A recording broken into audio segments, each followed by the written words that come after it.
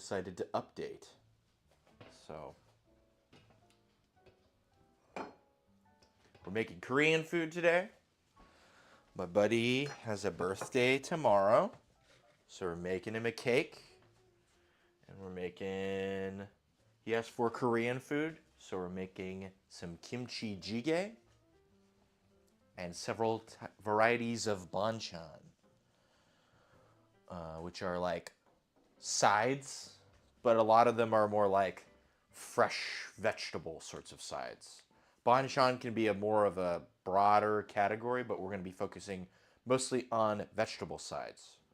So we're going to do a braised potato. We're going to do like a pickled apple thing. We're going to do ribboned carrot and edamame kind of salad. And then we're going to do more of those cured soft-boiled eggs. And then we're making kimchi jjigae, which we got some kimchi a month ago in preparation for, because you want sour kimchi. You want it to be a little too sour. So we got this about a month ago, and should be sour. Plenty sour. If not, you can always add a little bit of vinegar. And we're making jjigae, so I got some pork loin, and yeah, we'll make it work. So I think that's, oh yeah, and then we're making a cake. So I got this, I look at Instagram, and I found a cake that I thought was interesting, and it used lime rum curd, and I'd never made anything like that before. So, and it's an olive oil cake with a lime rum curd and a honey buttercream frosting. So, sounds delicious. And we might make a little bit extra so we can make a little presentation thing, because I'd like to keep the cake uncut until, you know, my friend's birthday. Yeah. And I got some sour sop soda that I made. I'm just gonna pour myself a little bit of that.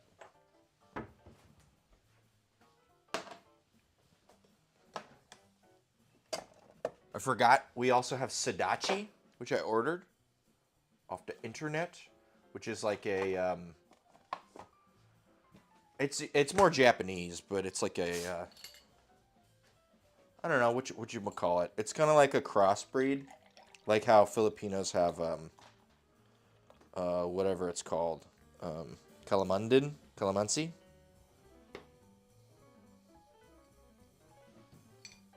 Cool. So we might make a cocktail with that. Hell yeah. Sour sop soda. Zip, zap, zop. This is great.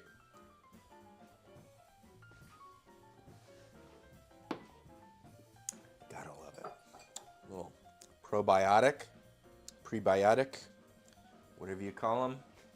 You got them? Okay.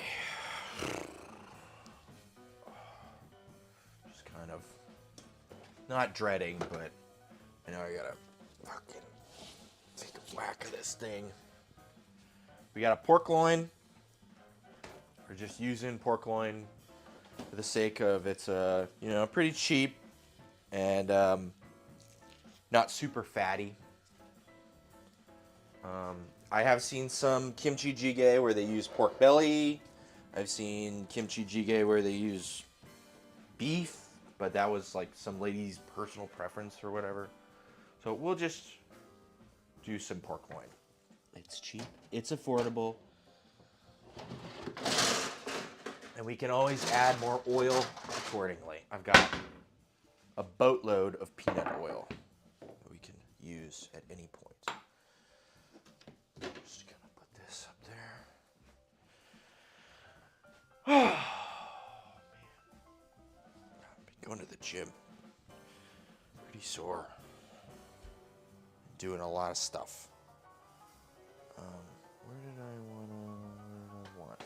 I wanted to just fucking have at it. Wouldn't be a stream without a fucking... We're just going to use half of this. So this is a little over 9 pounds. So a little over half would put it at, 4.5 pounds. Okay, that's what I was anticipating this.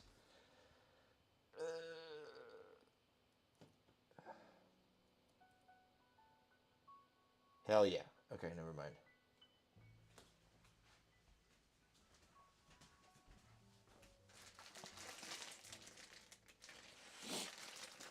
But yeah, the cake should be good.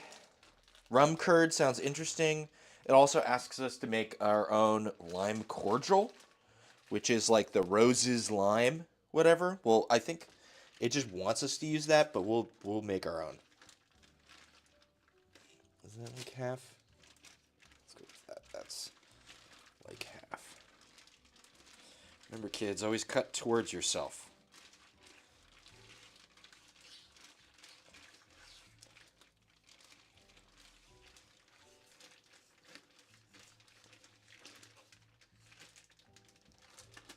In the most awkward way imaginable. Looking at that. Okay. Maybe this is 4 pounds and this is like 5 pounds. That's fine. That's why we got the big fuck off pot. We got a lot of people coming. It's a birthday. All that good shit. That's what I wanted too. Fucking paper towel. Just gonna whoop. And I'm gonna grab. Okay.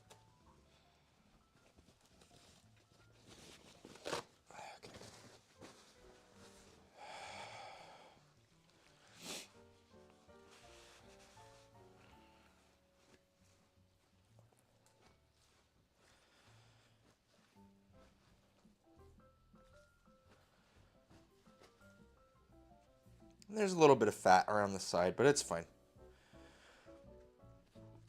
Or silver skin, whatever. Sometimes it's really thick on there, but it's, it's, I would say, not unpleasant. This part right here might be a little thicker, but if it was all this kind of like thick wall, then maybe we would trim it. But I think as is, it looks fine.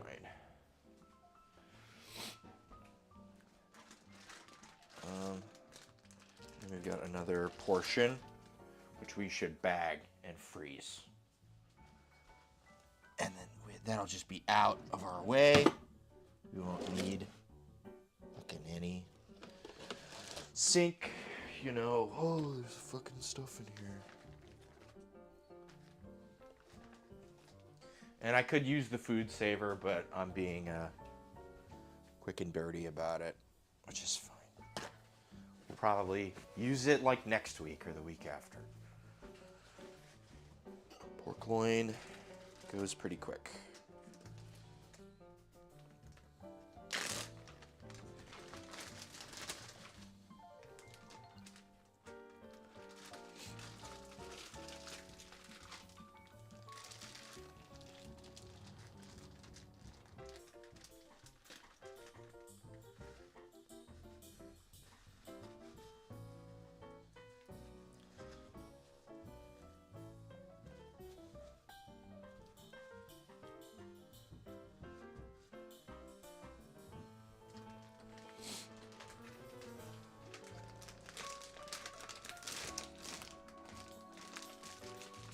Normally we do these in thirds.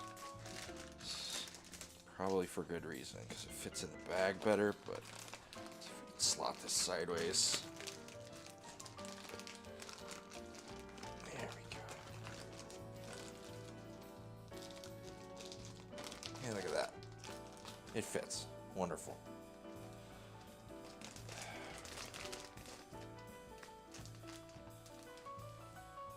Okay, we're just kind of committed to the pork hands at this point.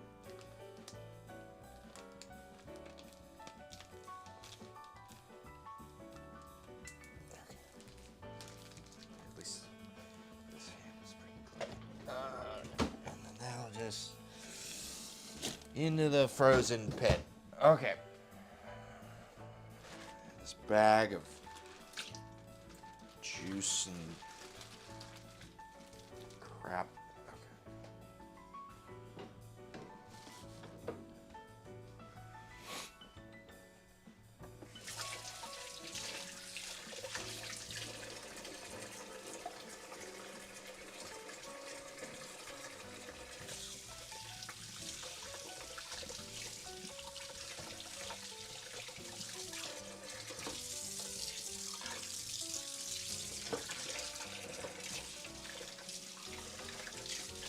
This is dirty. All right.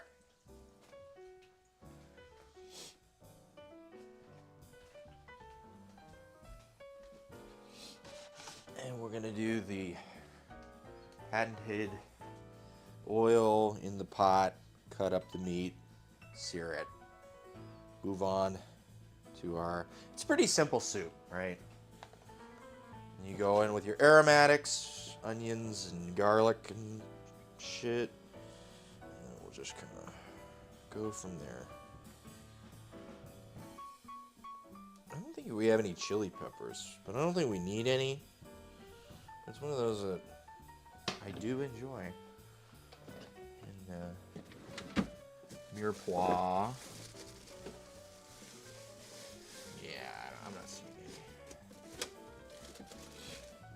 any. We got bean sprouts and enoki mushrooms, and it's also right. Jjigae's got kimchi jjigae. Anyways, mostly pork and tofu. And I actually really like the tofu with the pork. I think it's good. I think they accompany each other really well.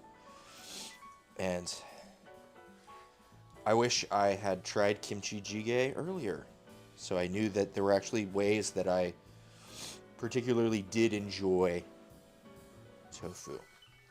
So much of many people's experience with tofu, including myself, has been, hey, don't eat meat, eat this thing. And it's like, well, no, I don't want to. But then when you have it, like both of them next to each other, right? And you realize like the tofu is not trying to be the meat. It's just part of the thing, right? It's just extra protein and stuff. And you go, oh, this is awesome. I like this a lot. Adds nice texture. You know, more protein. That's always good. So, good to think about.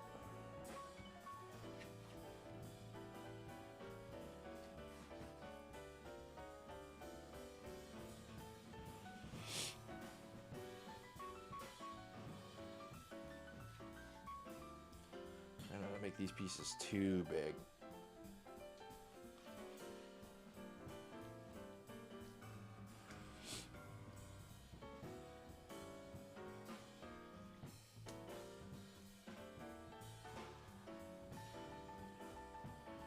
Producer is producing.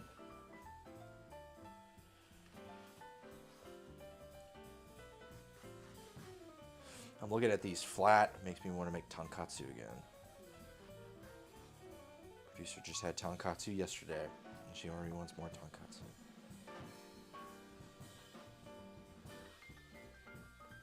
Never enough.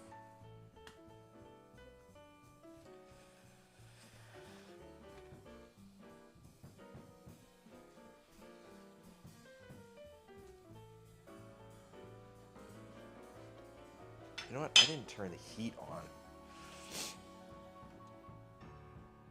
Me being kind of a dummy. Look.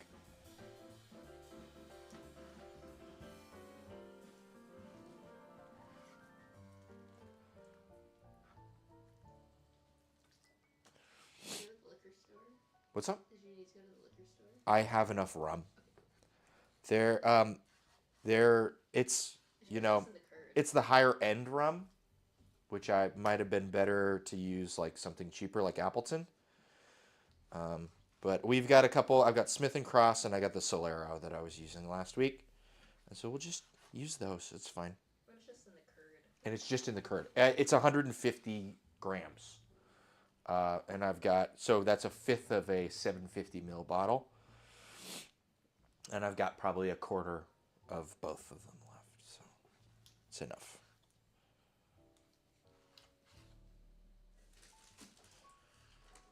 The recipe for the cake was very British and had a bunch of things we had to look up. Because it's hard to tell if like you're asking for a specific ingredient or just you call something a different thing that, you know. So instead of powdered sugar, it's confectioner sugar. And then it also called for caster sugar, which we thought like you just mean regular sugar, and like no, it's like the ultra fine sugar. So we got some of that, but then he's being like flippant with the use of this ultra fine sugar. But you know, it's fine. Thank you all very much. I think we got it pretty squared away. 24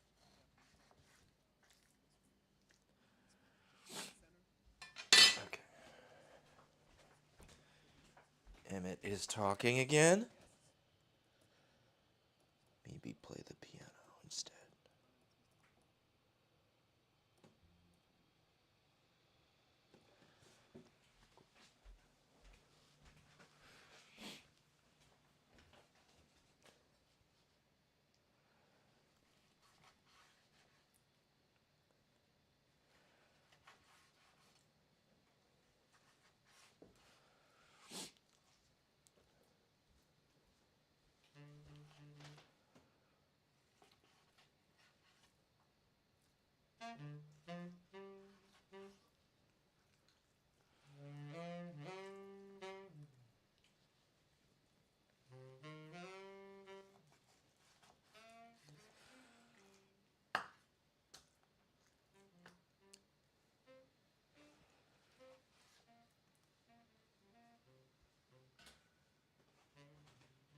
Not hot enough yet. Okay. Give it a little more time. It's whatever. Sacrificial piece.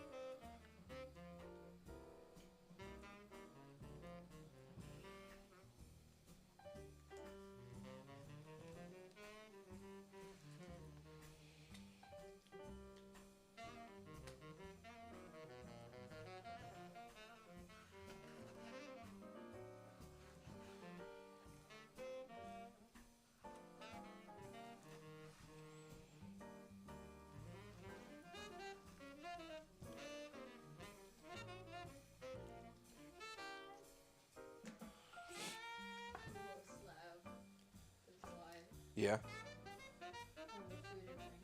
Oh yeah. What is he making? Chinese week day 4 cursed moon cakes.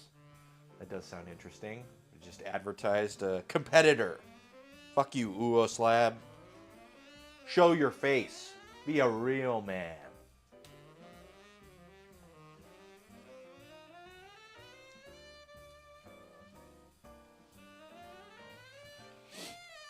Whatever.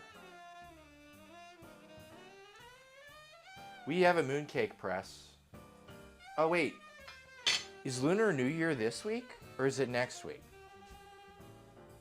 I think it might be next week. We're making mooncakes for Lunar New Year.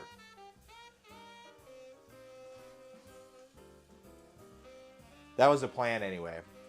If it's right now, I got someone's birthday dinner to make, and I did not prepare to make mooncakes. But we can make mooncakes next week. It's on Tuesday. Cool. Well, then we'll do it on Thursday. That's fine. Works for me. Mooncakes next week then. Yeah? And Lunar New Year's things.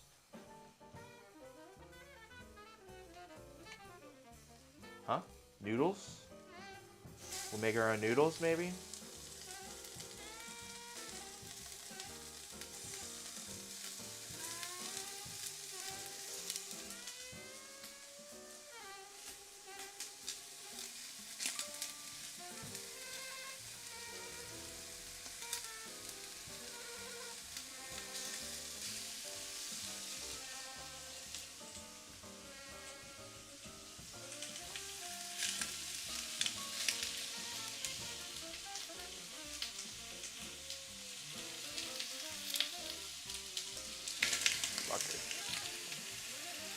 Turn the heat down just a tad. And we'll spread out those bits.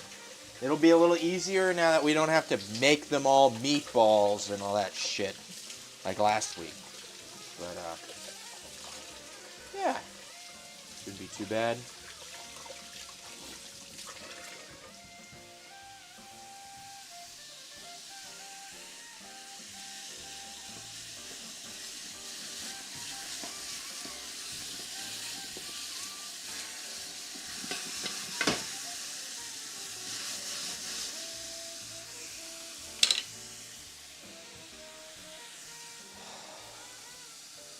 With the salt. Salt is good.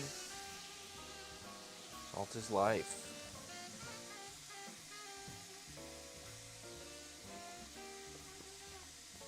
Oh, man.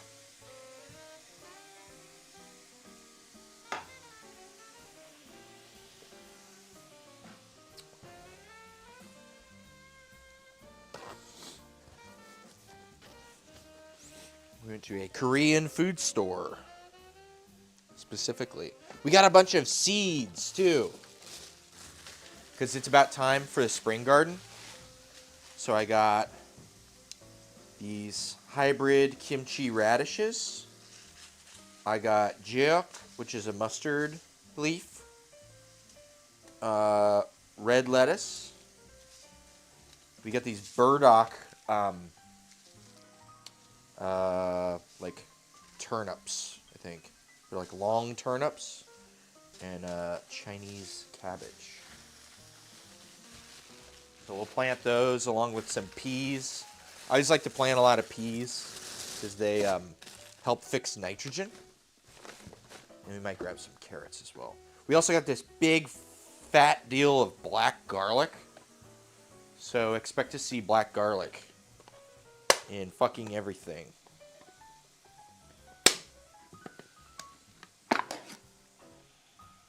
Ooh. Umami.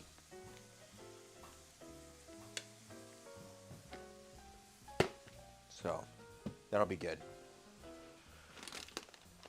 What else do we got? There's wild rice. We also got these beans. These black beans that are like perfectly spherical. They look really interesting. So, all that stuff. Fun things.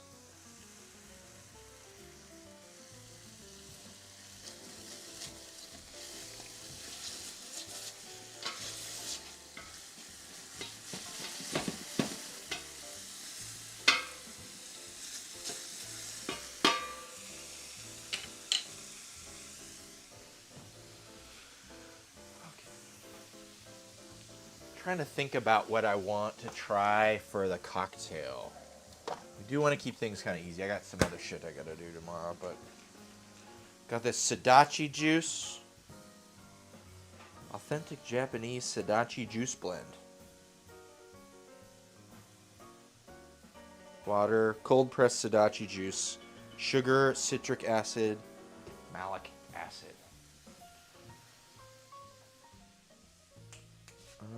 Let's see. I'm thinking rye. I've got this Rittenhouse rye with sadachi. And maybe like this bitter Bianca. Make a bit of a sour. There's sriracha. Just thinking out loud. Yeah, that does sound actually interesting. Okay. Perhaps.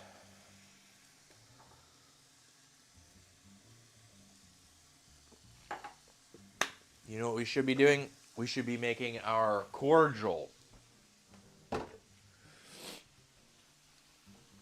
I need to make lime cordial.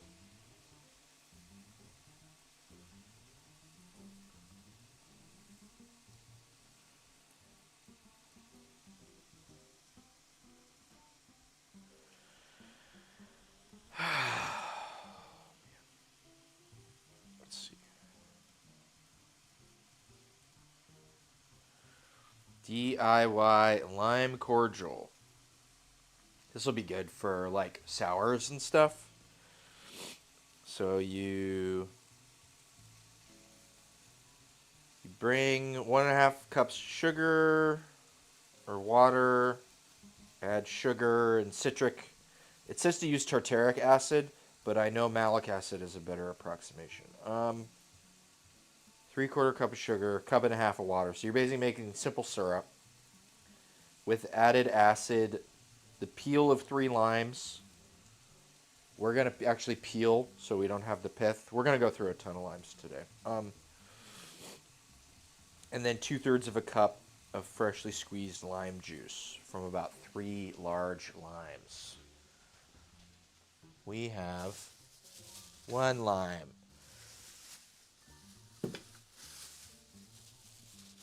2 lime.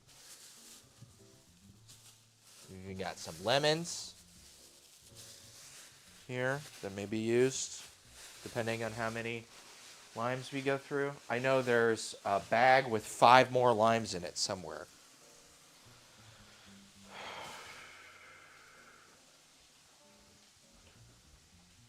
Is it back here? Is it over here?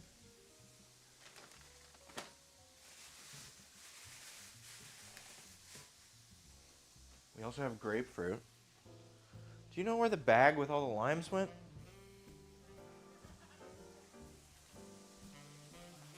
Oh, is it here? Yeah, it's in with the castor sugar. My apologies. And we got the apples and the onions. Here's a big old bag of limes.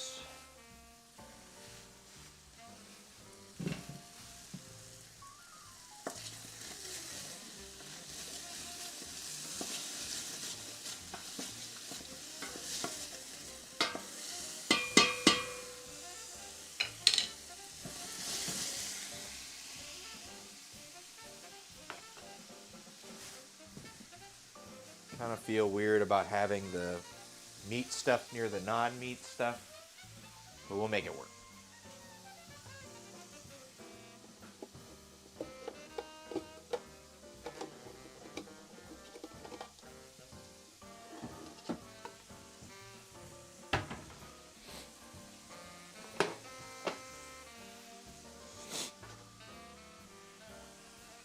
Got our Y peeler.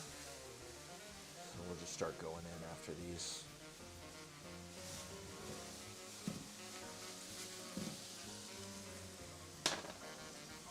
Make sure if you are using the zest of a thing that you at least rinse it off. Good rule. Don't forget that one.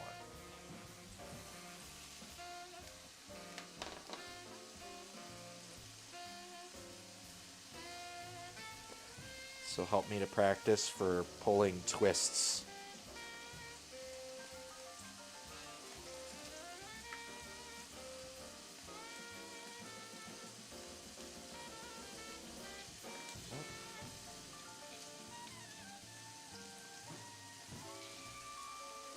Careful. Damn.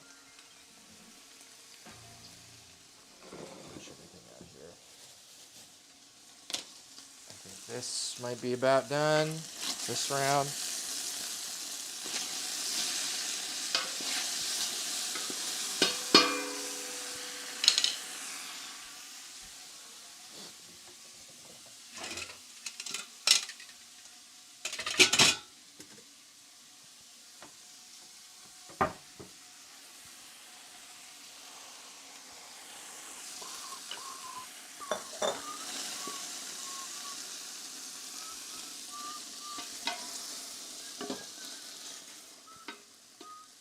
We've done this too much on this one, and the handle starts slipping now. It's annoying. Is it hot over here?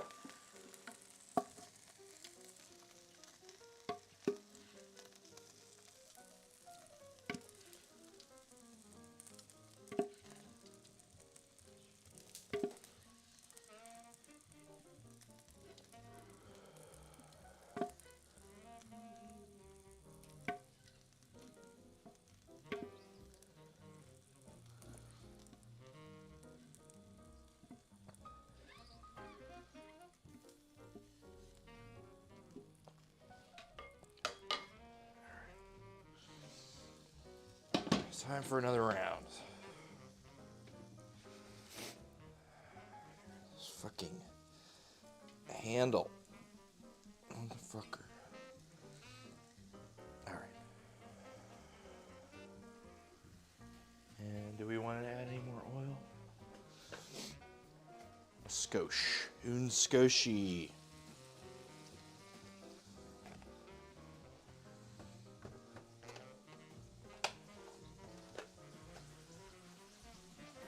Just gonna add a double handful.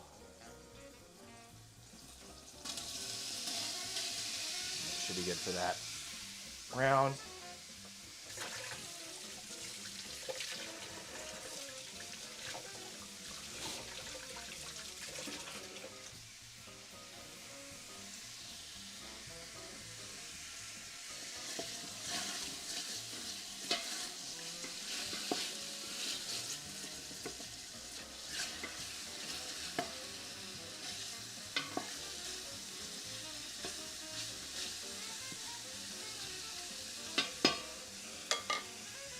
All right, back to peeling our limes.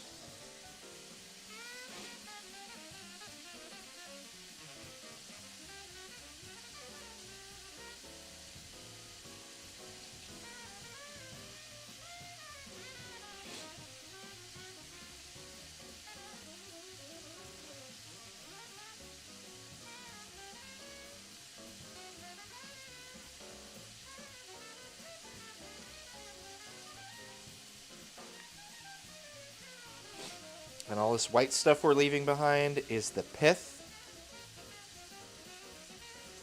which is good to leave behind because it is very bitter.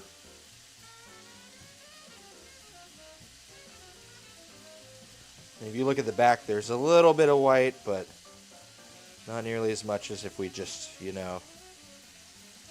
peeled it, right? Or whatever, like if you were to peel an orange, right? That comes away with all the pith and everything.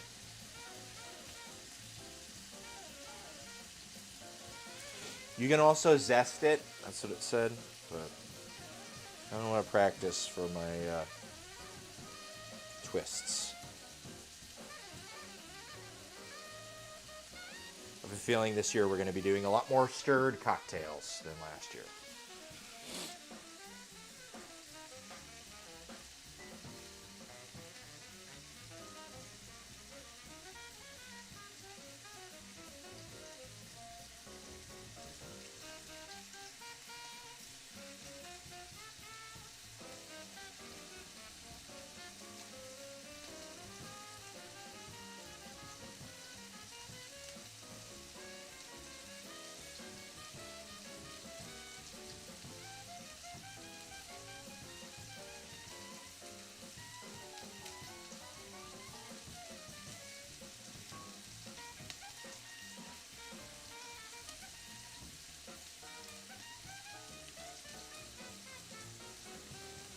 Starting to get a lot of that coming out.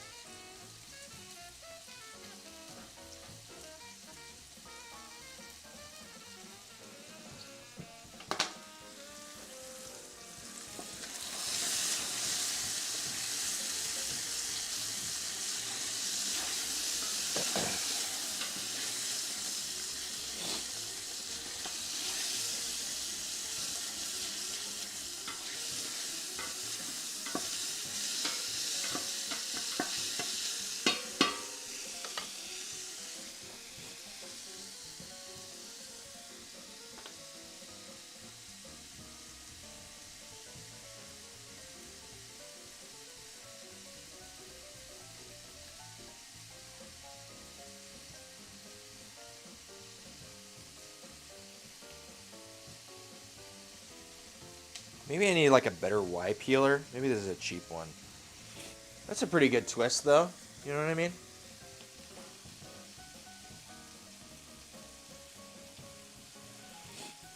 I just feel like mine are a little more jagged than some of the ones I've seen on YouTube from bartenders.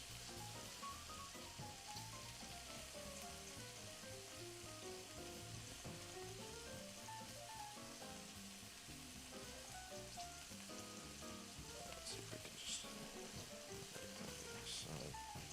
Ah, that's annoying.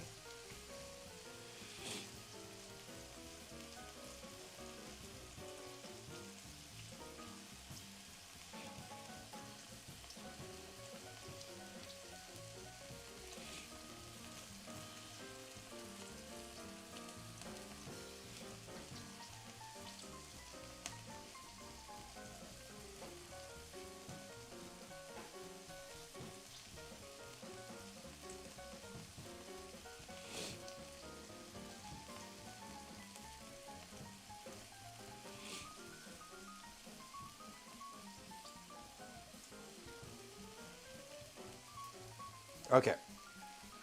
There's the peels of 3 limes.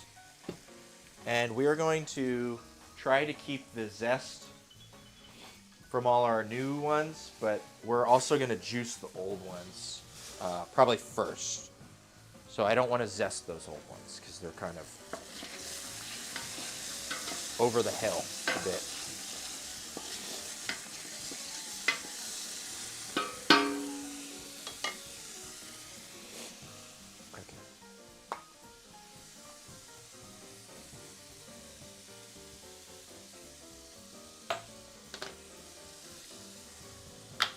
Feeling we're going to need that again.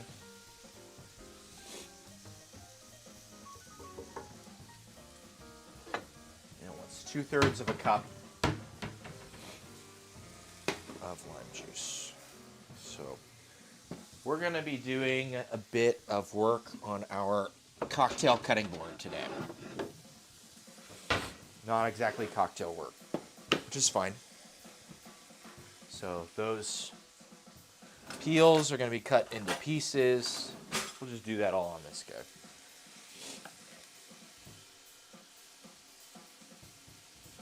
For ease of use.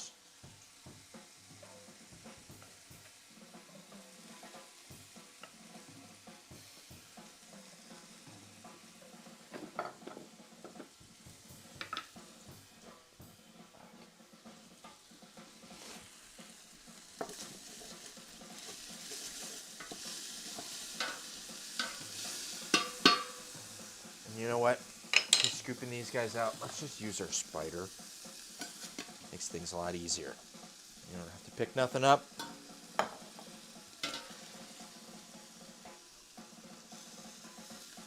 Oh, no! Pork on the ground.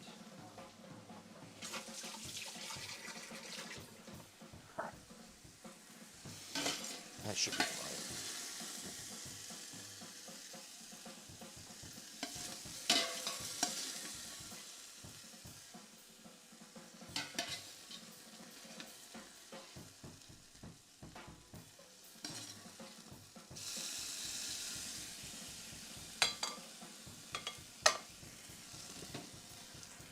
Back in with a little more peanut oil. I think we could probably do the rest of our pork in this batch.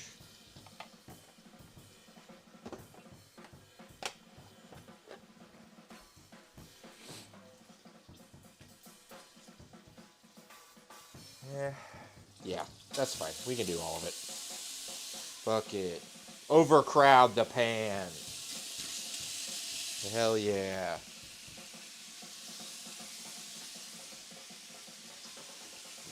Pull this.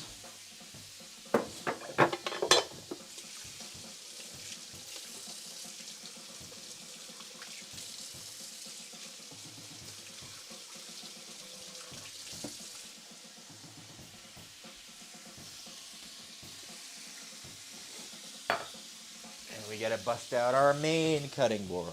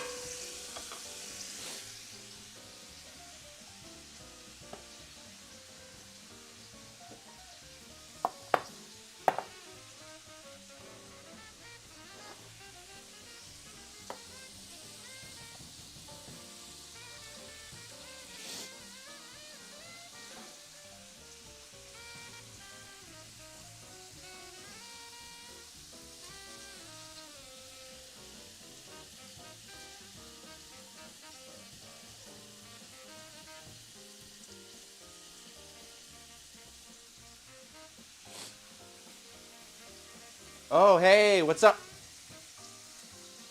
Producer is here. Close your ears. Any plans for this Saturday?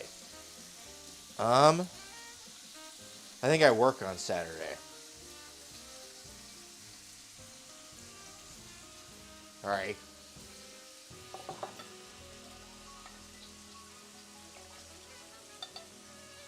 Make sure I'm not missing anything. Getting engrossed in my cooking stuff. We're doing pretty good though. Yeah, I work most Saturdays. I keep odd hours. Yeah, boo work. Exactly. Yeah, I don't like working either. But that's what it is. Someday, maybe less work. For now, lots of work. Do you have any plans for this Saturday?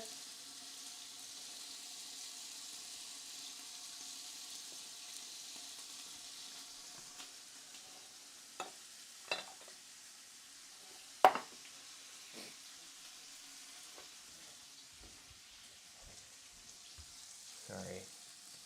Our music accompaniment has decided to talk again.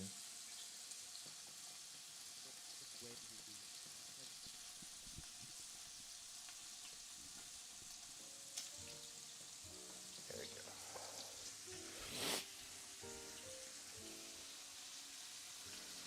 I'm flying to Thailand, visiting my uncle for Lunar New Year. Hell yeah. Next week we're doing Lunar New Year stream for Thursday. Oh, camera. Sorry, so much baggage. Okay. And we're back. Okay. We're making moon cakes and noodles and something else. Probably. That sounds fun.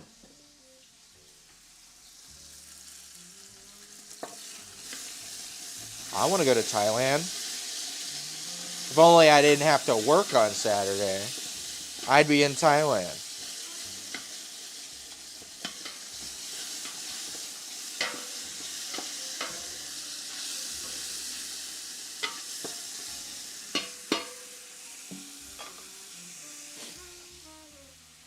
Okay.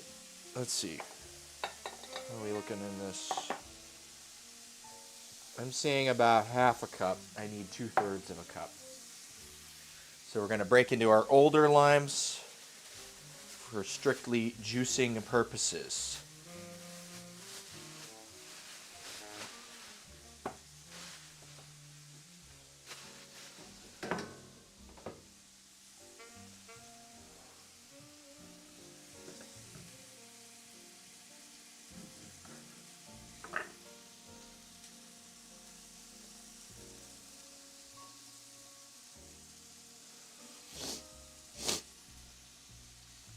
Lunar New Year is on Tuesday, correct? Or is it more of a lengthy, sort of extended thing?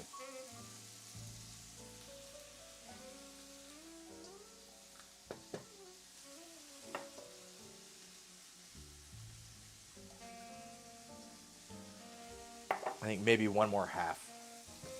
So these limes are a bit smaller.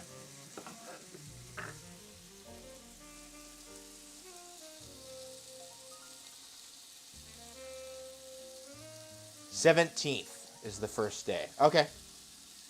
Cool. That's like 5 days from now. Okay. Yeah, yeah.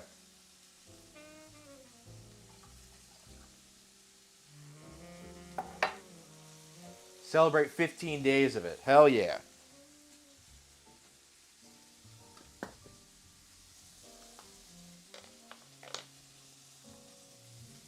Gotta cut these up.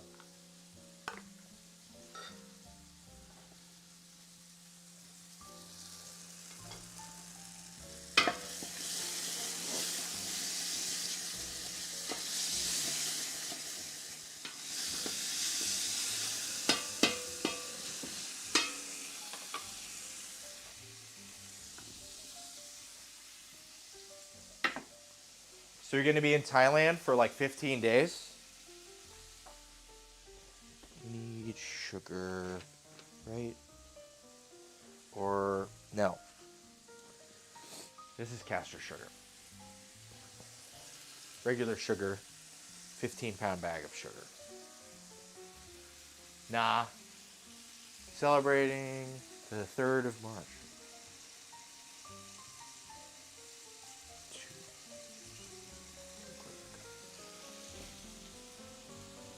Okay. I get you.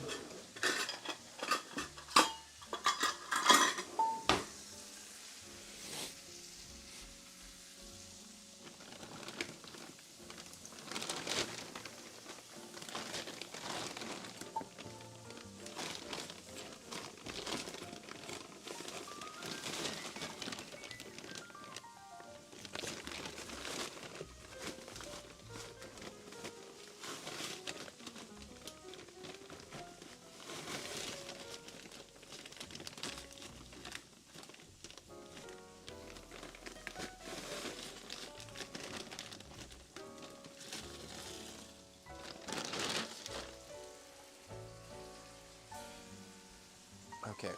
We have most everything we need. And, okay, so you're going for a week. Sounds good.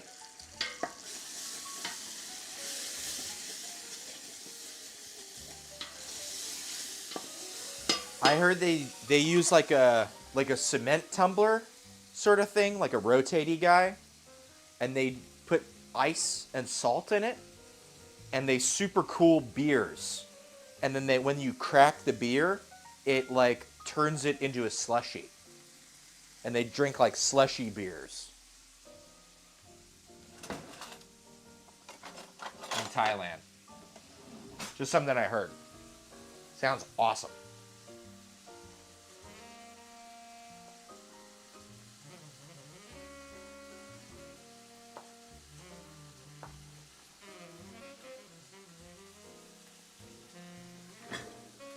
Yeah, you should ask your uncle about those.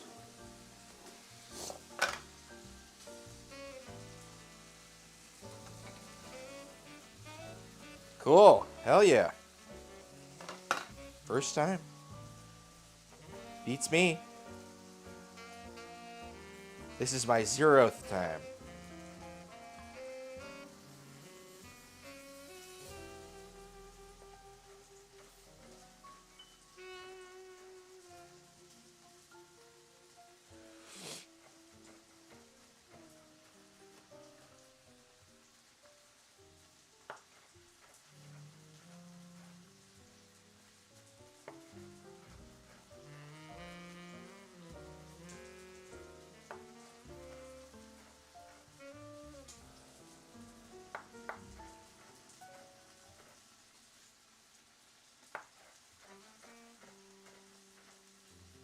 Maybe I should just take this big pile and just go at it like this. Save us a little bit of time.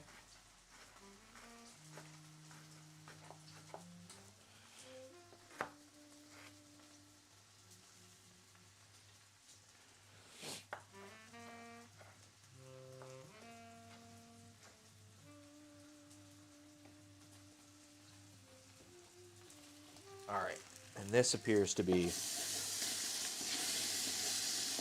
mostly done here.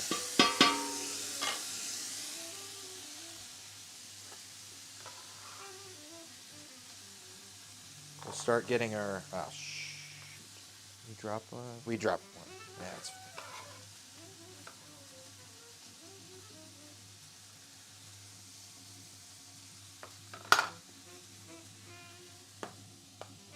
All right, we're gonna start getting some of our aromatics together for our jjigae.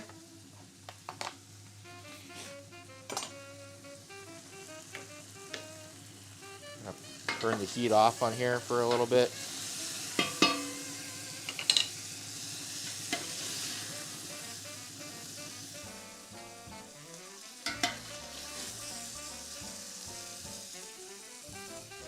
The song is called Pent Up House.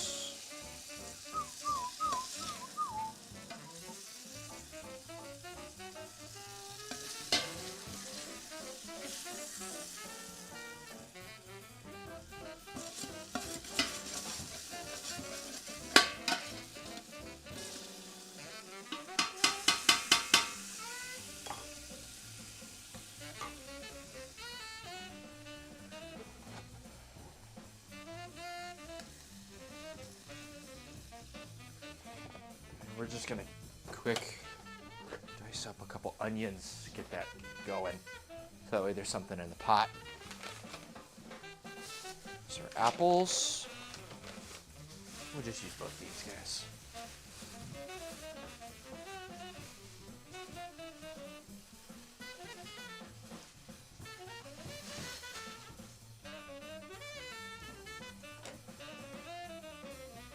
Feeling the compost bucket is going to be open for a while, so we'll just leave it open.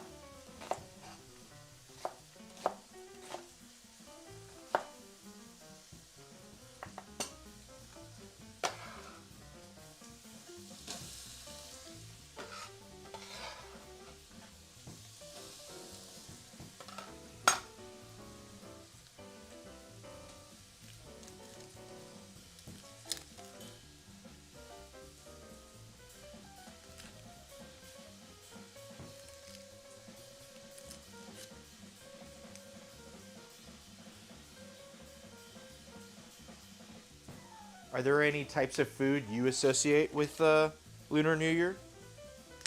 Xiang? That way we can try to make it authentic.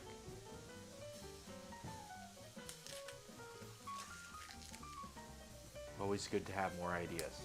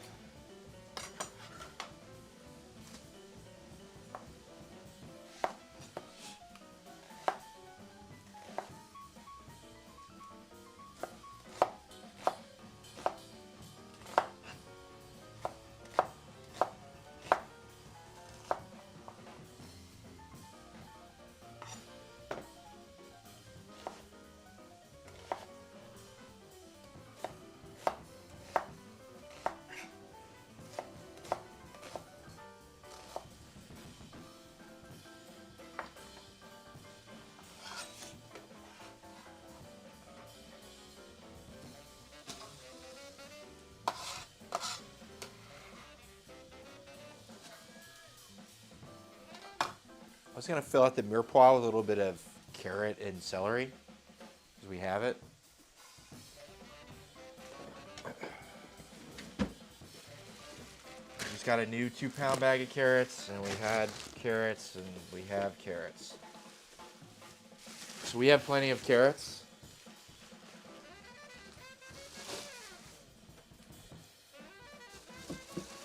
And there's a couple pieces of celery you could throw in here. Oh, hell yeah. You know what?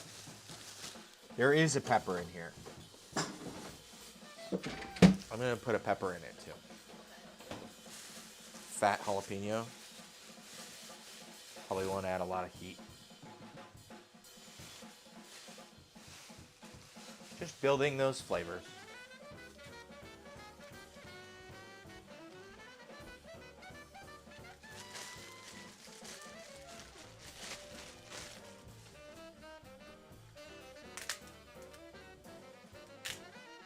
I'm just going to use the rest of this celery.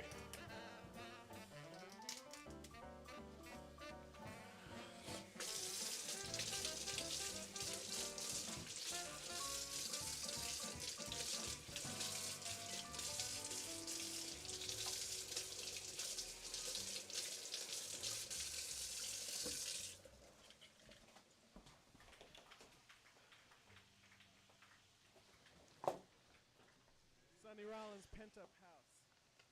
And now we'd like to for you something by Mr. Rollins called the Freedom Suite. That's right. You gotta be barefoot for that one. This is called the Freedom Suite. What happens when your mind's on the music? Yeah, we're looking forward to playing this piece of music for you. This is something that I feel like I could use these like blossomed or the like shoots for something, but who cares? The rest of this looks fine. Okay.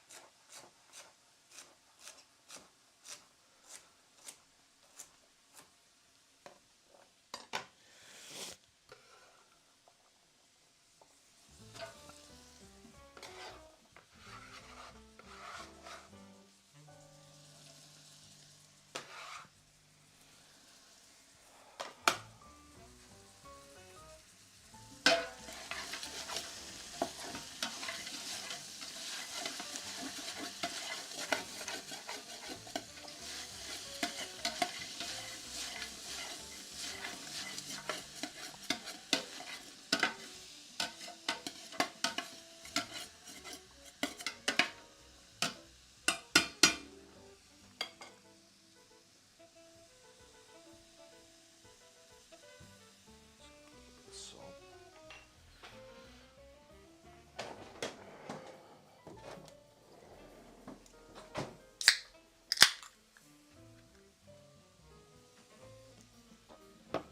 We'll do a Fernet con coca. Always a fan favorite. If you consider me a fan, I don't know. People like it. Everybody who comes over likes it. Yeah. Anything resonating? There's like usually themes Yeah. with food, right? Like you make this for wealth, this is for wealth and longevity. Okay. Sounds good. Wealth and longevity. You could do like Whole steamed fish. Okay. that's abundance. That's abundance. Dumplings Dumplings. We could do dumplings. as well. Spring rolls Okay. and noodles. I think dumplings would be fun. Dumplings would be fun. Let's make dumplings and mooncakes. So the mooncakes, Yeah. they have to sit for 3 days. They have to sit for 3 days. Oh shit. Well, But if you do the modern version, Yeah. which is the snow skin, Snow skin. which is mochi, Mochi. basically. Okay. You use rice flour. So Okay. it's more dessert, Yeah. but I thought they were supposed to be dessert-y. yeah, the original one it has a salted egg in the middle, and Yeah. then We'll make both. yeah. Sounds like fun. Whereas with the snow skin, you typically do like custard or red bean. Yeah, yeah. Okay. Sounds good. Mooncakes and dumplings. Yeah, apparently you need lye water too. Lye water? Yeah, for the traditional. We have sodium hydroxide. That is lye. So we can make those. We'll do a little more research.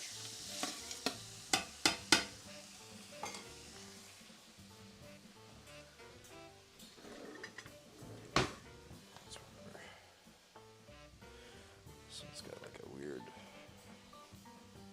on it.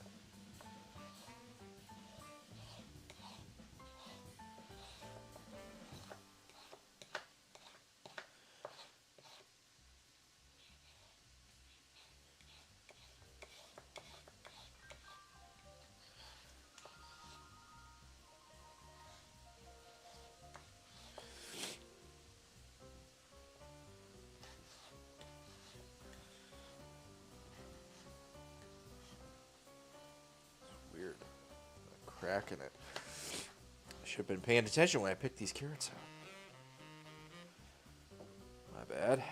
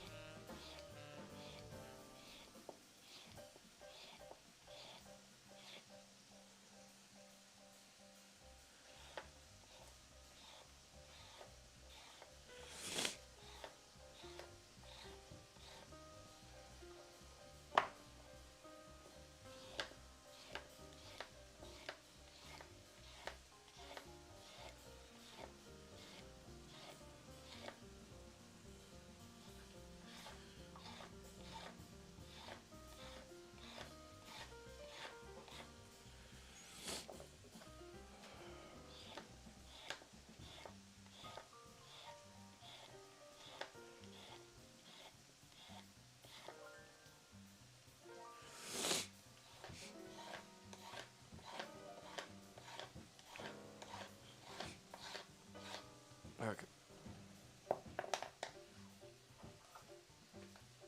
Peels.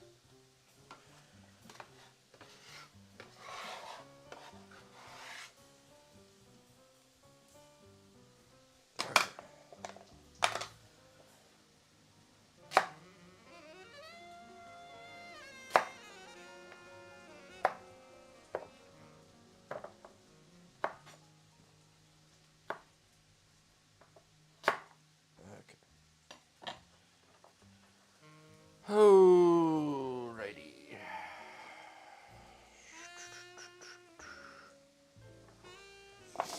Practice some orbital cuts. I'm not sure they're going to work that well on this one because we had to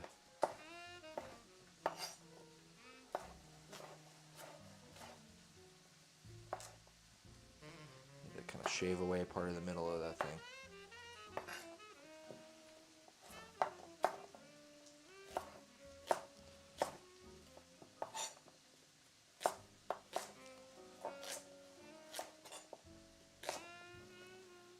Idea is to make them all kind of the same size, but it's not really working that well.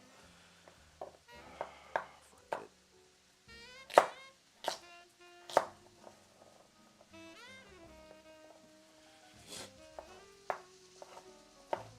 I think I gotta start bigger and then work smaller. angle's getting really small at the end, and then they just turn into circles. Okay.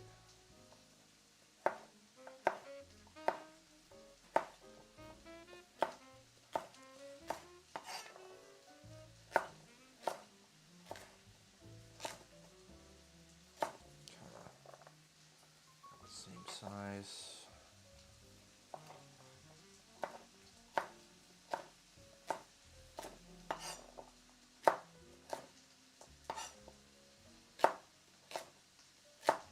We don't care all too much. It is a soup, and we are going to cook it down for a while. There are some jjigaes that are pretty like quickly done, but we're just going to make this a little extra hearty and make it one of those soups that's a better the next day kind of soup.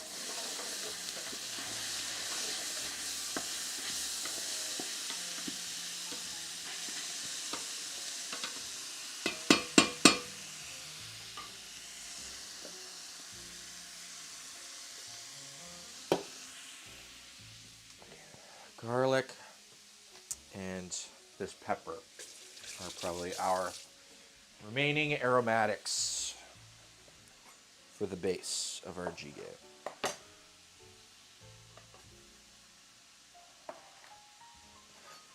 I get that a pepper is non-standard.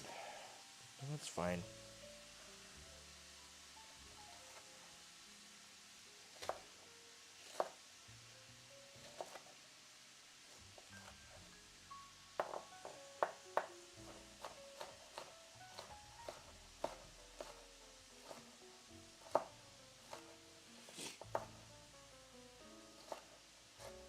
Ooh, this jalapeno has a very smoky nose to it. I'm sure this is going to be really good.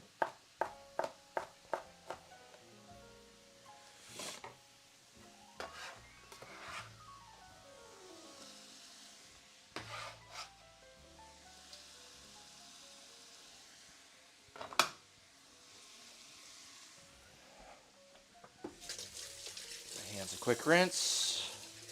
Nobody likes having spicy hands. Clear out some of these bags. We don't need anymore.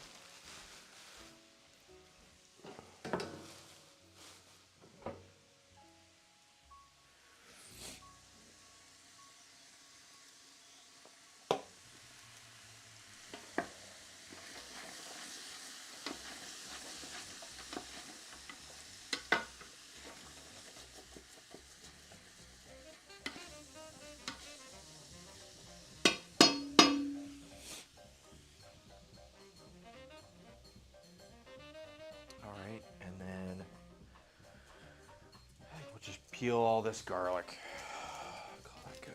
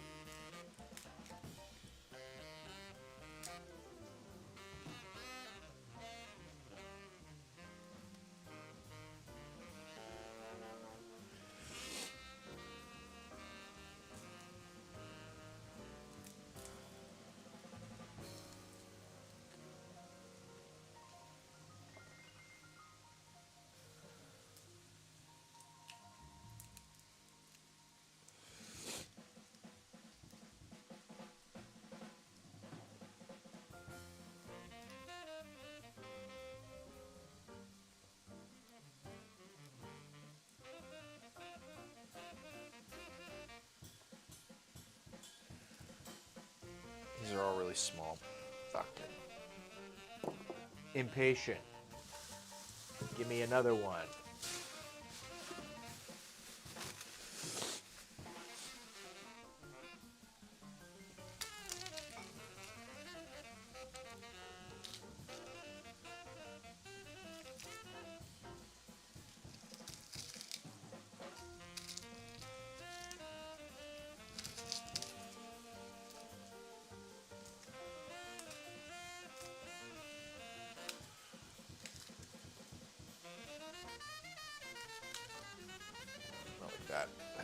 good?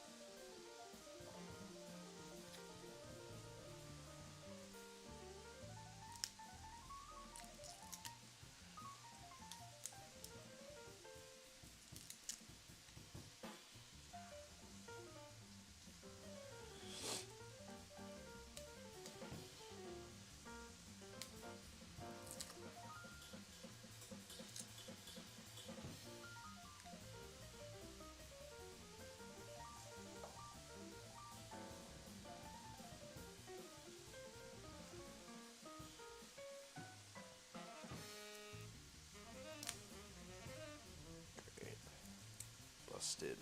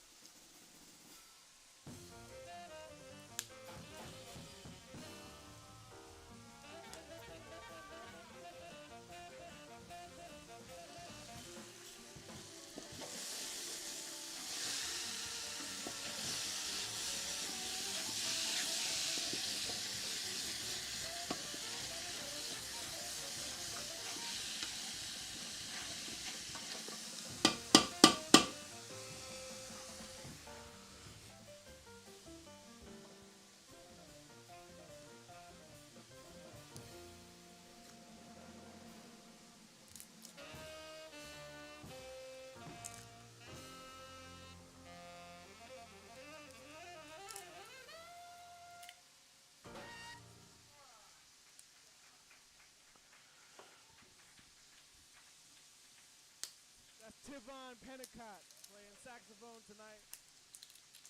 Kyle Poole on the drums. Russell Hall on the bass. Yours truly, Emmett Cohen on the piano. Sonny Rollins, Freedom Suite, was celebrating his 90th. Great.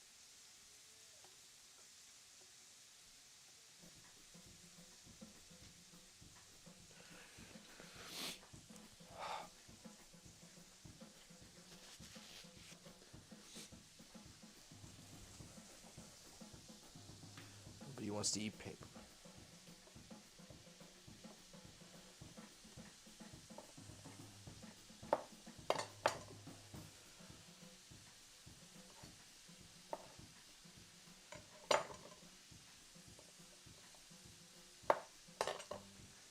Producer? So we got a deal of bean sprouts that's meant to be added at the end, correct? Or no? Yeah, I would put it At the end, yeah. Put that at the same time as Enoki the gnocchi and the tofu, yeah. All that's gonna be like right near the end. So basically, we're gonna do this, and then we're gonna go in with our kimchi, add the meat back in, and a bunch of stock.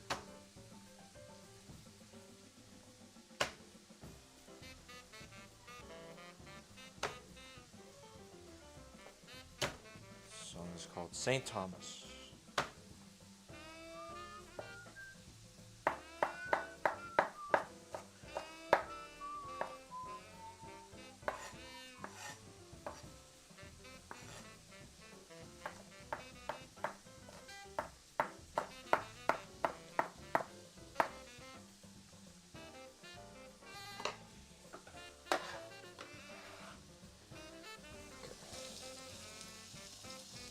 And then while the pork and everything kind of cooks down, stewifies, we'll let that go and we can start working on our cordial, our banchan, our cake, all that good stuff. We got some braised potatoes and carrot salad, a bunch of shit to make.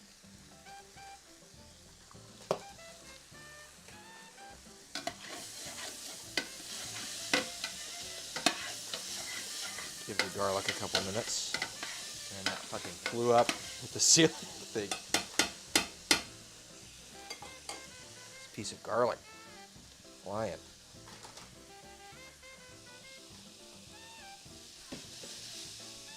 And then we've got tofu, enoki mushrooms, and bean sprouts, which will be added very near the end.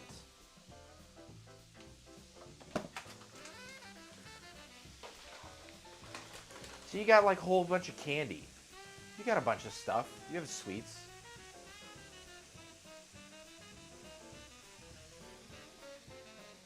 I told you to look in there. You just torture yourself by going, no, I don't have anything. I need to buy a sweet thing.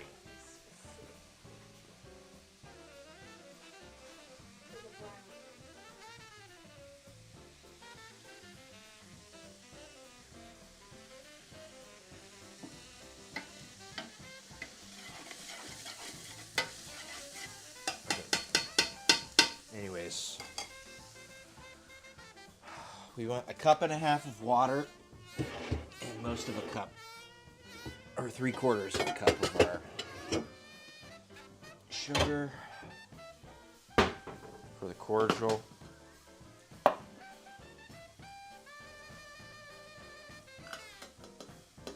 Here's most of our cup.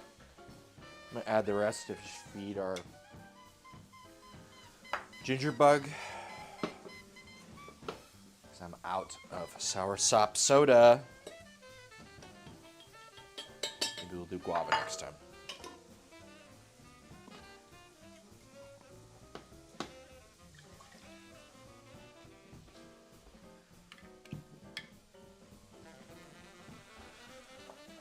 Cup and a half of water to a boil.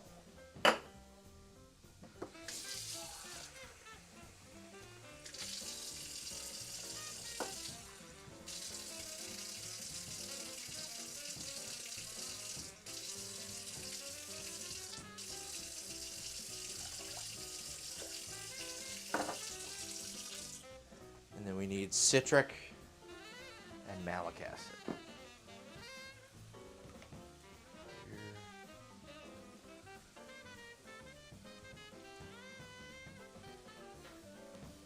3/4 teaspoon citric, 1/2 teaspoon. It says tartaric, but we're using malic. This is 1 teaspoon.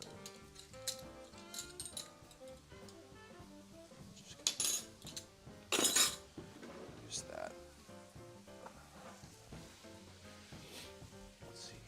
We got citric acid right here. There's our malic acid.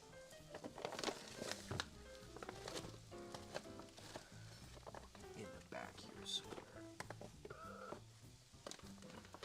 It's like in a container. There it is.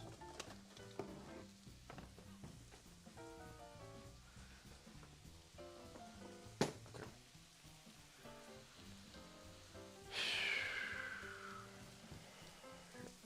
Just double checking the steps. We have all the ingredients. Stir together the citric.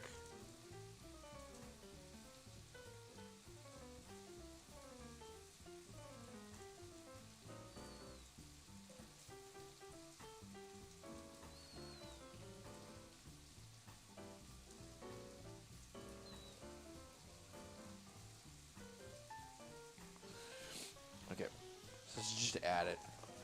So we want 3/4 of our citric and 1/2 of our malic. That's like 3/4 citric.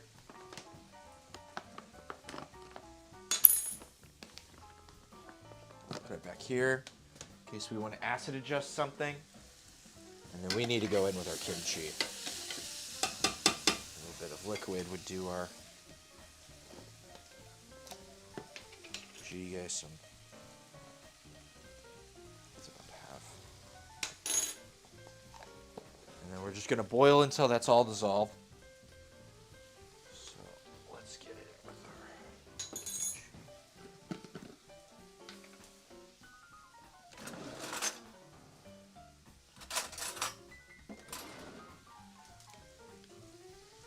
Just pouring some juice and stuff into it. Just go in with big honking pieces. And we're just going to add a bunch of it.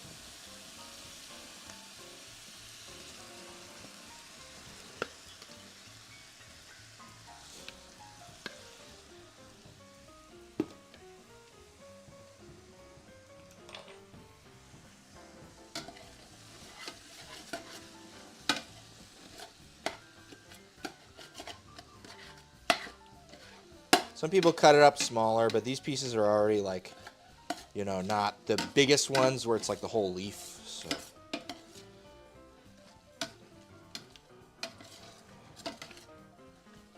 might add even a little more kimchi.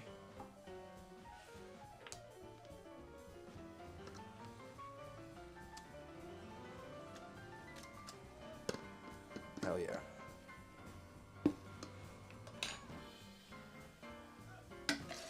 A lot of kimchi.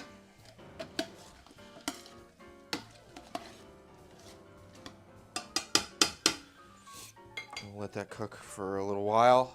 Kind of reduce. And then we've got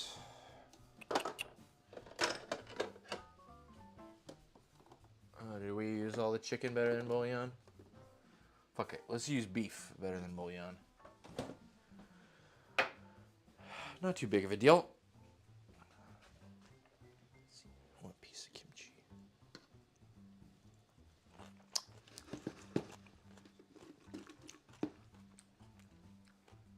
Very sour. Kind of percolating.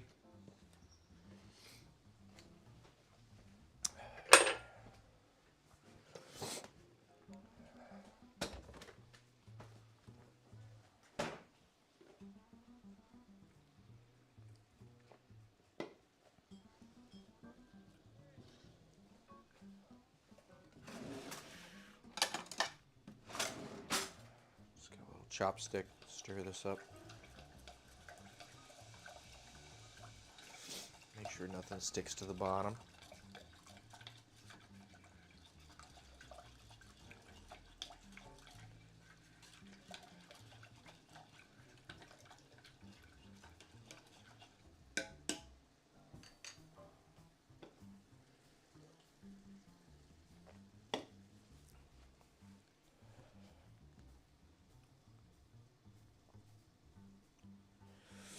Okay, so stir until completely dissolved, and then remove from the heat, add the peels and the lime juice, stir well, place it back on the stove, but at a low heat to simmer for a couple minutes. Remove, let cool for an hour, and then it's just to let it refrigerate overnight. We'll let most of it cool off on its own, but we're gonna use some of it at room temp just after the hour. Because our cake is calling for the zest of like 3 more limes. So we'll just add a little more zest, and it's fine if it doesn't fully incorporate. And it's cool that we're doing this right now so that we will have cordial. Yeah, and then after you seal overnight, you basically just strain it and use it.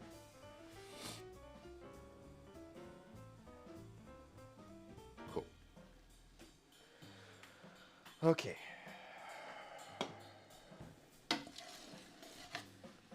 Jjigae and works with these ingredients.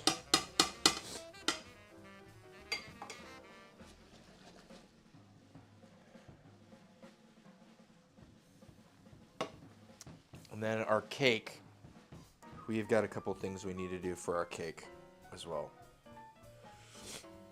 So I have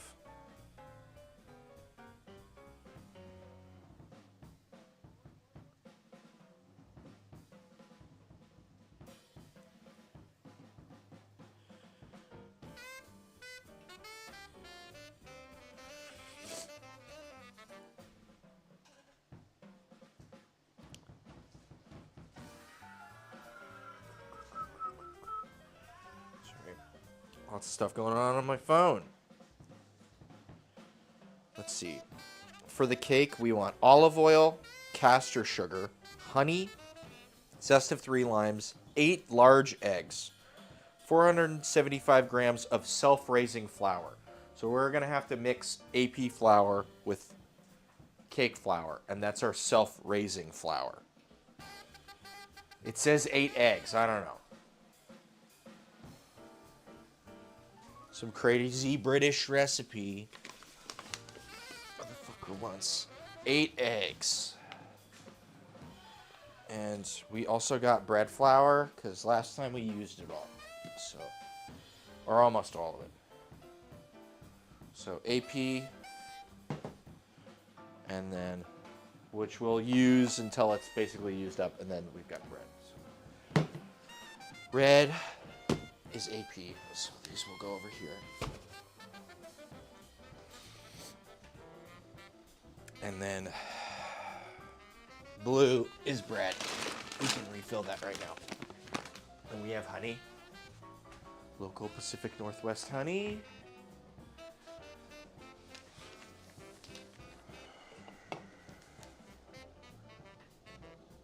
Looks like it's just about dissolved.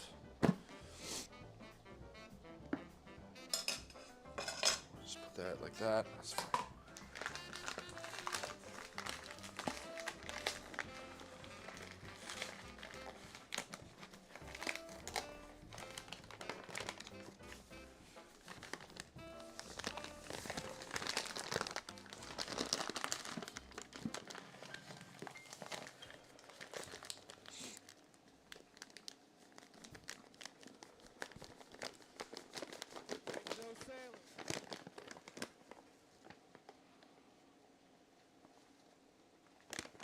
Thank you all. Thank you all so much. We appreciate it so much. We've been doing this for 24 weeks, so it's nice to see some friends, some cats up in here. Okay. So we are re-upped on bread flour. Do not need that this week, but we will need it in the future.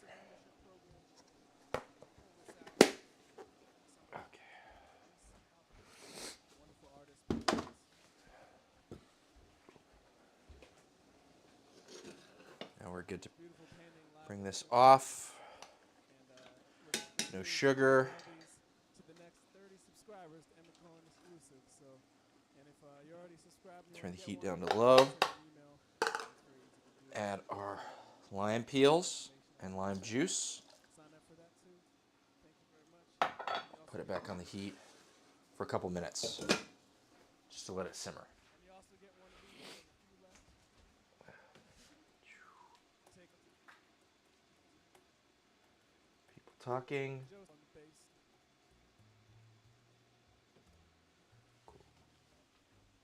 All right, I think we are starting to get some stuff together. Okay,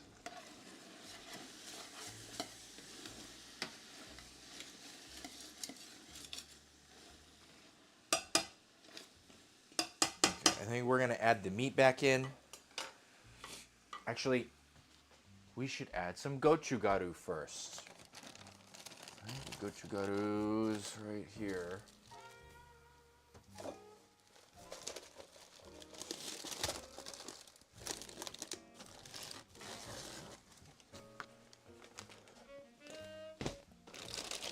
Those are those giant bay leaves.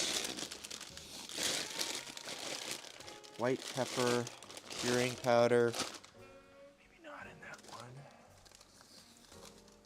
I believe we have gochugaru. Hey, I think I see it right here. Here it is. Just some extra. And since we're not quite in the liquid phase, this would be a good time to add some extra gochugaru. Any other seasoning we really need to add? No. Yeah. And gochugaru is pretty mild, so you know, toss that shit in there.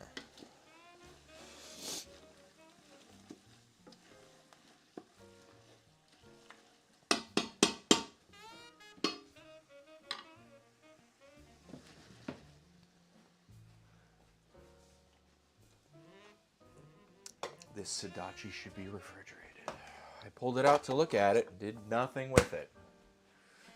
Very smart. Okay, we need to start measuring out. We got 475 grams. Divided by 2 is 237 and a half. We need each for our AP flour and our cake flour to make self-raising flour. Let's just grab a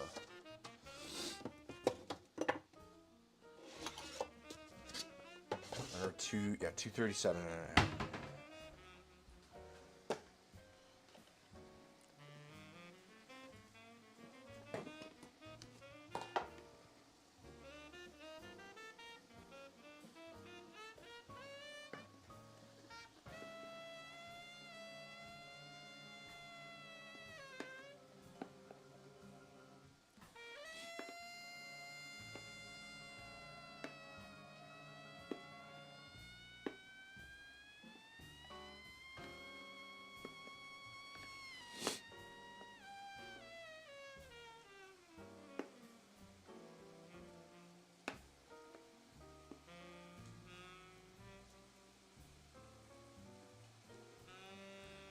It's 239.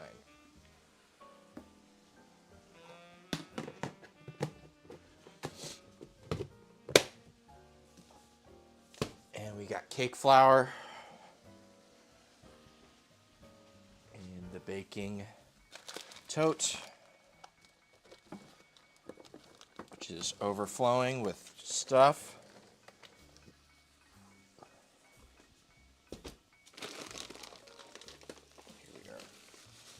Bread flour, or not bread flour, cake flour. I think we're going to be mixing all this shit together in a bowl. So I'll get a big old bowl. Actually, we wanted to do extra. So I should make more than enough. Because we want a little something extra.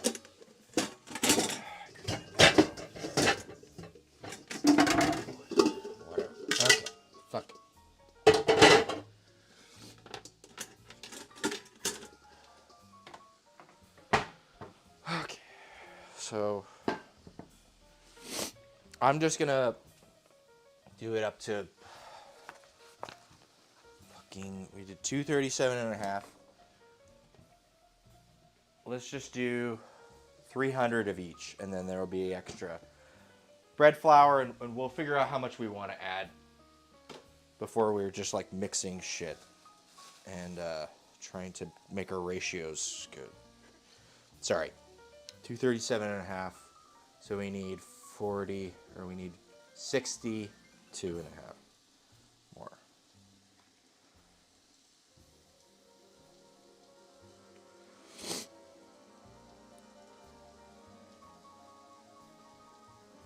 Okay. 60.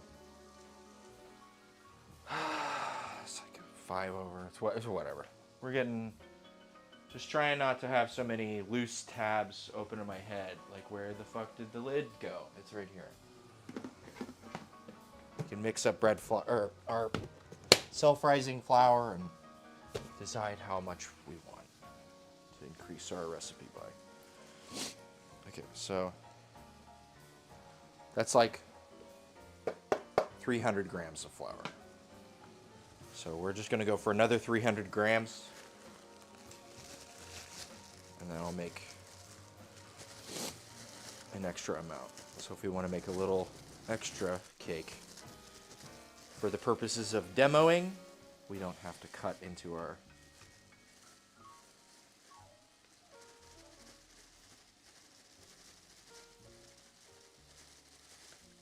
Or we might just do the demo cake tonight and have everything ready for tomorrow. That might just be how things end up working out. We'll see. And we'll have like the cakes done, but maybe like assemble will happen tomorrow. That might work more in our favor, because making a cake like a day ahead, I mean, unless it's like a cheesecake, but this is like a bread cake, right? It feels like it's gonna be Well, and after you bake not as it, good. Yeah. After you bake the cake, then it's fine. you let it cool, and then you wrap it and kind of have to throw it out the fridge. Yeah, that's fine. I feel like this 300.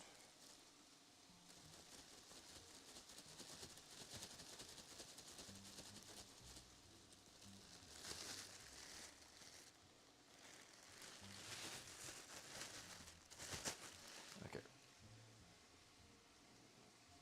Half cake flour, half AP flour. This has been sitting on the heat, simmering for like a couple minutes. So I think now we pull it off the heat and let it cool for an hour. And that will be our cordial.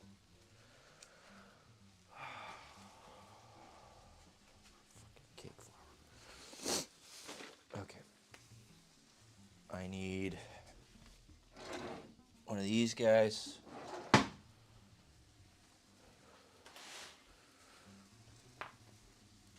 we'll just pull this off. Okay. And this needs... Yep, this needs liquid.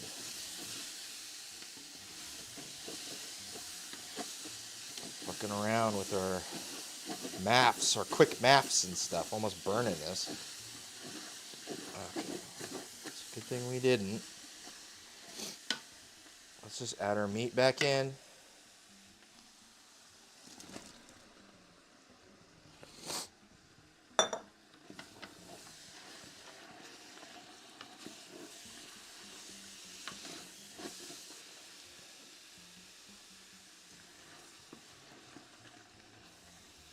And we don't have any more seasonings to add. We got nothing to bloom, right? So we can start adding liquid. And we're going to use beef better than bouillon because we don't have any chicken. Or you can use vegetable, but I think beef is fine.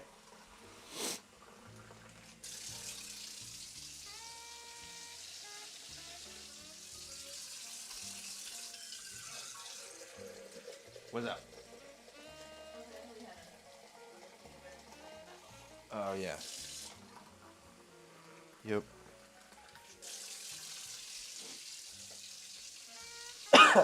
Yeah.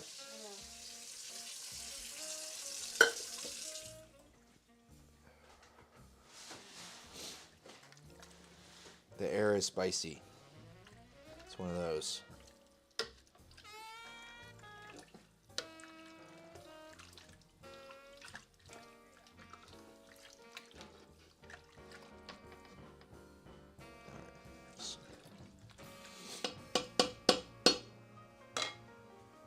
Okay.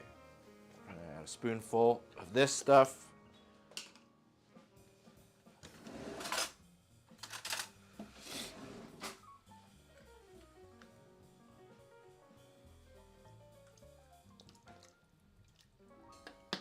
Come on.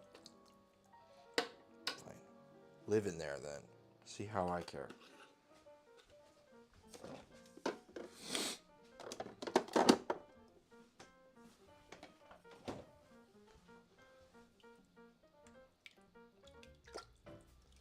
There we go.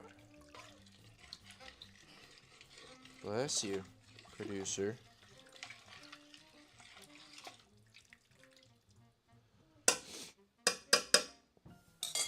All right. We might add even more water because we're gonna add like more vegetables and stuff here. Heat back up. I'm just gonna add another quart of water, or a liter, I guess. This guy's about a liter.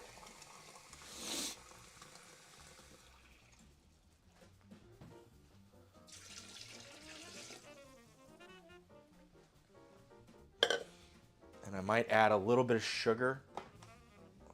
I'm definitely gonna add some fish sauce.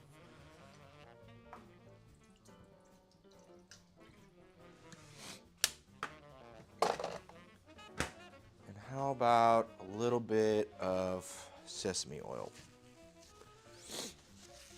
Sounds like a good idea. Sorry, the air is very spicy in there. It's attacking me.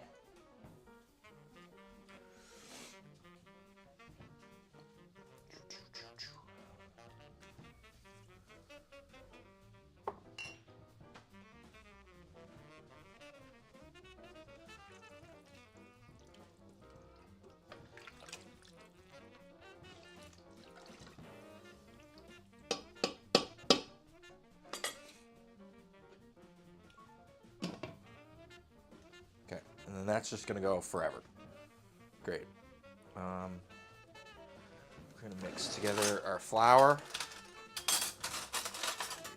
I have a whisk. Whisk is the move.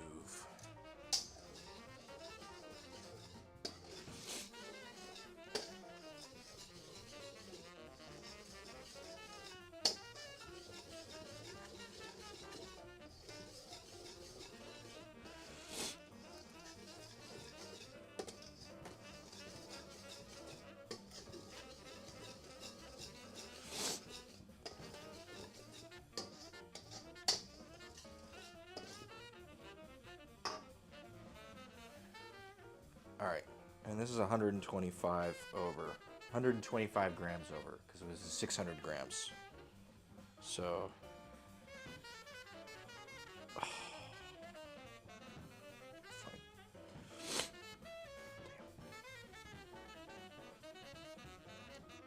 fine. So that means, sorry, trying to do math in my head. Because if we do 125 grams extra, then the 125 grams will be our little demo cake, right? So 475 or 600 divided by 475 puts us at 1.26. So this is a 1 1/4 size. So I need a 1 1/4 everything. Great.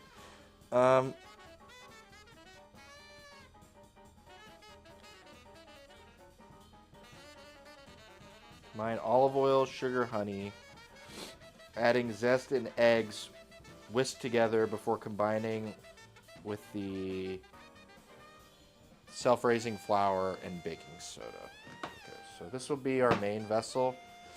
I know you're supposed to add dry to wet, but we're just gonna make this our main thing, and we'll add stuff to that in due time.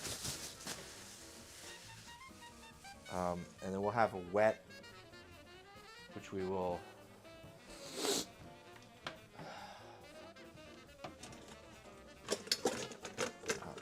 sinuses are being attacked by these spicy air. God damn.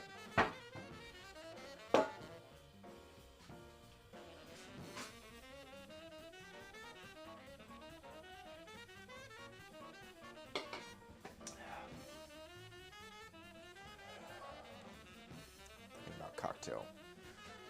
Okay.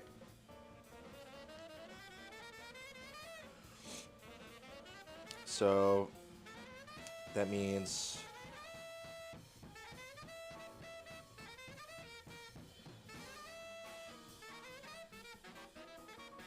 olive oil, sugar, honey. So olive oil 450.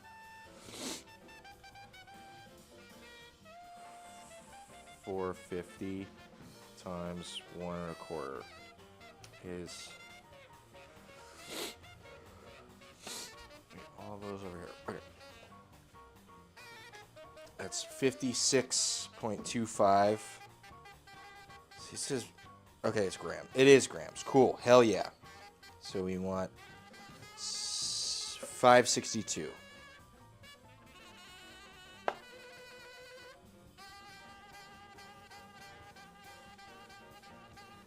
Damn, 562. This is a lot of fucking olive oil. Really?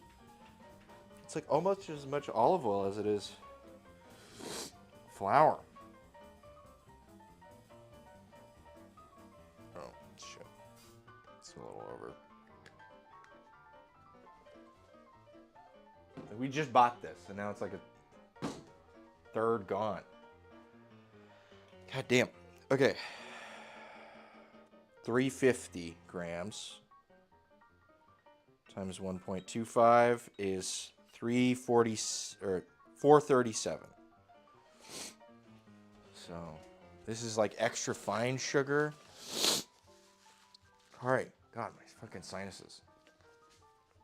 We have this caster sugar or baker sugar.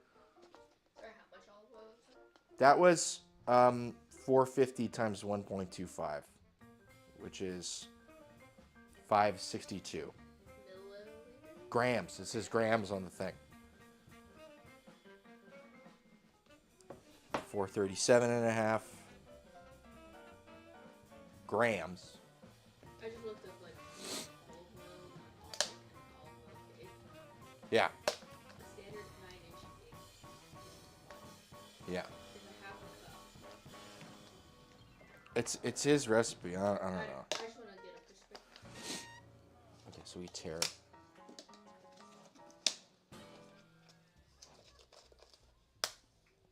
Thank you very much to everyone. I want to give a very special shout out to Alex Whites. Do you want to pick a Alex Whites new for doing the video for us stream? tonight. He's a tremendous saxophone player and also videographer. Sorry. God, my whole everything is Very much. 437. And anyone else who wants some great video, you know where to find him.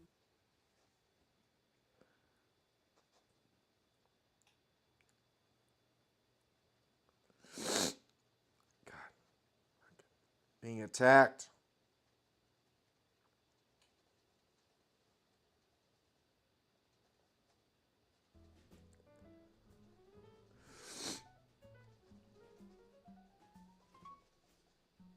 Okay.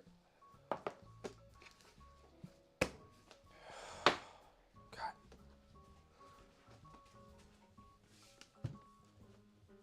I think I need to just like go blow my nose or something. Apologies.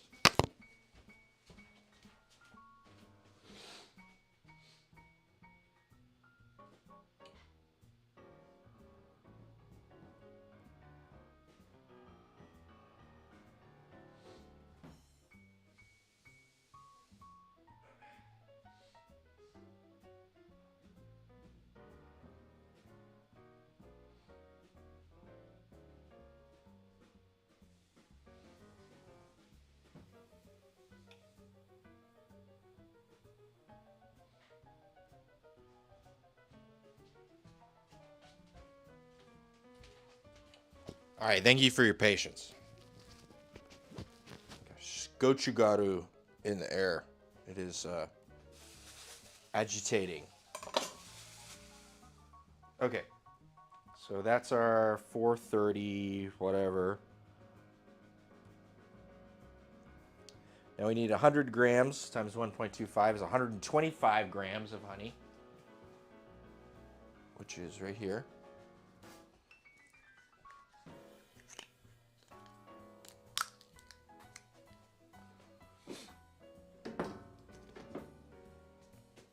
$125 grams.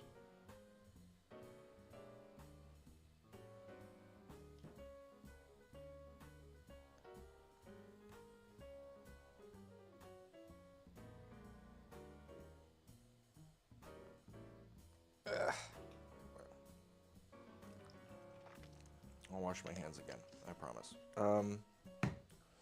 Okay.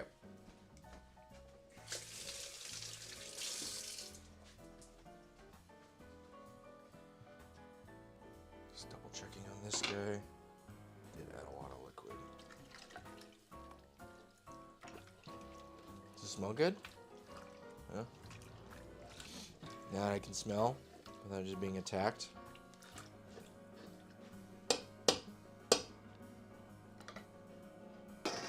Okay. Yeah. Okay. And then we add what? Laughing. Zest of 3 limes and 8 large eggs. So I'm just gonna do 10 large eggs.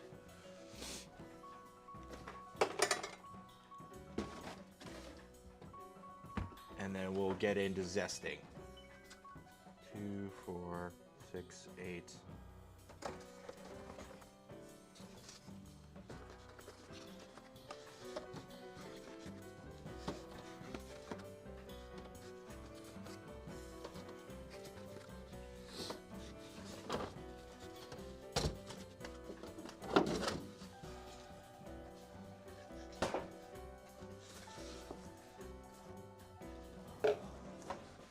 Trying to.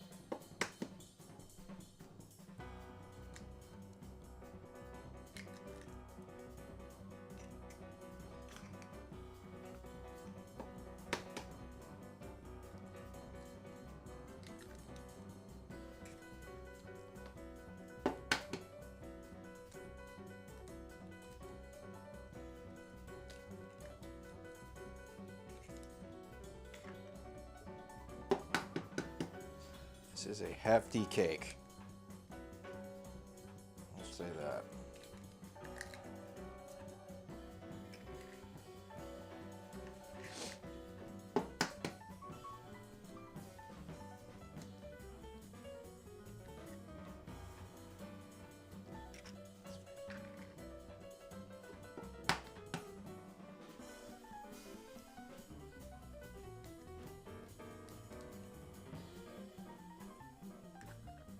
All we need left is the zest of 3 limes, or 3 and some amount of limes. So we'll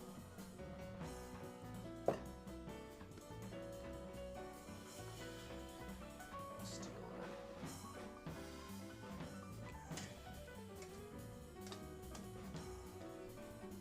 Just trying to get this incorporated.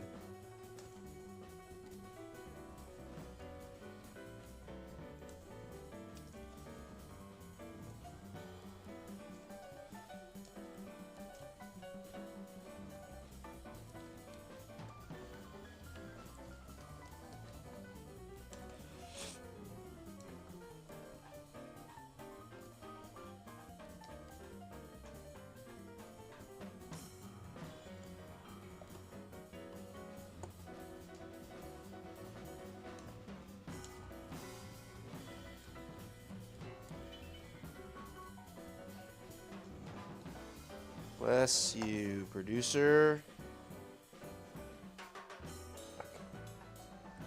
I'm also going to try to pull the scale off of here, because I know I've got a bad track record of leaving it on the oven and then turning on the stove top and melting the bottom of the fucking scale.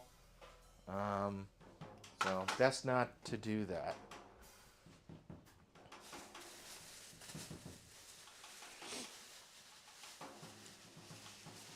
I'll wash these guys off, and then we'll start to get microplaning, zesting.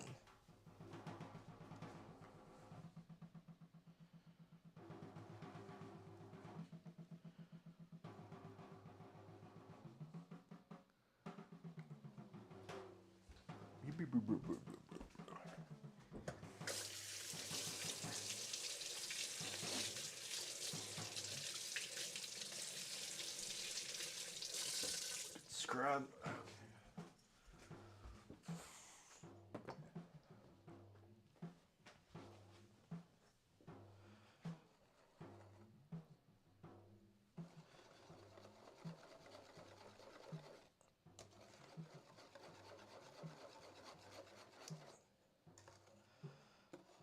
It is really hard to like whisk all this shit together without it like just coming out of.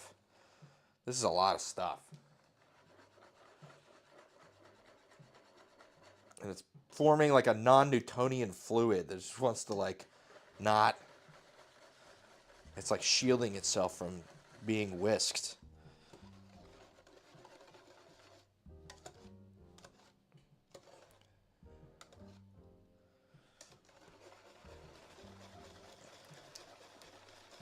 And I want to whisk it without it all just coming out of here.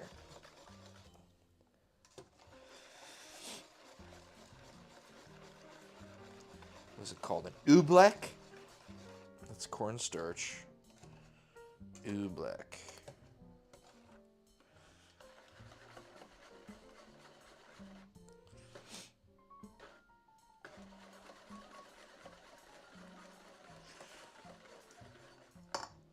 All right. Microplane.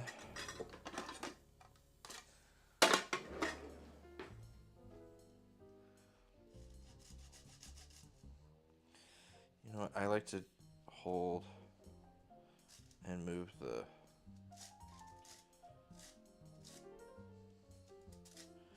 Well, actually, that was for the microplane that only went in the one direction. Fuck it. We'll just hunt and peck. I don't care all that much. This one's a lot easier to use than the other one.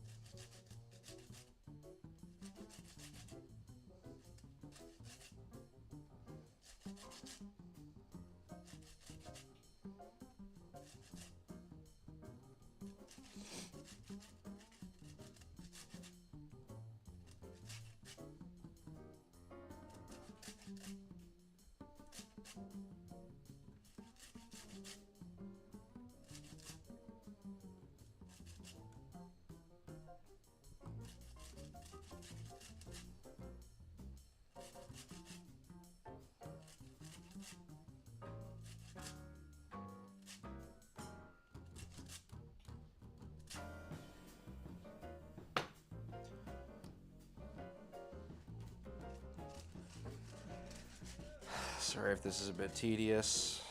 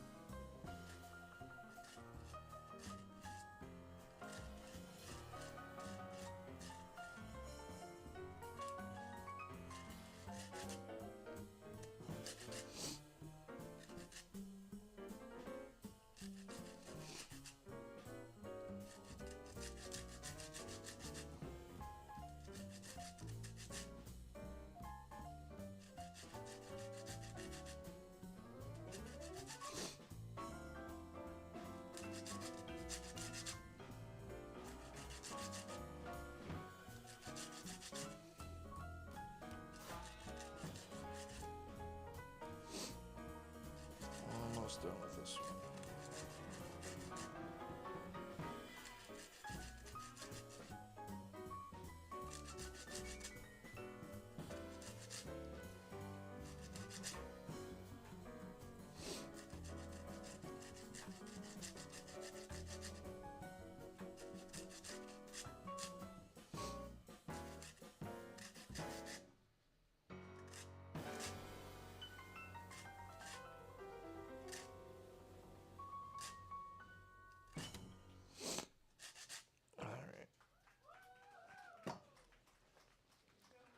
Whoa, camera. That's Russell Hart on the bass. Okay. Yours truly, Emma Cohen on the piano. Thank you. From Muskegon, Michigan.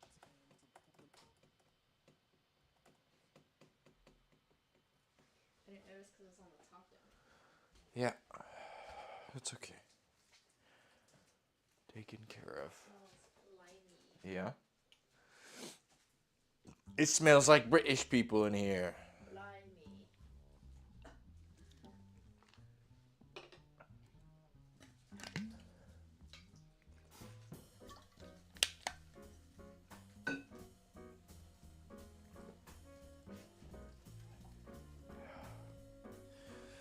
So the way I've heard you're supposed to do it is kind of this like rocking sort of thing. You kind of like take a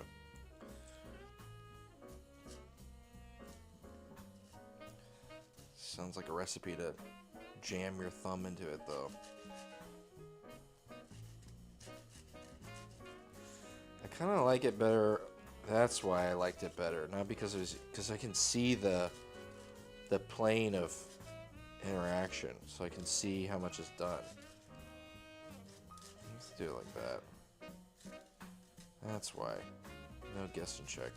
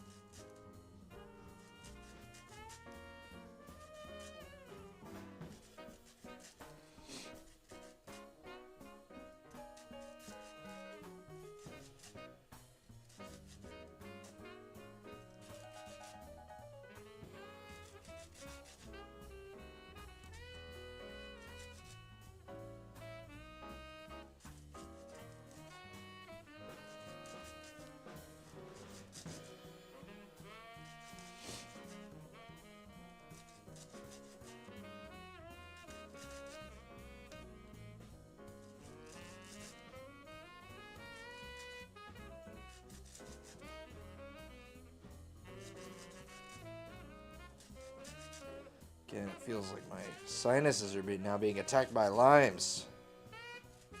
You can never win. Okay, and then a quarter, so some of this one.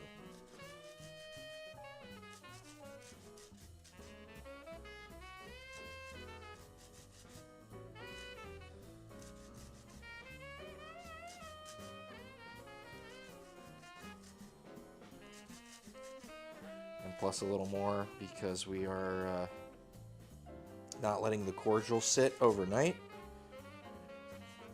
So I'll add just a tad more.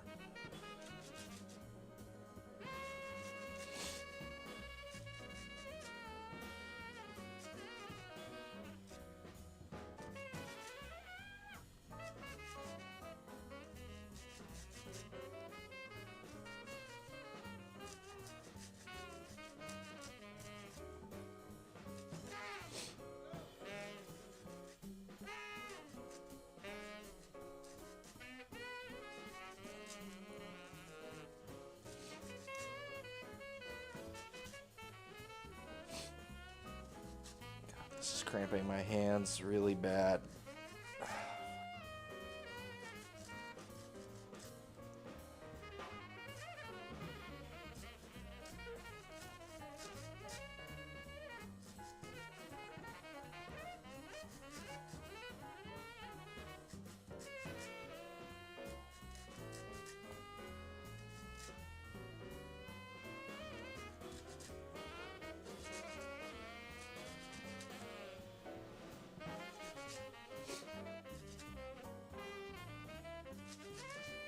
All right. That's 4. Feels like enough to compensate for our cordial and the fact that we're doing 1 1/4 for a little demo cake.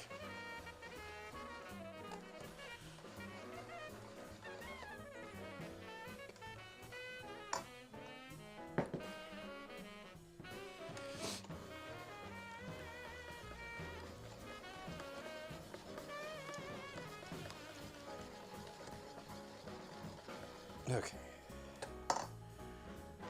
Oh, man. Jesus Christ. Superstar. Okay. Instruction. We want cordial and then the 2 teaspoons baking powder. Okay, so we will do 2.5 as per our 1 1/4 scaling.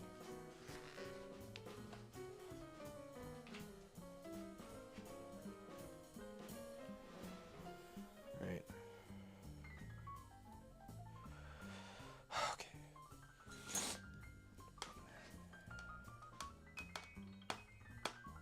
1, 2, and a half.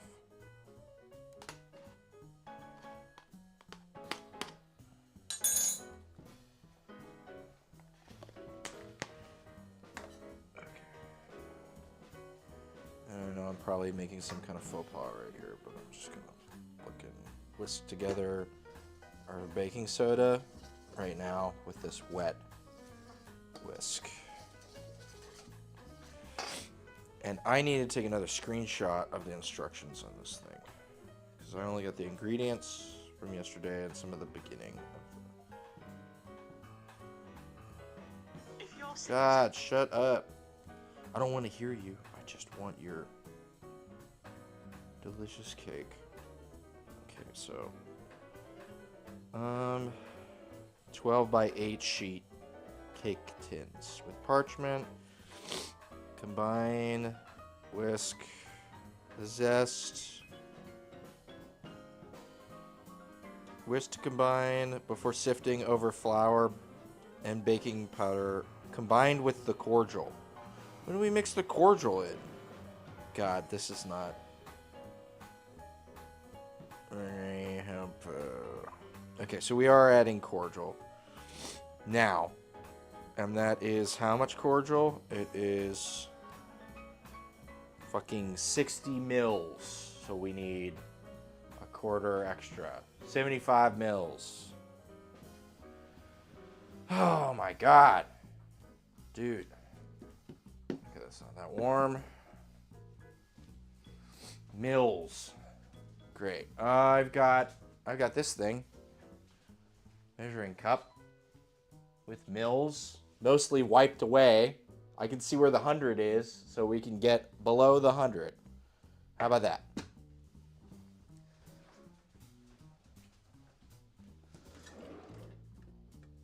And I'll use a little strainer. Okay, we want it below the 100. We want 75.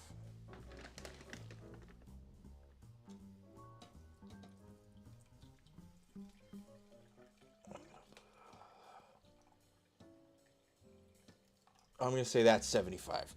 That looks like 75 to me.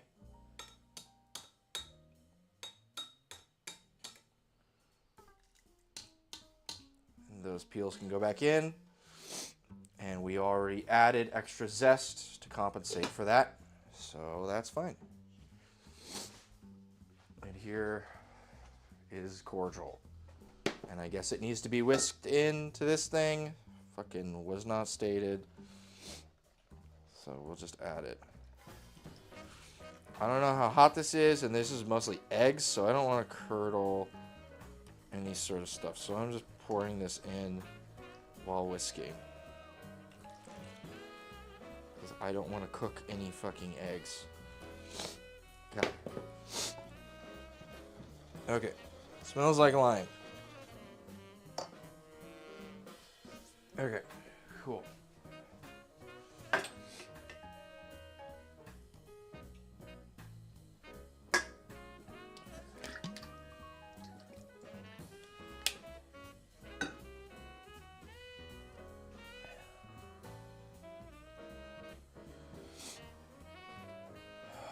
All right.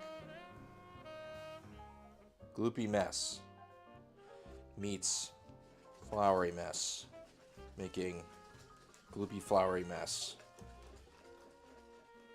Add all the shit. Spatula.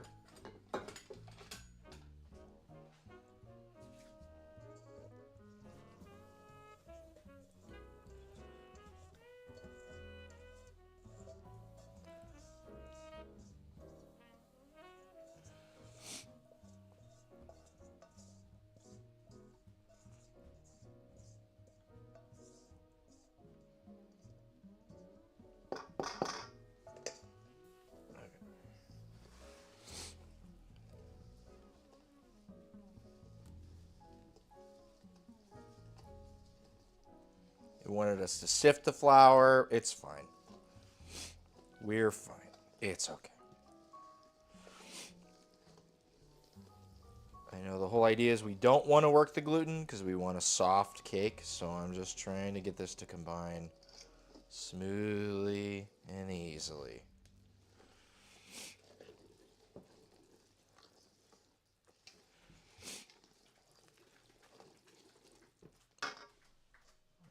Grab our spatula. It's going to go at the bottom of this.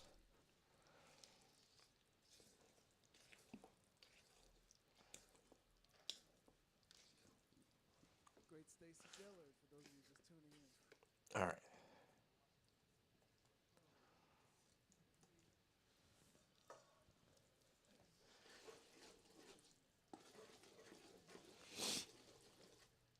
Hey, Joe.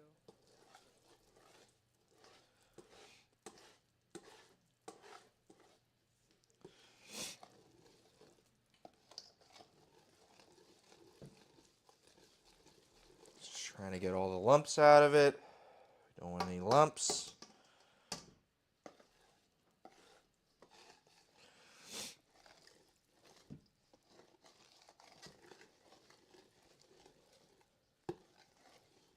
That's probably why they wanted it to be sifted. It's whatevs. I don't have the sifter thing, and it's fine. It's okay.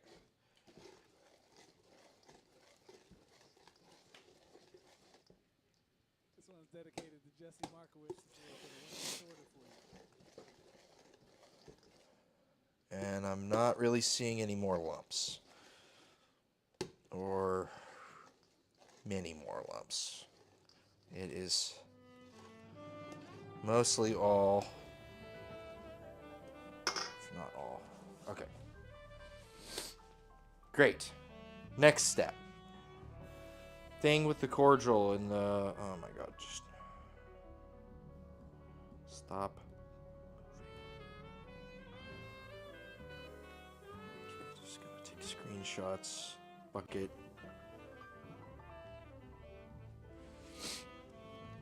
Okay. And then we'll go.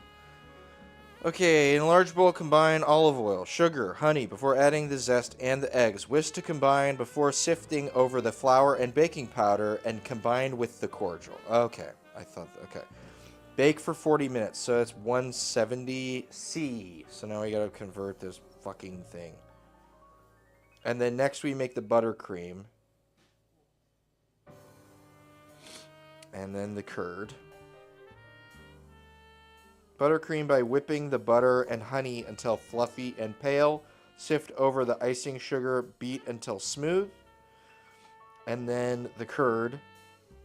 In a saucepan over medium heat, whisk rum, lime juice, and zest. Oh, we have more zest we need? 1 lime zest. We have this lime. We will use this lime. And maybe this one. That's fine. And what's 75 grams? Okay, that's whatever. Okay. Fill the first 2 layers. Okay. Blah blah blah blah blah blah blah blah blah. Blah blah blah blah blah. Okay. What's 170? Okay, I got it. It's 9/5. No,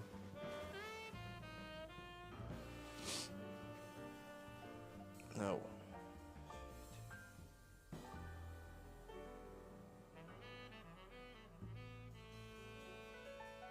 170 is 338. Bake 350. Fuck it.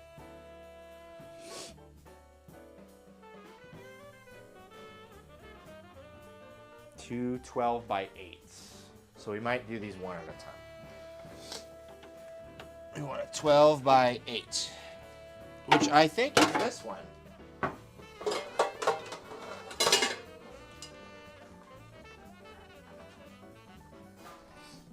This is a 12 by 8, no?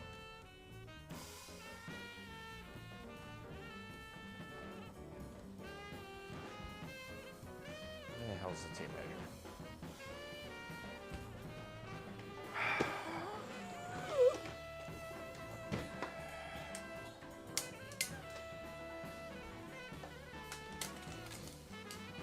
This one is 9 by 12. This is like a 9 by 12 or something. 8 by 12. Maybe it's 8 by 12. It's not exact. If I were to guess, it's probably an 8 by 12 over a 9 by 11. Because it's less square, more rectangle. So we'll use this thing. And for our demo cake, we'll use fucking this one. But I gotta rinse it off or clean it. It's got the shit on it. And this is a 8 by 8. So if this is an 8 and it fits within this, it feels like this is a 9 then. I don't know.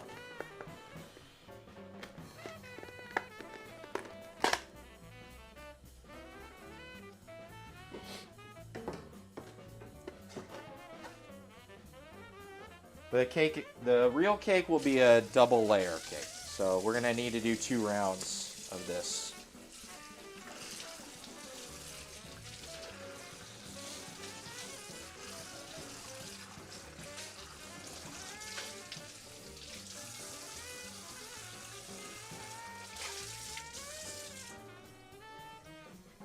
Alright, while the cake is caking, we can make banchan.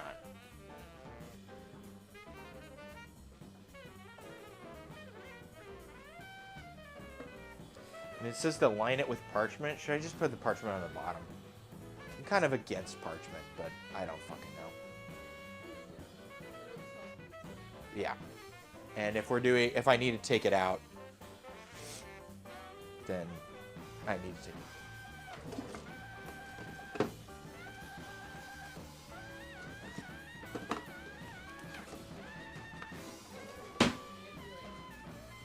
Yeah. Yeah. Sure.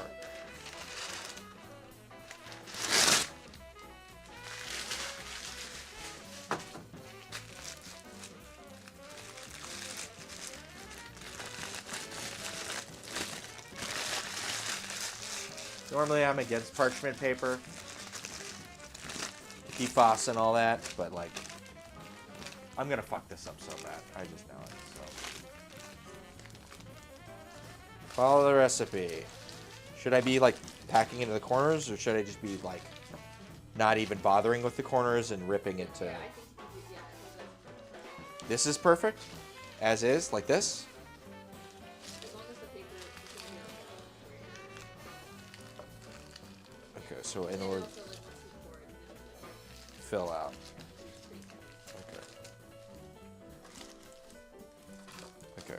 I think that should be mostly good. Okay. Cool. We're waiting for it to heat up. So in the meantime, we can get going on banchan.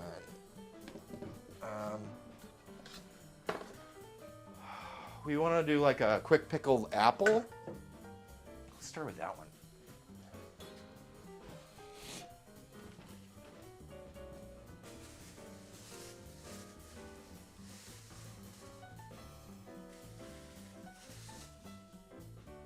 I've got 3 Honey Crisp apples.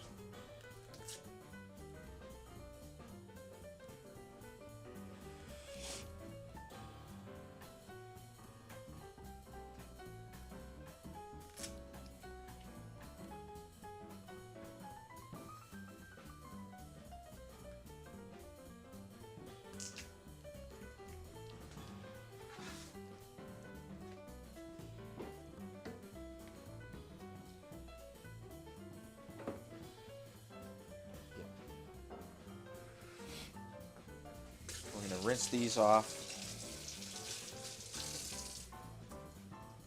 Kind of pickle these guys.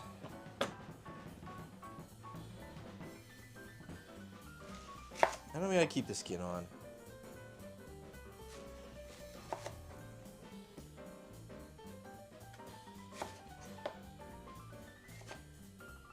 I'm just gonna dice them up.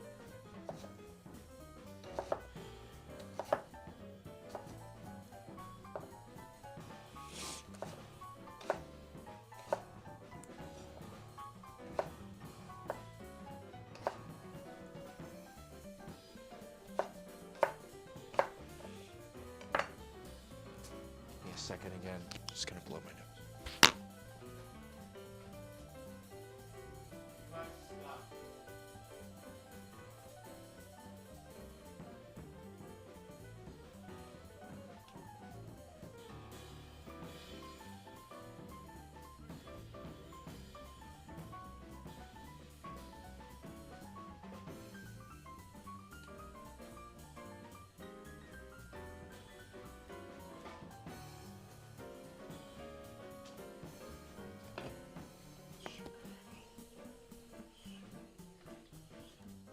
Smelling really good.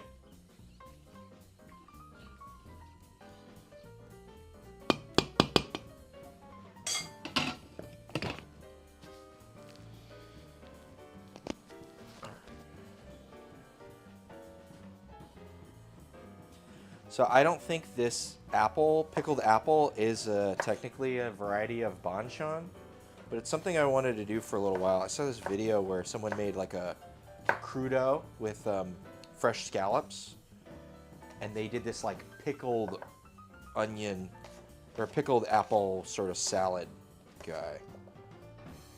And I was like, a pickled apple actually sounds really good, so we want to try it out.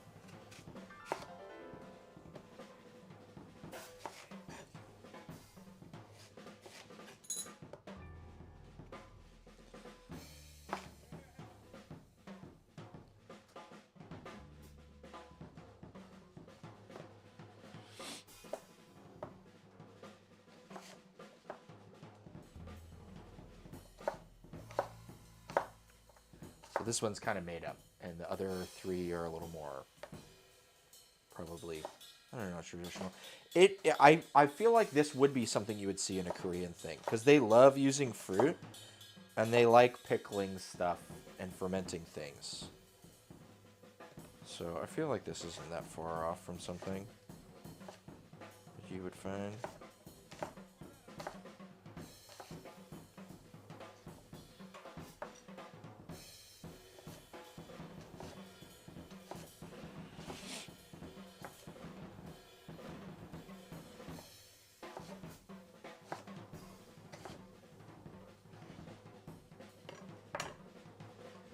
What do you think with the apple? You think maybe like some scallion? Scallion and apple? Yeah. Because there's also going to be scallion with the carrot and edamame salad thing. I'm fine with whatever. I think scallion would be good. You know what? Scallion's just gonna kind of be in everything. Makes sense to me. 3 spooky, 5 meat.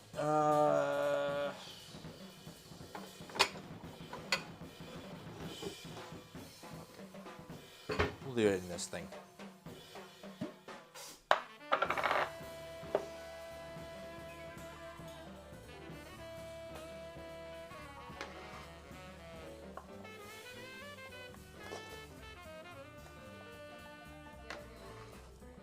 Green onion?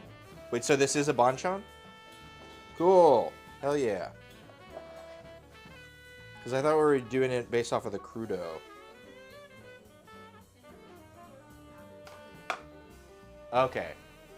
Technically easy apple kimchi. But it's pickled, so it wouldn't be kimchi, because kimchi's fermented. No? Oh, okay. Yeah, it's whatever. We want to try it, so we're trying it out. I guess kimchi is banchan. So, easy apple kimchi falls within the realm of banchan.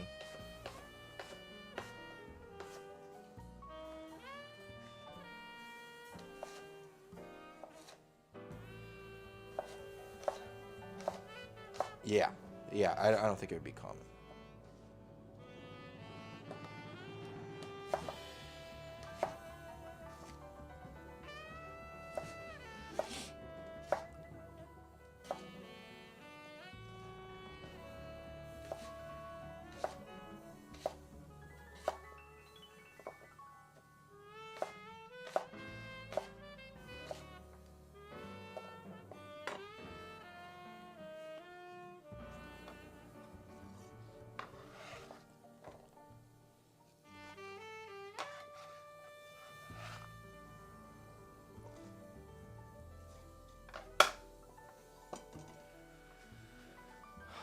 And then we have a billion deals of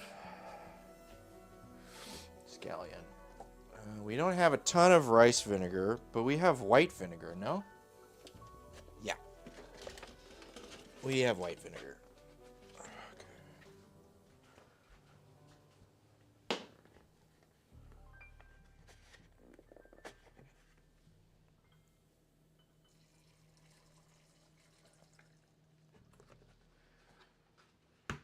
And I'll just kind of fill it up halfway. Then we'll mix it in and it'll all kind of compress. Tuned by Wayne Shorter, called Yes or No. Add some salt. Maybe. Yeah, thank you all for tuning in. Thank you all. And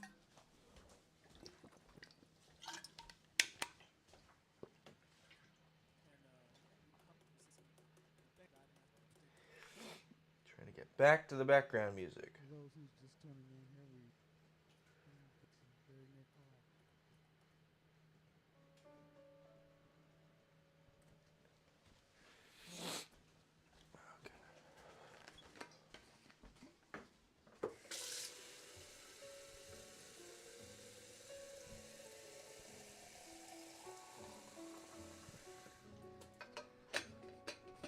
We got a lot of food things going on, so I think I'm gonna rock another one of these Fernet con cocas. We also have makgeolli. We got at the Korean food store. So we will have some of that as well. No regrets. Oh no! He's singing! Fuck! That's not background music. There's a guest singing. Ooh, ooh, ooh. I bet it's good.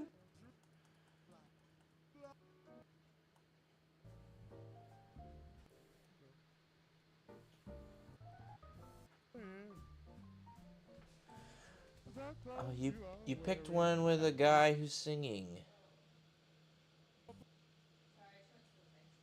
Yeah.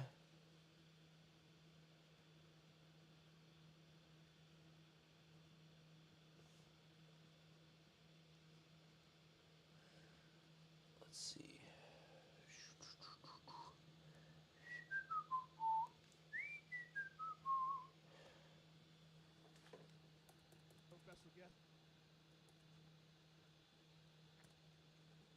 Play.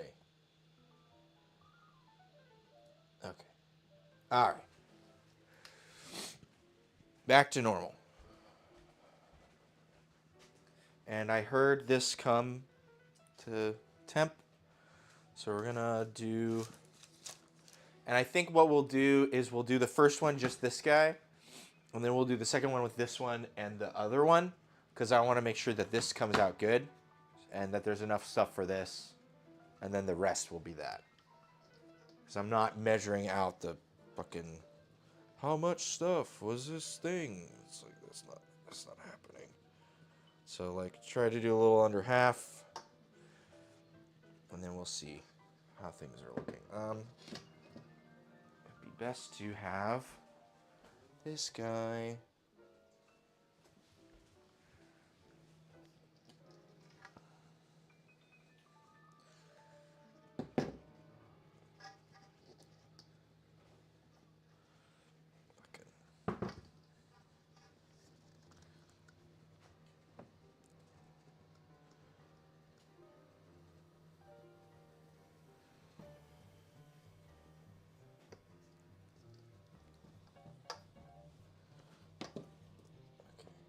No, actually. Taste the batter. Tastes like cake batter. Do you think this is enough? I'm trying to get, like... This is supposed to be under half. More? I'm thinking a little more. A little more. I don't know how much it'll rise.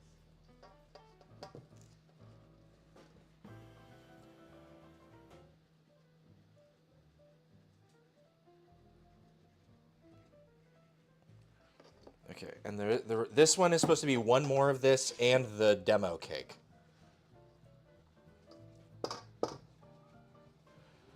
Which honestly we could just do like the lady does, where you just cut it in half and put it on top of itself. That sounds like a demo cake format to me. Okay. Does this look a little better? Yeah, looks good. Okay.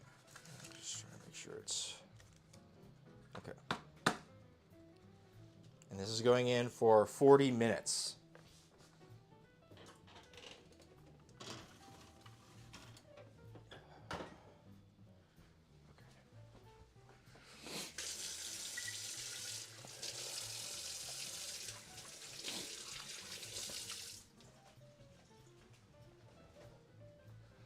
All right, rocking another one of these Fernet Concocas. And then we will do a little more cocktail stuff once things kind of settle out a bit more.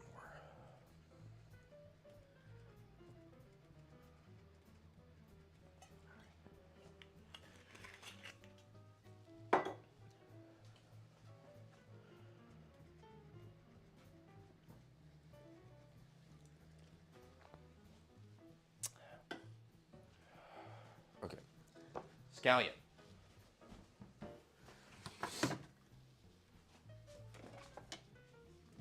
We have, in terms of old scallions, we have none. In terms of new scallions, we have like 4 deals. So I'm just gonna grab one.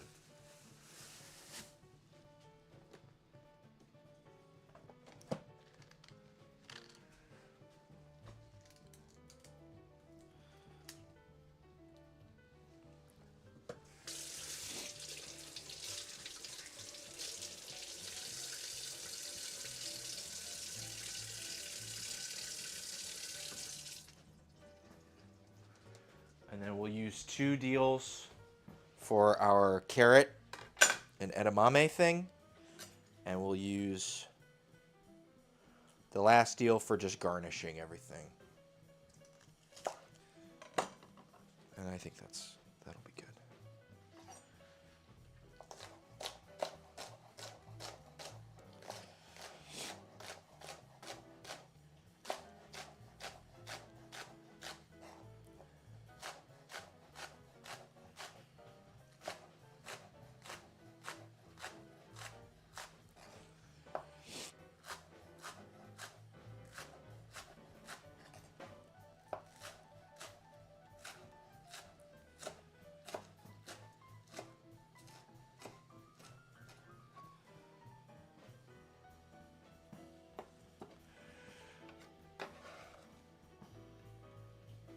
Get in there.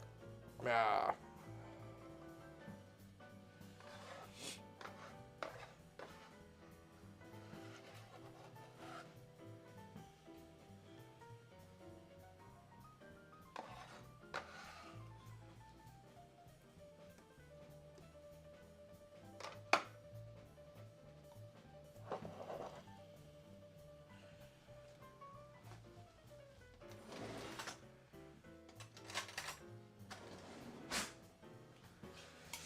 And we'll just kind of keep this simple.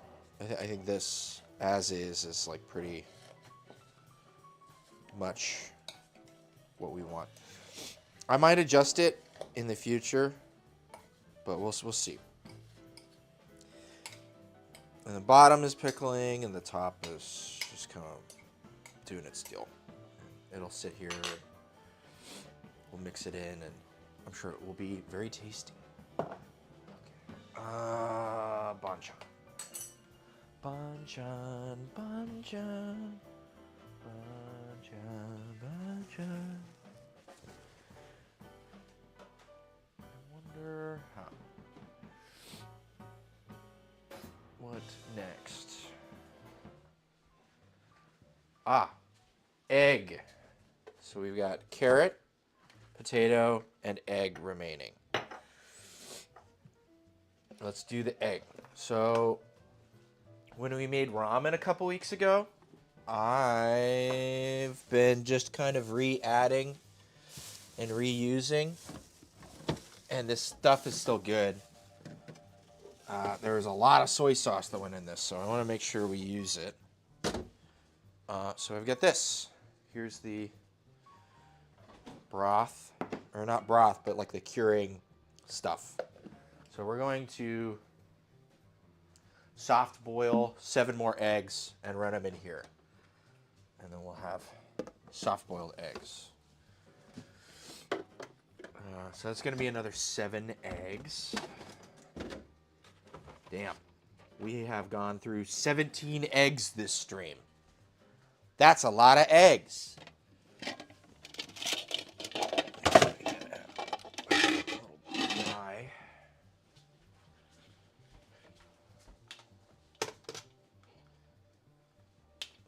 Little egg steamer.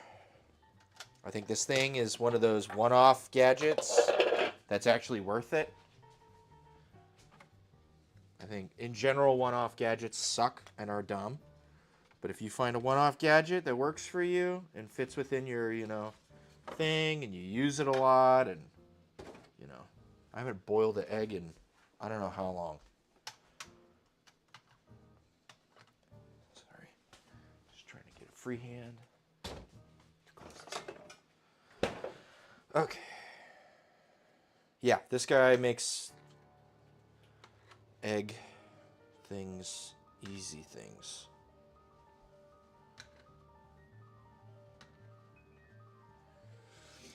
We got our little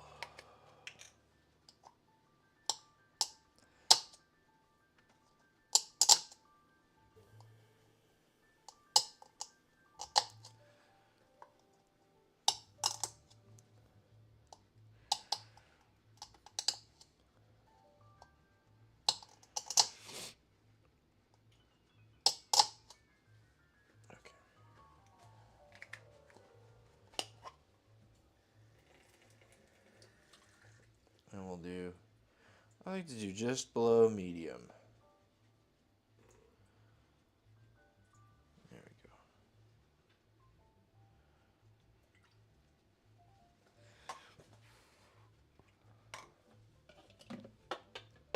All right. Egg in progress. I'm going to turn the heat down on this guy. Doesn't need to be so violently boiling.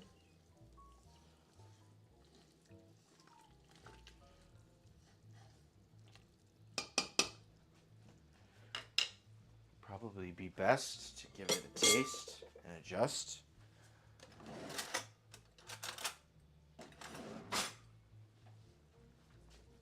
Broth.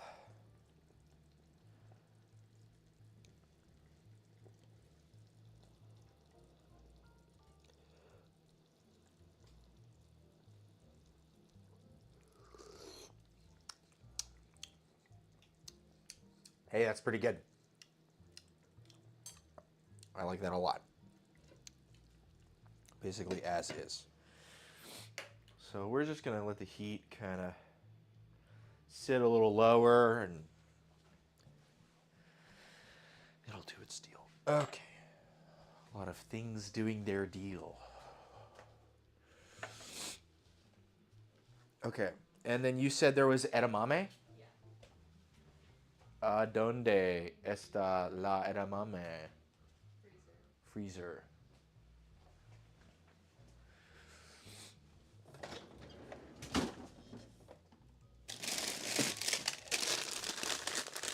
There's whole green beans. Aha. Okay. Should we do the green beans too? Yeah, it's whatever. I think it's gonna get too busy. There's instructions on the bag on Okay. how to boil it, but it's pretty sure. We're gonna boil up some frozen edamame, shelled.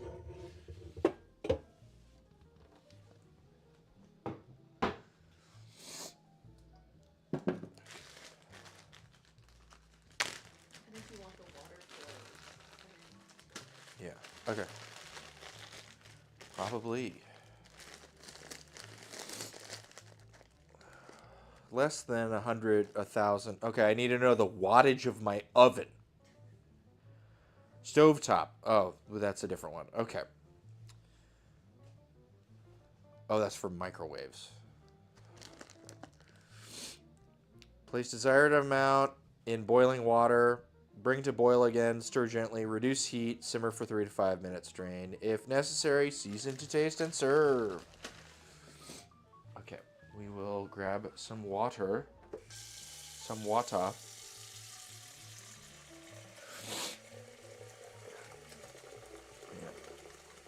Annoying. We will boil the water.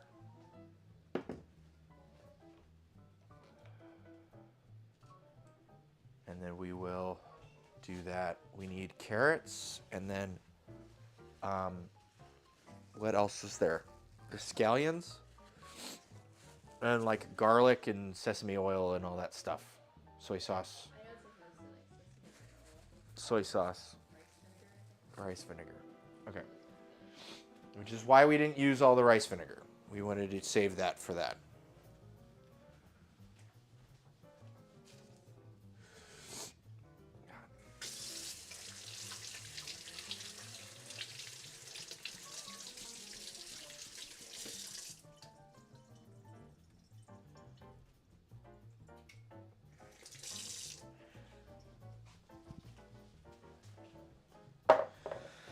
How many carrots? I don't even know. I can't recall.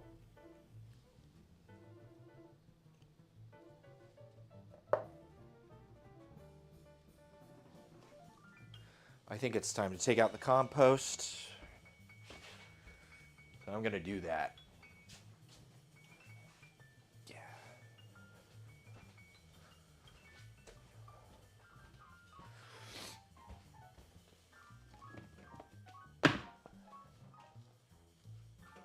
Oh, I guess she like does put a little bit of onion.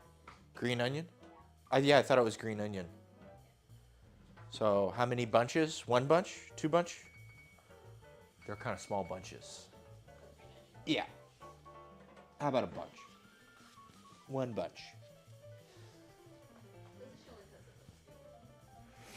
Yeah, but it's a small bunch. yeah. And I'm going to do, I don't know, half a dozen carrots.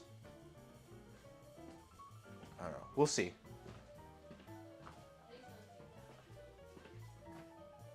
What's up? Yeah, you gotta feel it out. Okay.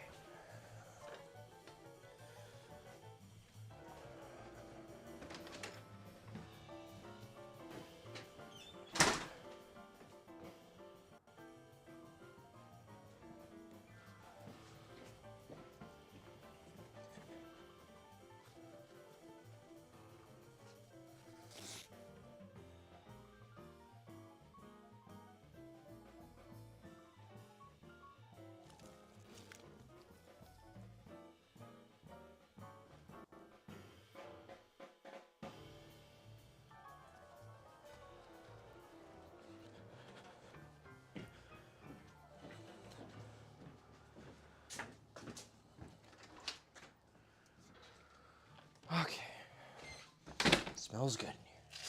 That's something. Soy sauce, sesame oil, rice packet. Yeah. And she also does chili crunch. Okay. We got a little bit of chili crisp we could add.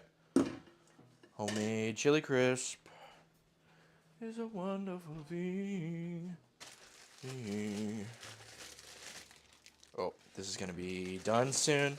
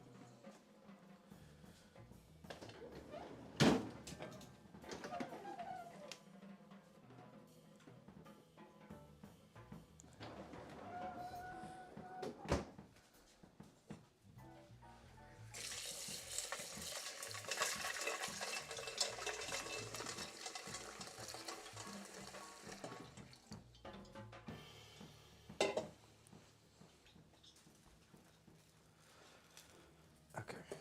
So we've got these 4 carrots.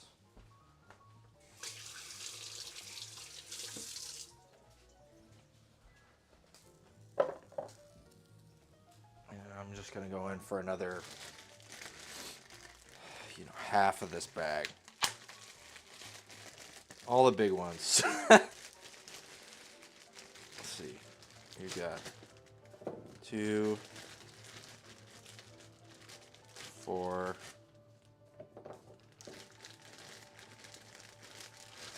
6. Let's go with these. That's what, 10 carrots.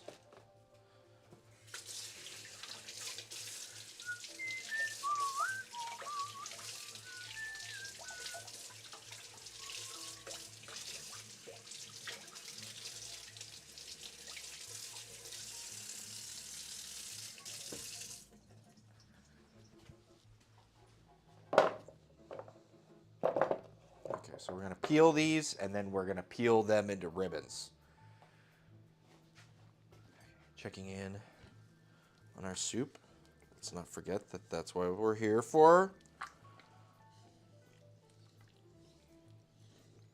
think this jjigae is going to be wonderful.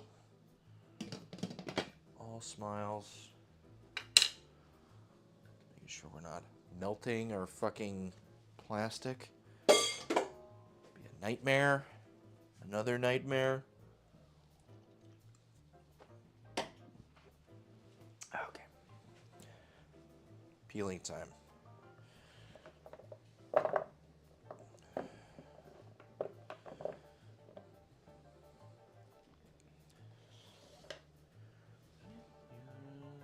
Yeah. Oh, it's right there.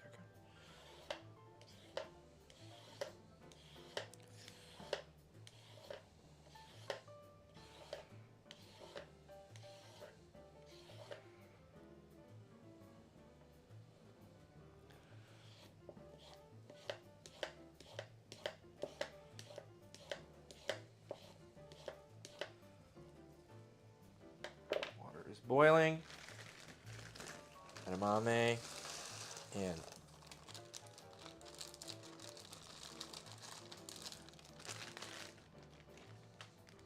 Bring to boil again. Reduce heat, simmer for 3 to 5 minutes. eggs. Use a spoon.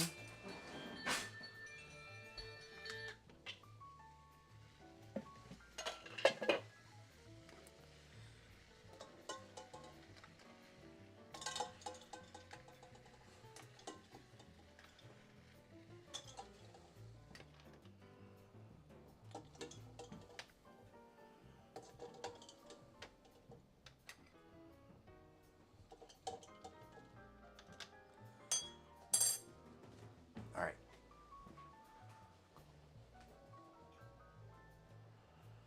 I'm just gonna peel them first.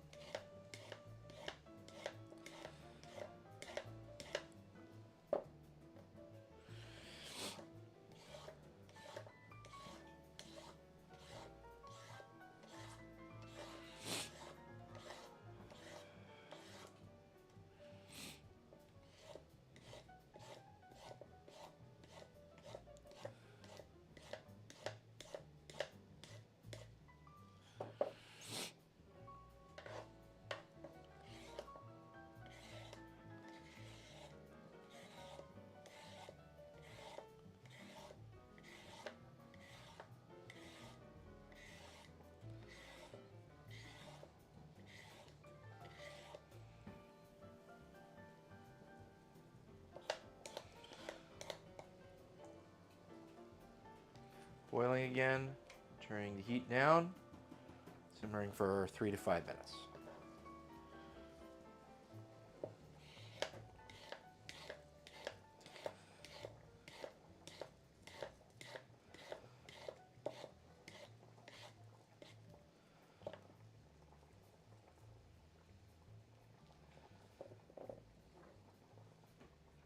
Heat is like almost off right now.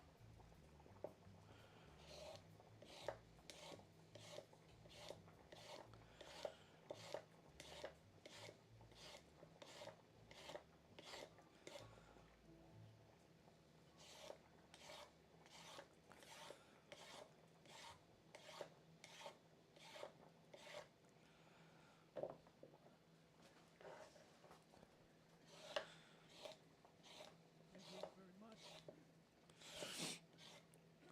Have you all tune in. Pleasure to have all you all tune in to continue this tradition here. It's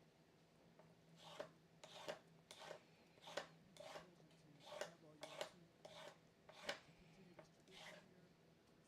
do more.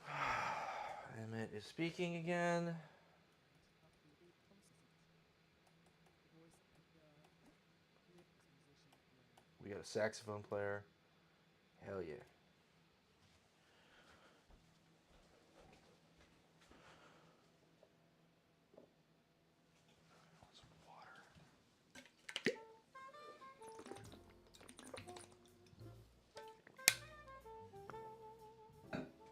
Oh, I think this is a Haber. No, this is different.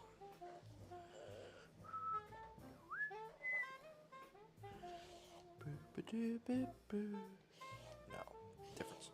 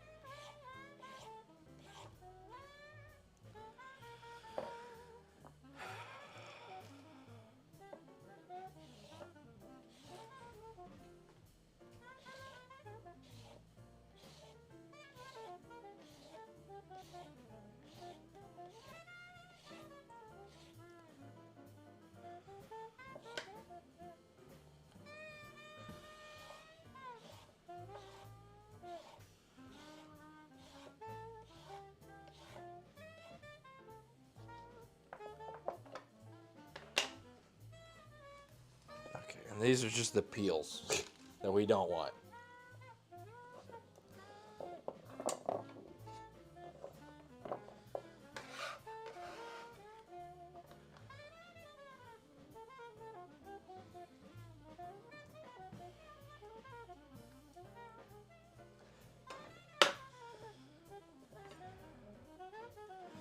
I feel like there's a correct way to do this, and I can't exactly remember if it was more preferable to have the ends cut off or not, so I'm just gonna do one of these as is, and we'll just see what I remember.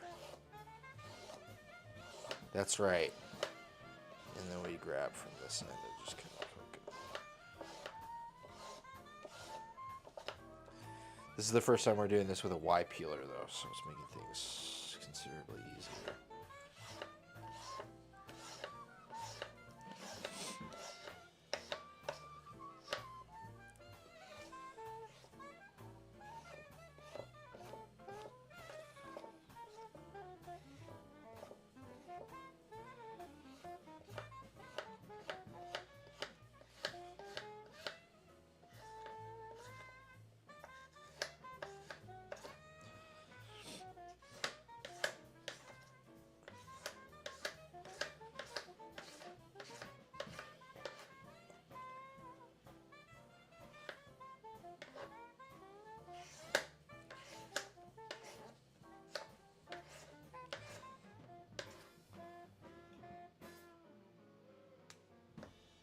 Whatever. That one's not quite a ribbon, but it is fairly ribbony. Let's try one of our edamame. See if it is tender enough.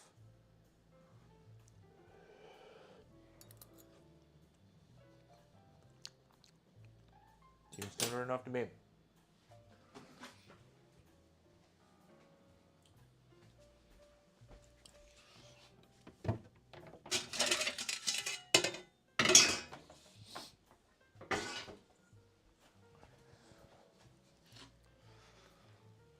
Probably should have salted it, but I'm going to salt the salad anyway, so it doesn't really matter.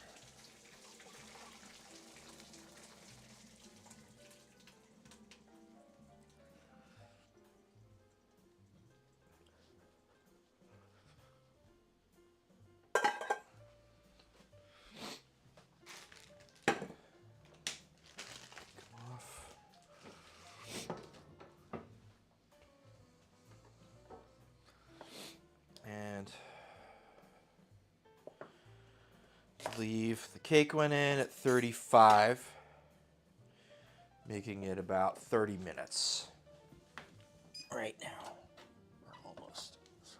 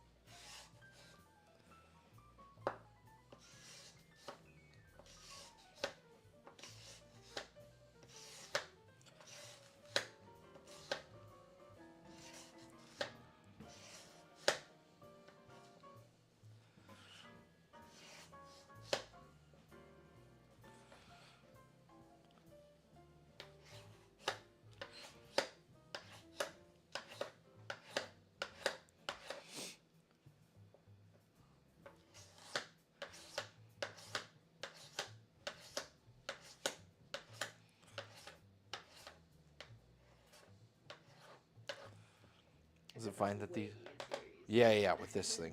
Is it fine that there's like a kind of a thicker guy? I think that's totally fine. And I'm just gonna like these thicker one. Just carrot.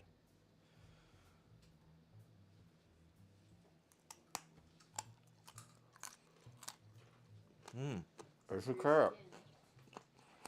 Yeah, it turns it orange. It's like keratin or something. Carotenoids, of which keratin is one.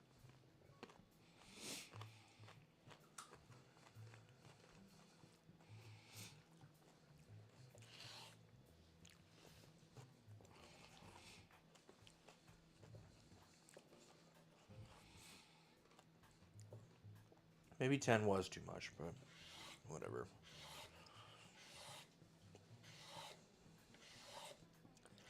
No going back now.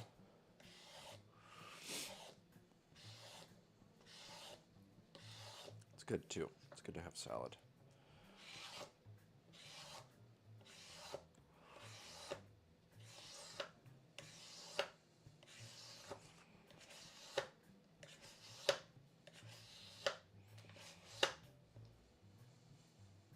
Yeah. Way easier.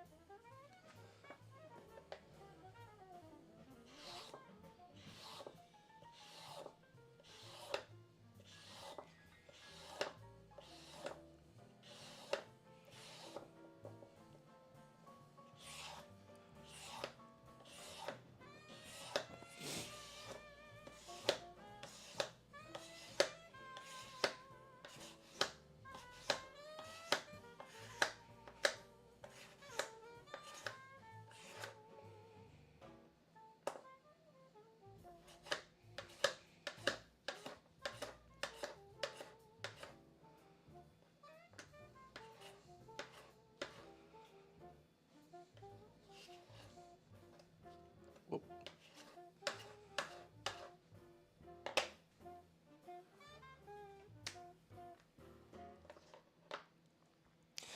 I'm thinking maybe this needs to go into a bowl now.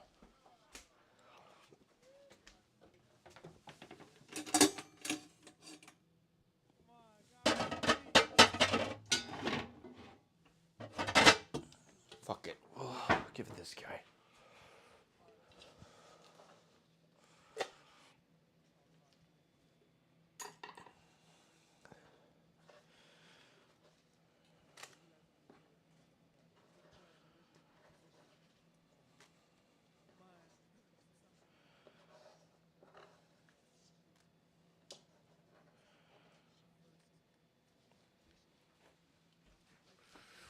And I can go over here. With all the bags that I need to just throw away.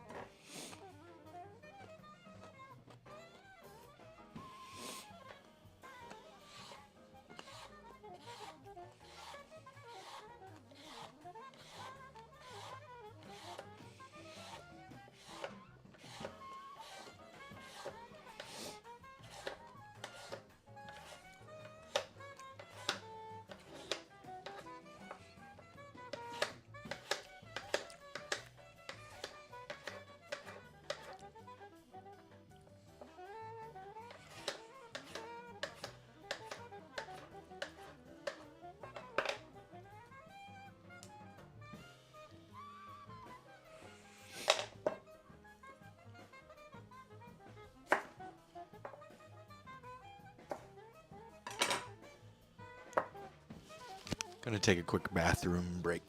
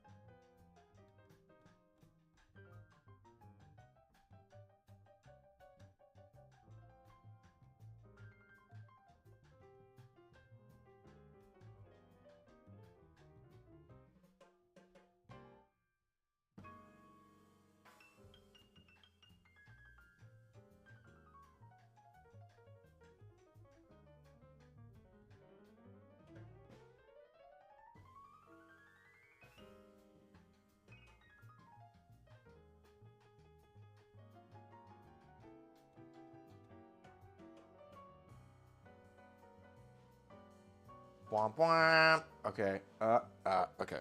That always freaks me out every time. Sorry, I really had to go to the bathroom. I want to take a longer break here, but I gotta check and see if our cake is done. Smells good. Smells like lime.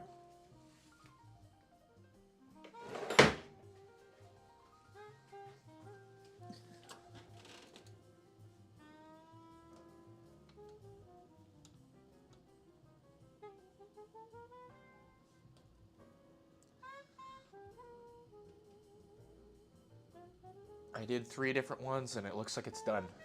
So we'll pull it, and then I think I'll actually take like a 15-minute break. I've been cooking for about 3 hours now.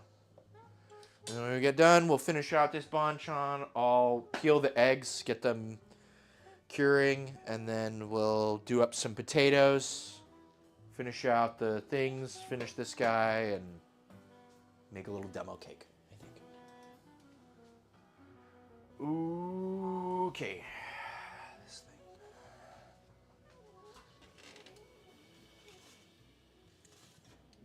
Yeah, I think it looks pretty good. Okay. I'm gonna take like a 15-minute break. And when I get back, this should be cool enough to remove. And then we can load up another batch with the other thing, and that can go in back to banchan and all the rest of it. All right. Peace. I'll be back in 15 minutes.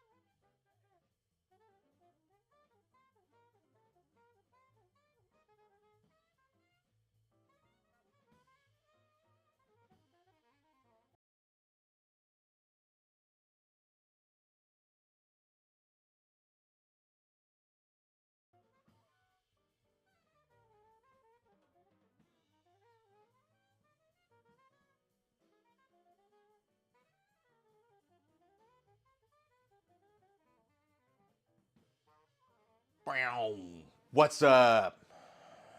We're back.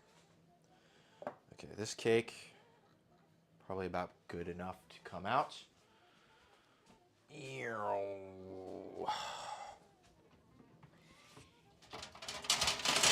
Just gonna put it on this little wire rack. I'll just kind of set it right there. Baki.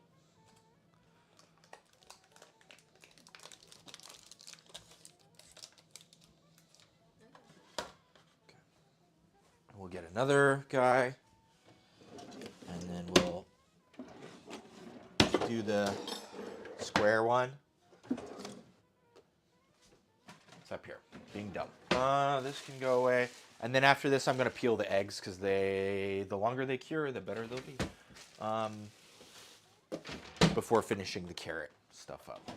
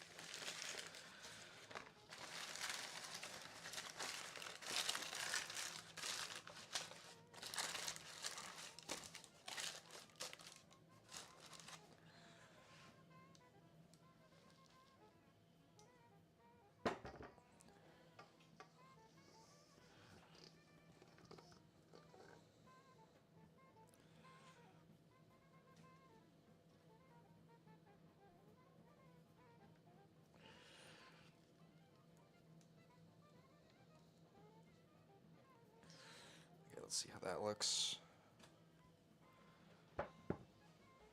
Because I feel like that might be just enough for the smaller guy.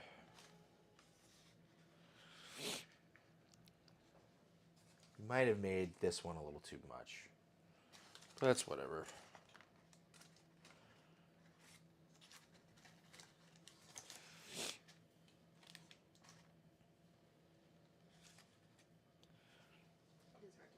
It is hard to tell. Yup. Just trying to match that thing. And then the rest is just... We'll just see what we can make out of it.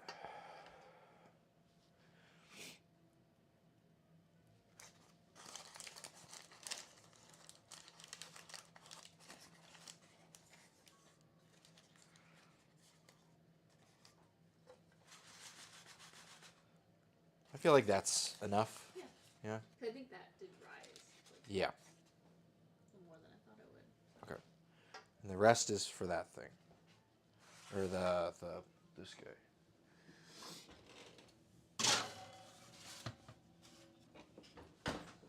So I'll grab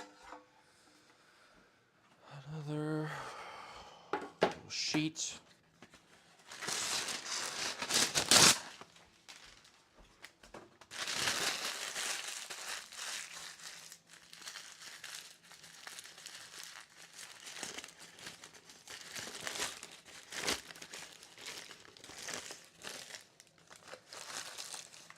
We might not make the potatoes.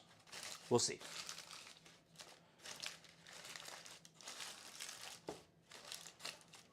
So whatever. It's just like braised potatoes. It's not a big deal. They were good, though. We were at a Korean restaurant a couple days ago. Trying to prepare for this. And those potatoes were very good.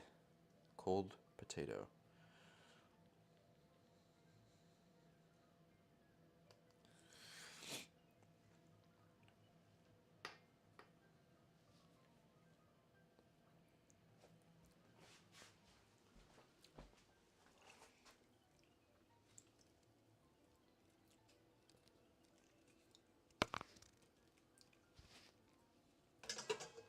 Tasty. Okay.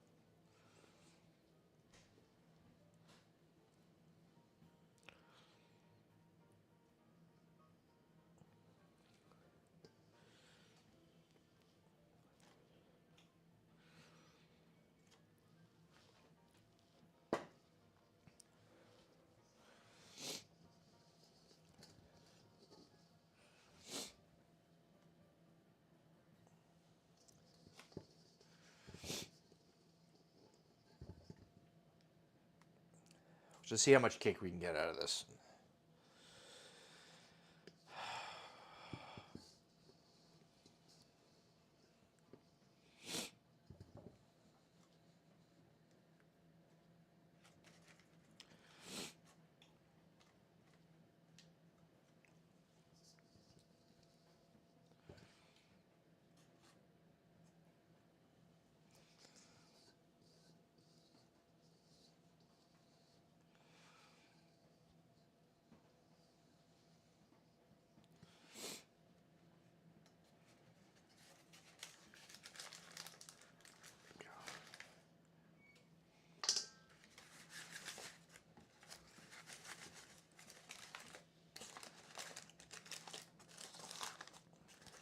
Just trying to get it to at least go into the corners.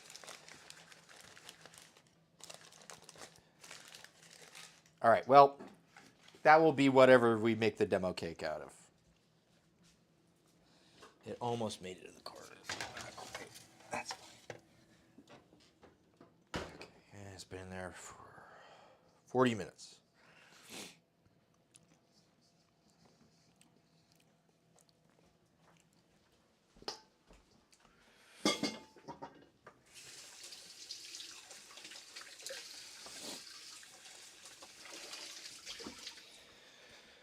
Okay, time to peel some eggs.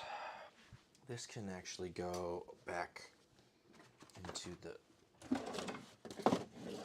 thing. I'll just put it over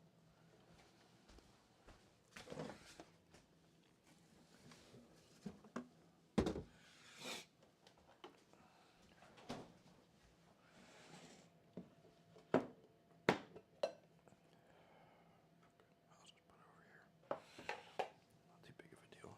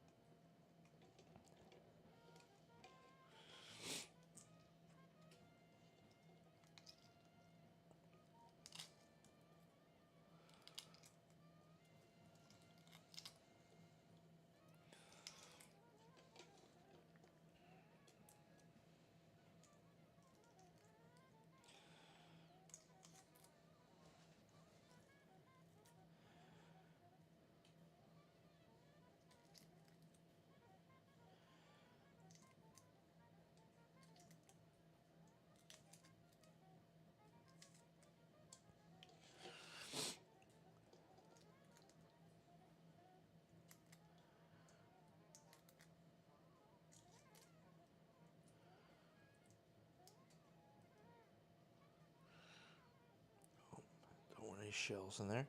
Okay, cool. An egg.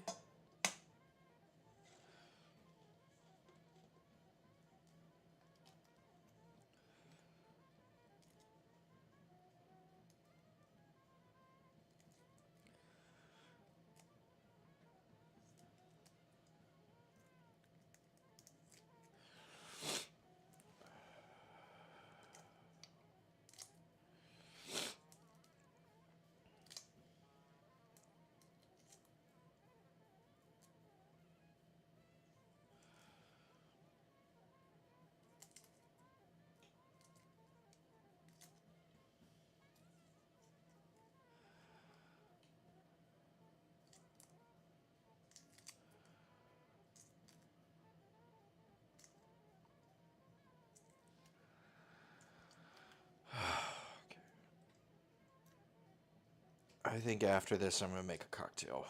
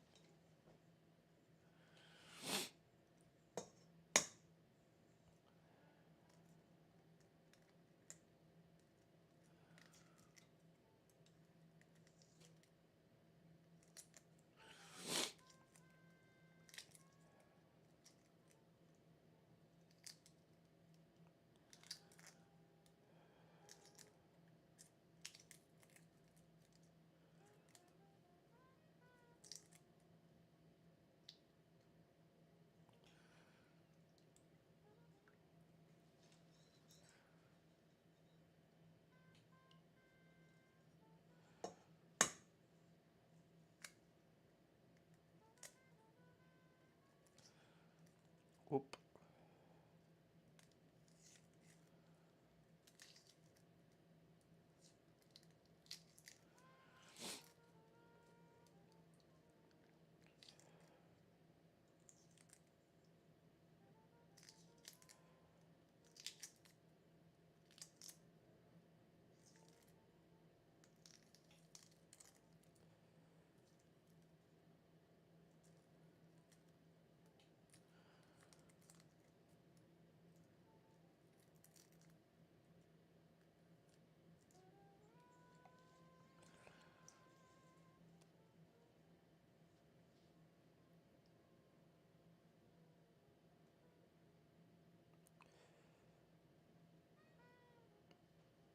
All right. This is gonna go into the refrigerator.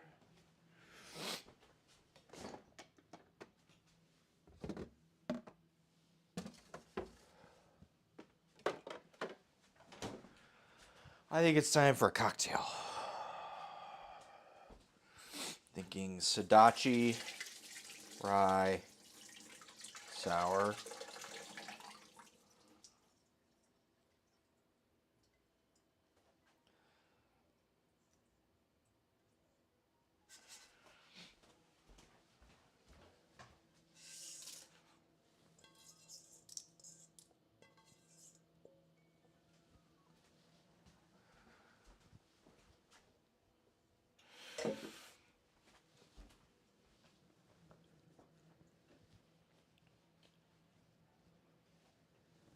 And these are cooled. So I'm gonna actually just take these and dump them in with our carrots.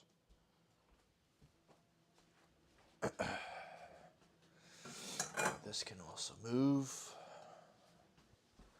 Good. And then back to our cocktail cutting board. I'm gonna grab one of these that has been shaved.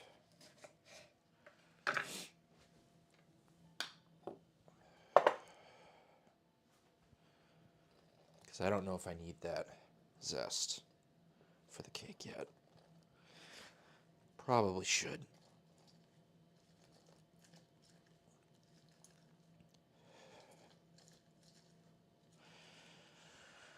Okay.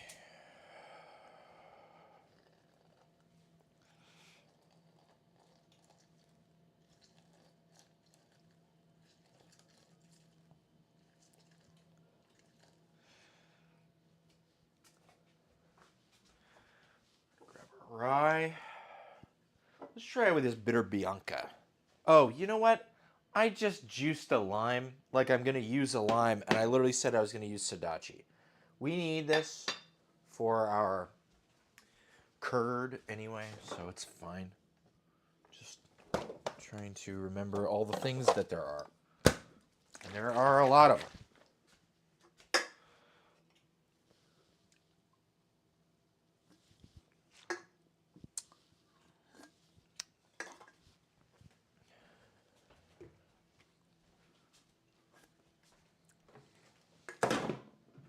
Okay.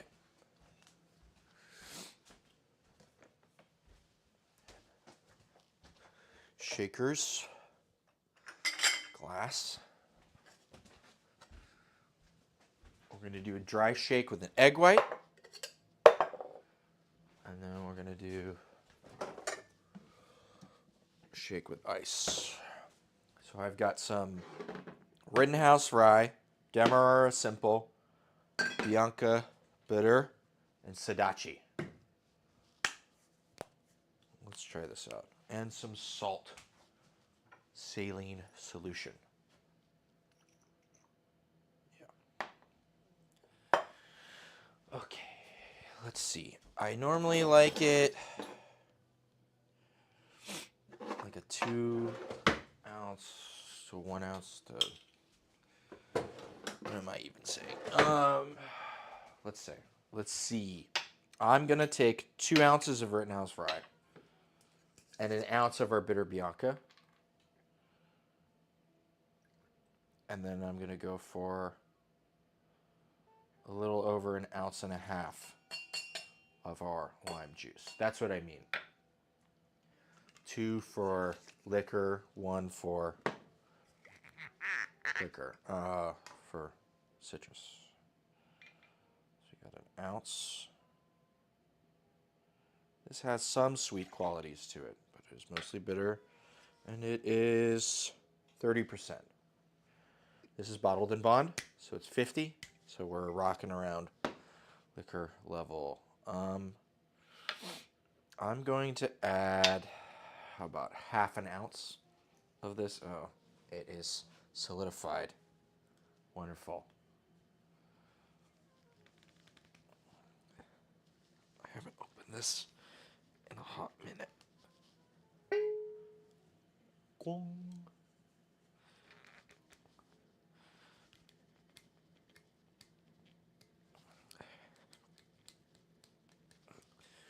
Oh, man. I feel it coming. Oh, my God, man.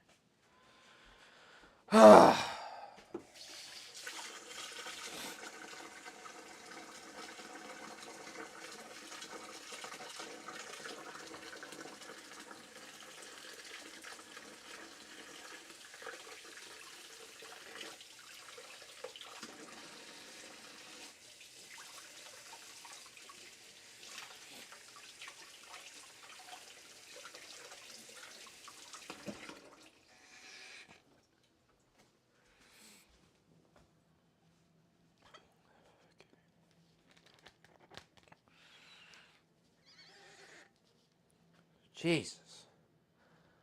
Christ almighty. You do the thing where you hit it on the sides, kind of tap it. Sugar is the best sealant in the whole fucking world. It just solidifies and turns these into fucking rocks. Oh my god. Okay.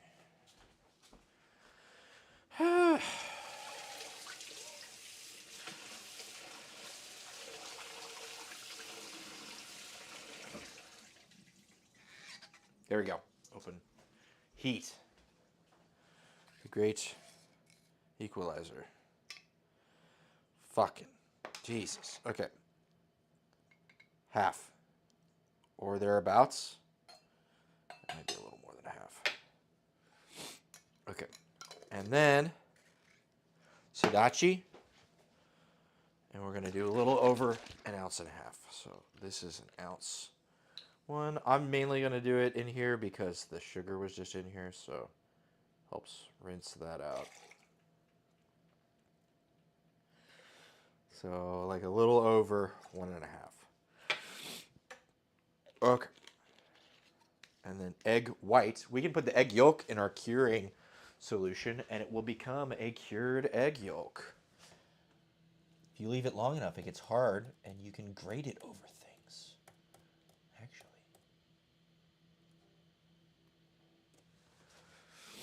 Which is fun and cool and interesting and all the things, a bunch of adjectives and stuff. So let's have this guy. And an egg. We're on 18 eggs for this stream. Fucking goddamn.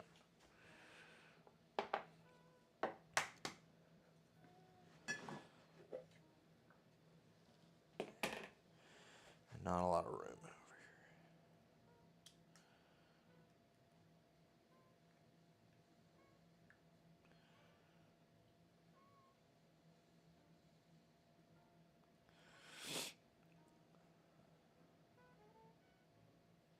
Come on. Egg white. You got it. There we go.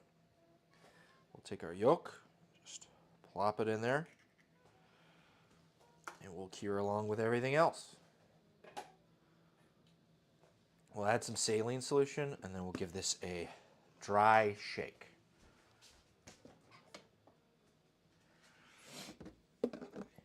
No ice.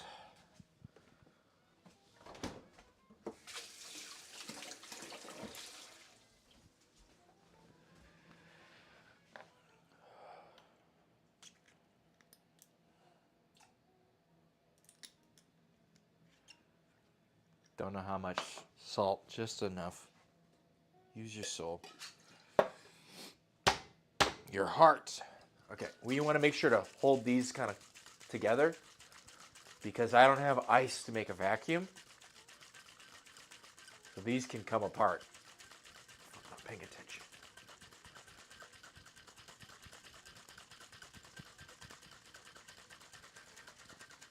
Okay.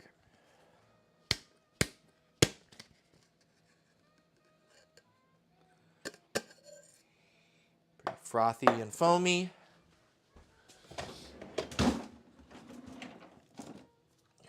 Use a big rock.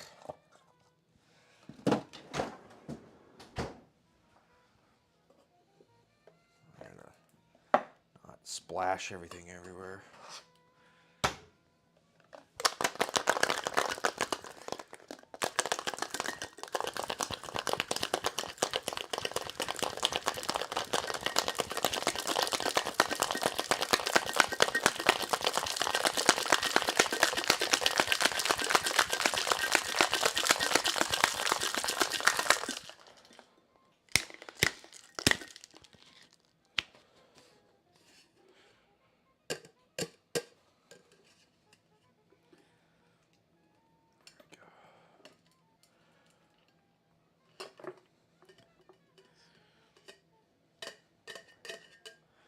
Looks like a good sour to me.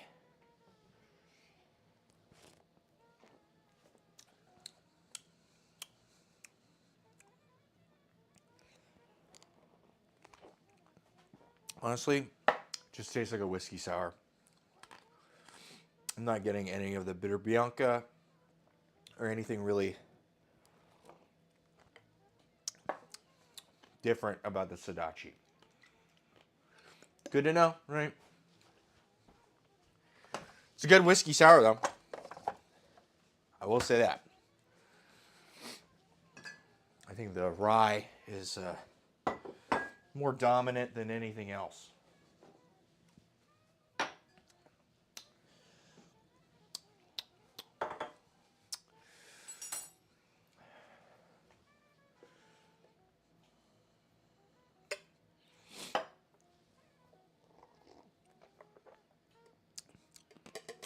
Maybe it will change, though. From what I recall using the bitter bianca, it almost kind of embraced that bitter quality that citrus contains. And so I saw it I tasted it melding very well with the citrus and kind of almost drawing into the background. So with a tougher spirit or something that's got a lot more oomph, I could see it doing this. Something learned. Cool.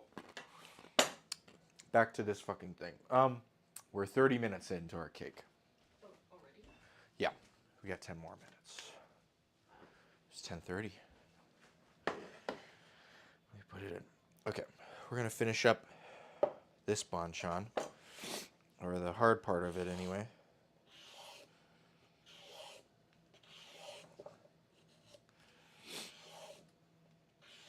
And then that's egg, apple, and carrot. I guess we could do the potato. Doesn't really seem like there's a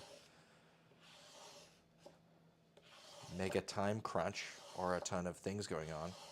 You know what I mean? So let's do it. It is a decent amount of size. What's up? It is a decent amount of size, but you could do it. Sides. Yeah. I guess. You know what? We got an updated head count. Maybe we don't do the potato.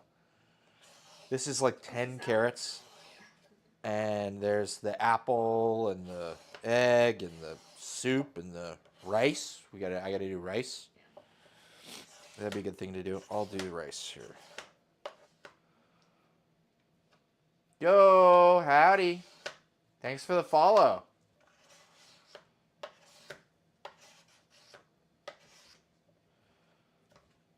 Appreciate you. We make food like this every Thursday evening. I host Dungeons and Dragons on Friday nights. So we make a dinner party every Thursday night in preparation. And we're always trying to do different kinds of food and new sorts of things. This is a way to formalize my explorative cooking spirit. So here we are. Just if you want some info.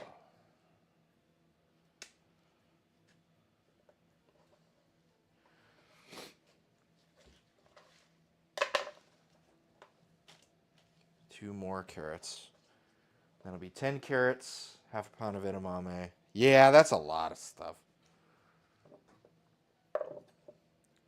No need for braised potatoes today or tomorrow. I'm always just like, we need more. So maybe we don't always need more.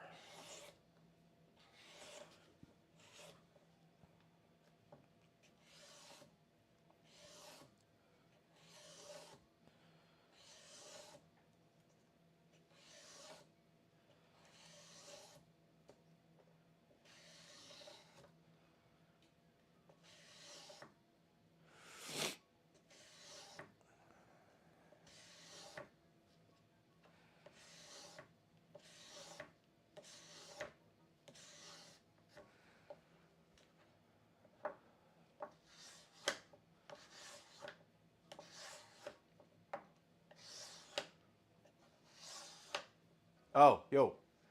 What other banchan have you made? You were going to make gamja jora. That stuff is delicious. The potatoes, the braised potato. Sorry if I'm not very astute with the names.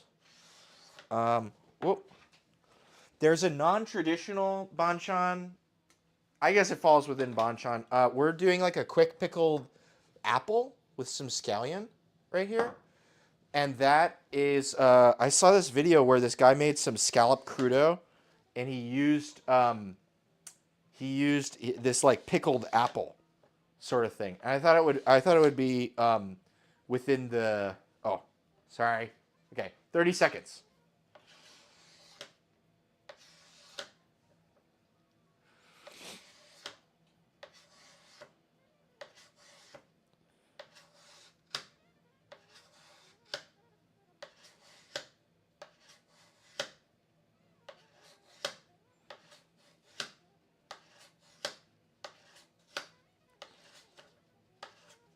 Okay, cool.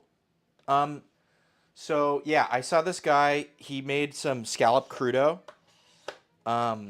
which is kind of like a scallop ceviche, and he used like an pickled apple sort of, accompaniment, kind of salsa-y, but it was like a pickled apple thing, and I thought that was really tasty. I really wanted to try it, and it almost seems like a banchan sort of thing. And we looked it up, and there's a easy kimchi thing that called for pickled apple. I thought pickled apple would be really interesting, and kind of fits like the fresh fruit sort of format of a lot of the stuff. Right now, we're making this like ribboned carrot and edamame, and then we're gonna add some soy sauce and rice wine vinegar and sesame oil and scallions to that. So it's like a kind of a carrot salad guy. And then we're curing some soft-boiled eggs as well. And then we were going to do the potatoes, but I did get a recent update for a head count tomorrow, and somebody will not be there. And this is a big fuck-off pot of kimchi jjigae and 10 carrots and a couple other things, so I think it'll be enough stuff. Are you Korean? Or just no Korean stuff?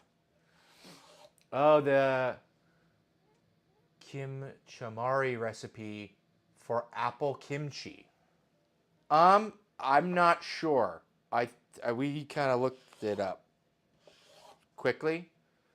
It just feels very in the vein. Like I've made galbi with the pears and all this stuff, and they really do like to use a lot of fruit juices in marinades and things. And so in terms of all the fermentation and the pickling and the fresh fruit, I thought it would just kind of fit with the banchan sort of stuff. But it was just a guess. You would probably know better than me. Sorry. And we're freebooting a stream of a jazz combo to have music without getting DMCA struck. So it is the Emmett Cohen Trio, and I really like their music. And yeah, sounds awesome. If you have the egg, then that is the same kind of vibe as the potato. So no point doubling up. Awesome. And we've done kimchi jjigae a couple times. I think we might have made it on stream before. I can't remember. We've been doing stream every Thursday, almost every Thursday for a year as of September. So a year and a half. And it's easier to see, but back here we have a big ass garden. And so we do a lot of fresh vegetable stuff as much as possible. Last week we did Italian wedding soup, and I had a bunch of chard from the garden that I used. So stuff like that. Let's see, what else do we have? Oh, we were at the Korean food store the other day, and we also have makgeolli. So we got some of that. And I lived with Korean housemates for many years. They would always host, and my ex-partner is also Korean and loved food. Ah, okay. Well, we're a wealth of knowledge. I am always happy for suggestions as well. So we've made, what was it? Nasi lemak. It's the national dish. I love that you use all the fresh veggies. Yeah, yeah. Well, that's part of the Korean stuff. It's all like very fresh and, you know, pickled, but lots of vegetables. So, but yeah, we like to make tons of different kinds of food from around the world. Yes, I did get something good from that relationship. Something. I hope you learned something too. Because otherwise you're going to do it again, right? If it didn't work out. I don't know. Sorry. We all have things to learn. If you didn't learn anything, then that's the real failure, right? And I also do cocktails. So I try to make a cocktail for every week. This week is a bit light on the cocktail thing, though. So, okay. We've got this. I've got some soy sauce. I don't think we'll add any fish sauce. And we've got rice wine, sesame oil. We got to add scallion. I'll definitely make the food again. Yeah, for sure.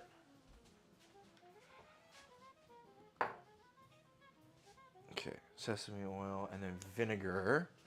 Rice wine vinegar. We have it around here somewhere. It's right here. And a deal of scallions. Oh, we are at 30 minutes for our, or 40 minutes rather, for our cake. I would rather not overdo the cake.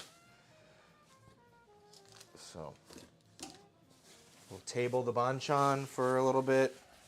Sorry, this happens every fucking week. I run out of room. There's so much stuff. Sounds like a great host and DM. No, I'm not the DM. My buddy whose birthday it is DMing.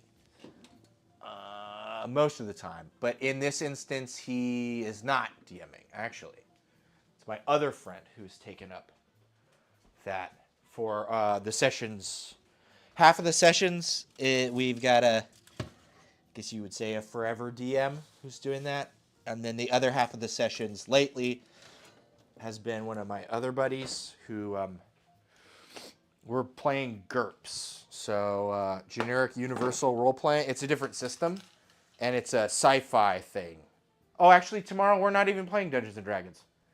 It's my buddy's birthday, and we're doing a Diablo 2 LAN party. Because he really likes Diablo 2, and none of us have played Diablo 2. So, but normally this week would be the sci-fi GURPS thing. And I'm based out of the Pacific Northwest, and my buddy made this like big headcanon thing where all of the, like it's like way in the future when all the ice caps melt, and so he took the Pacific Northwest and he raised the sea level by 200 feet. And so the coastal mountain range becomes an archipelago of islands. And so we're like people from Earth who left for a long time. And then, yeah. Happy birthday to Forever DM then. Yeah. No, there's like tons of stuff. This is like one of the, every week we get to do the, meet up with people, have a good time, drink a bunch of good drinks, and play a fun fantasy sci-fi thing. So, and for my part, I make food.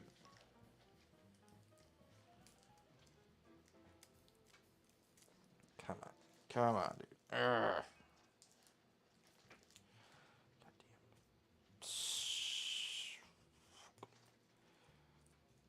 Knife.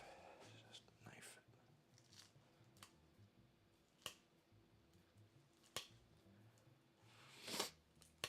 No, I tried doing the DM thing in high school, and I prepared so much, and nobody ever showed up, and I've decided that I'm not going to do that. Oh boy, I'm an Australian. What happened to us in this headcanon? I'm not sure about Australia in the headcanon.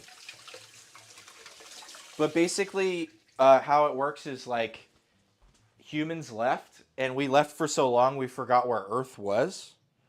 And all of the humans went to different planets. And so they like basically become different races. So my guy's like a swimming Goliath, like space marine. And I come from like a warring planet that's like all covered in water where we all swim and we're very tall. And then there's like a space dwarf and a space elf kind of thing. And then there is magic in the game, but it's from like a fungal infection that's connected to like a weird hive mind or something. So you get all these weird dreams. And there's like, yeah, it's fucking crazy. It's very cool.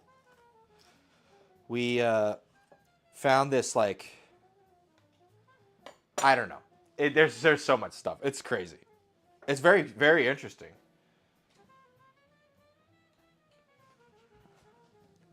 I'm going to trade spots with this and that, but I don't want to burn my hand.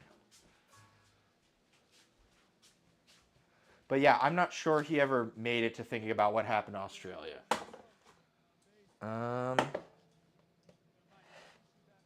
That'd be interesting, though.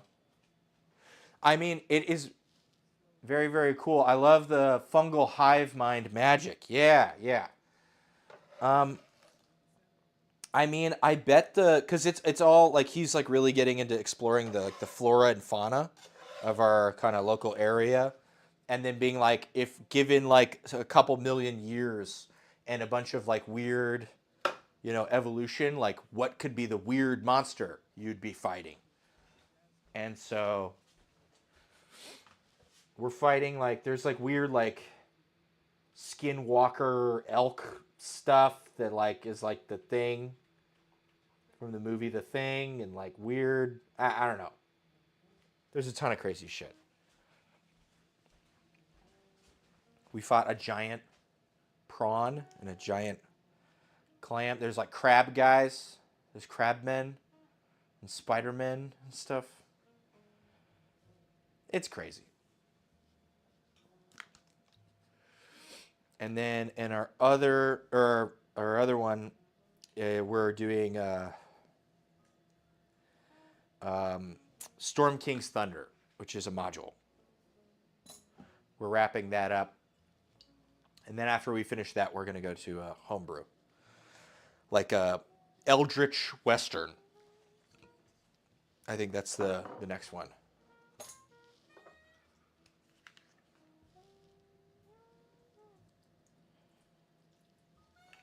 And I think if any of your friends don't like the makgeolli, it tastes much better if you drink it alongside fattier foods. That totally changed up the flavor and changed people's minds. Ah, interesting. That is something. I think Spider-Man in every universe. It's like they are like spider dudes. Like they look like little spider guys. And there was like some sort of matron or whatever. It's crazy. What are we gonna do? That's right. Okay. And I've got some homemade chili crisp here that we can use. Because I guess the recipe we were following, asking producer, she said there was some chili crisp in it. So we'll just add that. And then give it a good toss. I heard they're gonna come out with the new so there's the Spider-Verse, right? With Nicolas Cage, and they're actually gonna and he's the noir Spider-Man, and they're actually gonna make that movie with Nicolas Cage. That's what producer was saying earlier. Anyway, she has a lot more free time than me. But not by much. We are both very busy. Nope. Paddle, paddle, paddle. Oh, and I need to make rice. I gotta be doing that.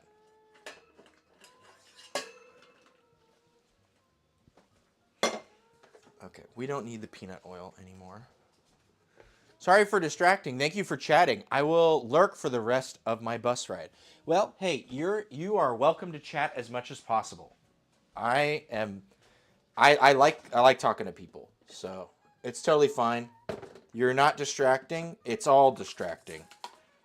And I'm happy for the chatter, honestly.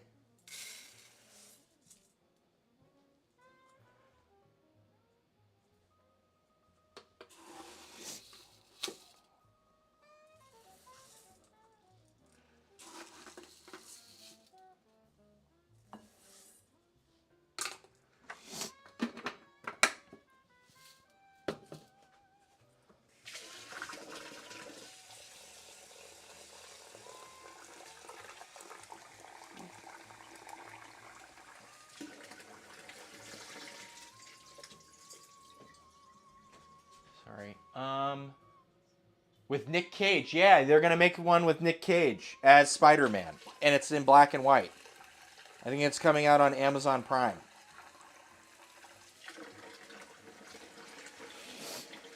Because he did the voice of the guy. The noir one. The one who wears the hat.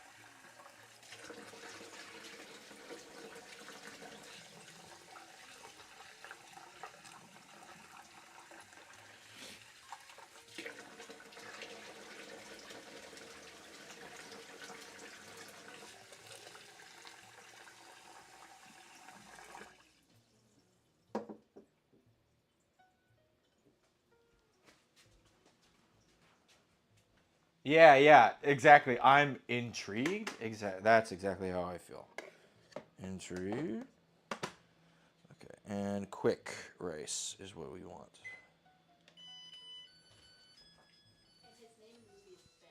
His name in the movie is Ben. Like Uncle Ben? Oh, shit.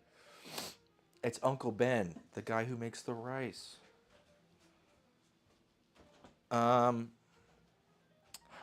His name is Ben. Producer dropping the tea.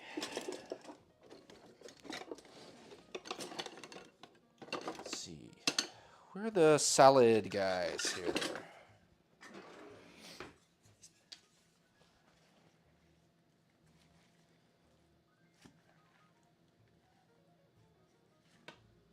me grab another kind of tosser guy. I don't know why. Maybe it's because we have more than we did last time. It just feels like this is like really hard to toss. We want the big thing, but we already used the big thing. How many big things do I need?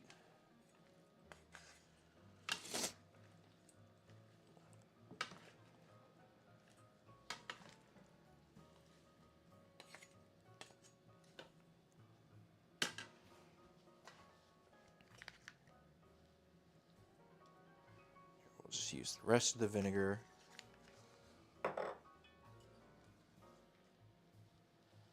More sesame oil. And more soy sauce. Okay.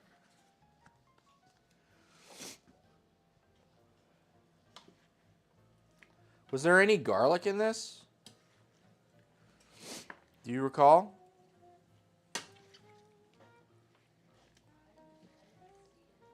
Okay.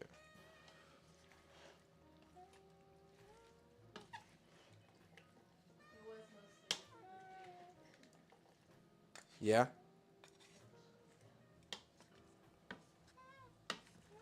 Well, I might give it a little bit of like black pepper. yeah, I think it's Okay.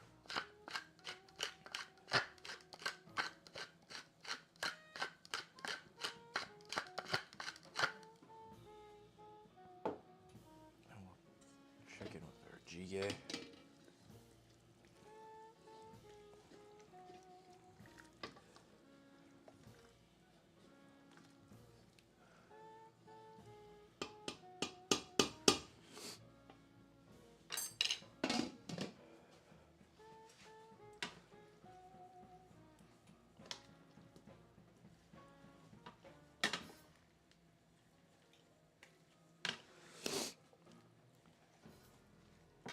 These carrot ribbons really like to get tangled, and all the edamame just sits at the bottom. Kind of. That's why I liked. I think last time we did this, we did it with snow peas, and the similar like form factor like kept them both suspended in the same way. This looks good. Let me grab a taste.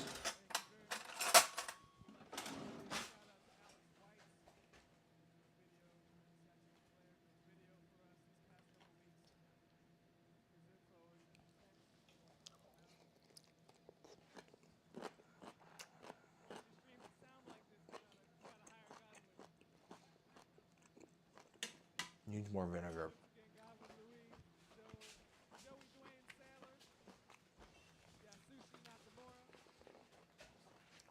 Maybe a little bit of garlic. Come on.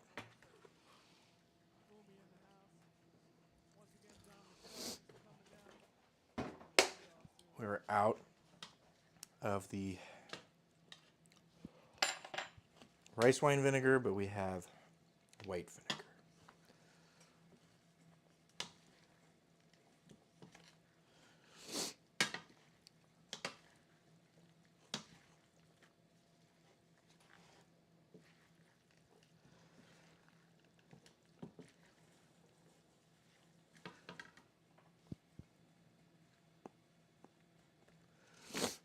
God, sorry, my sinuses.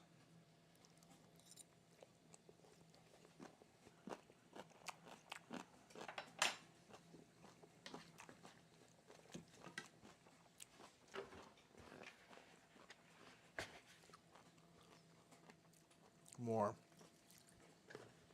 Give me more.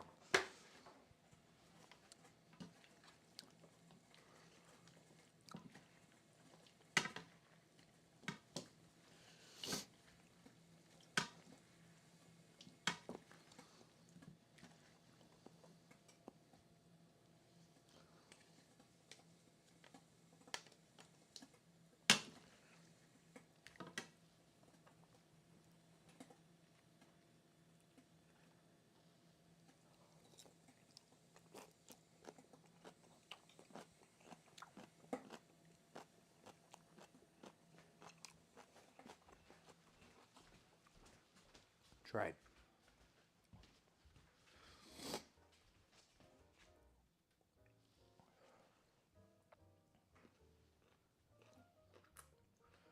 You like that? As is? Okay, Yeah. cool.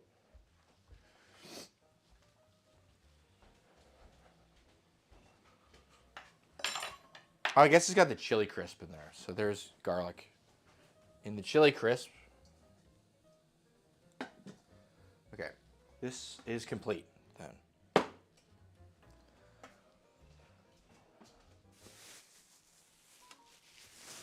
There. I'm gonna go to the bathroom real quick. I'll be back in like 30 seconds.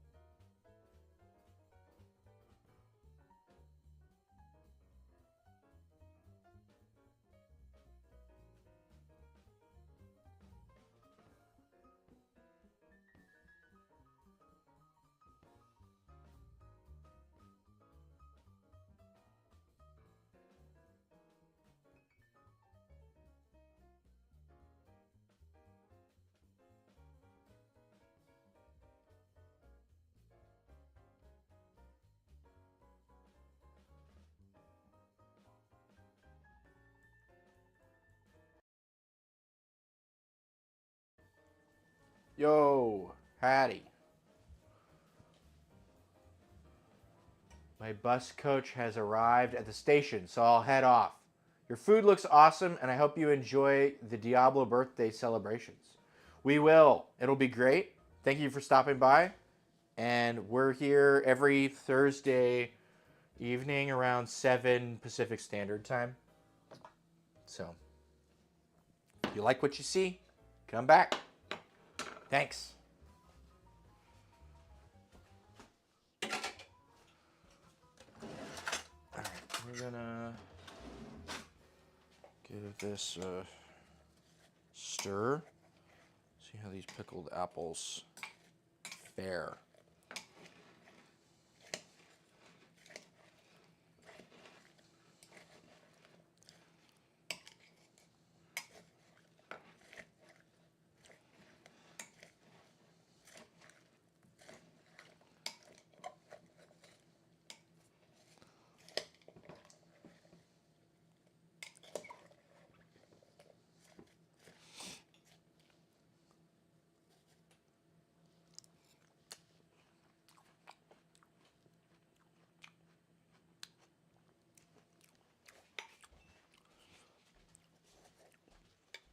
I almost feel like it needs sugar.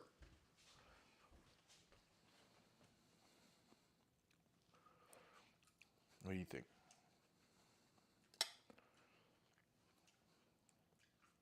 A little bit of sugar? Maybe a little bit. That's good though. Yeah, you like it? Okay, cool. A little bit of sugar.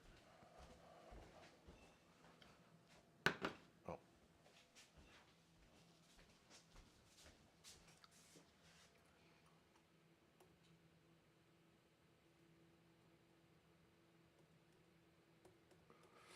Conversation. Have another let you this band called Peppers. To be honest,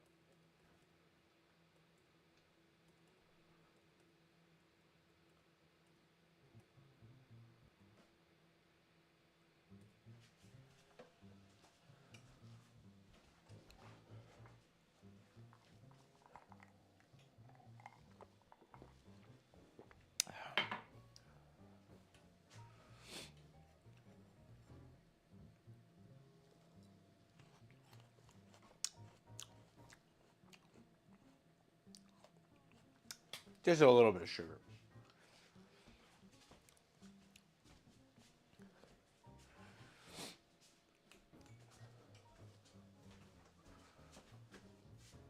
It's got water in it.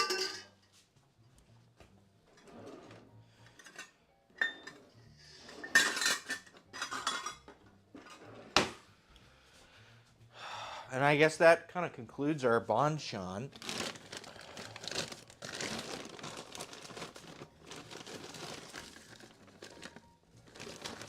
And the egg is somewhat similar to the potato, so in terms of the vibe. I'm gonna add what is probably like, I don't know, half a tablespoon sugar.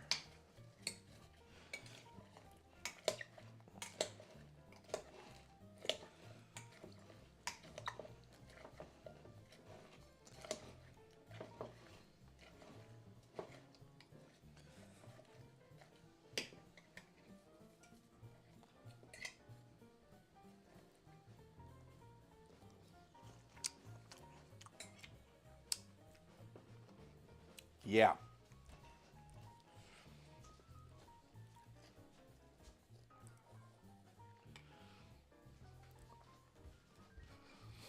Try once more.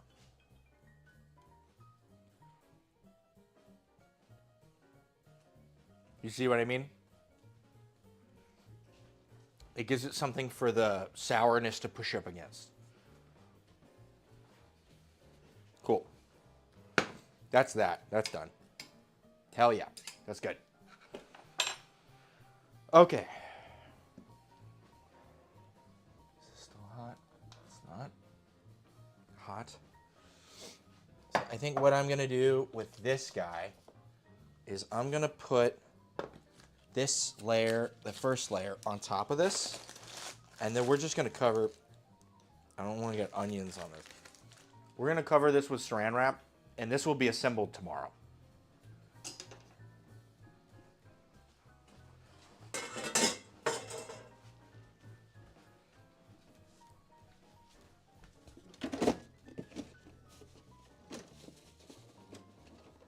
That way you don't have like a soggy cake a day later.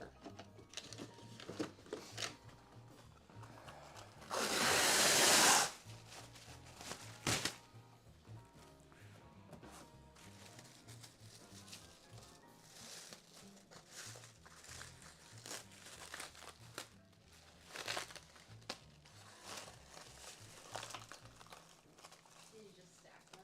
Yeah, here. Into the thing. There's a lid that comes with that too. Oh yeah? That will help. Keep it, I guess there is a lid. Forgot about that. Okay, cool. And these are just gonna go in the refrigerator. And they will be dealt with en la mañana. Okay. Now might be a good time to add our added things. So I've got bean sprout, enoki mushroom, and tofu. And we can add those because it's about ready to serve. And then also we can make our curd and our buttercream. And then assemble a little cake from this guy. I think we can cut this in half and then put half on top of it self. And make like layer. And then that's enough for like 2 pieces. So that's perfect for a producer and me tonight. There's good chili crisp. This chili crisp is made with gochugaru. Because you can add a lot more. Yeah, that's good.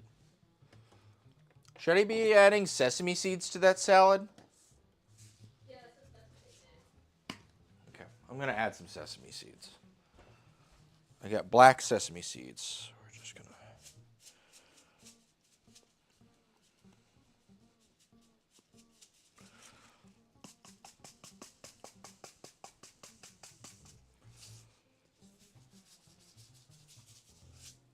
All right. Cool. Cool, cool.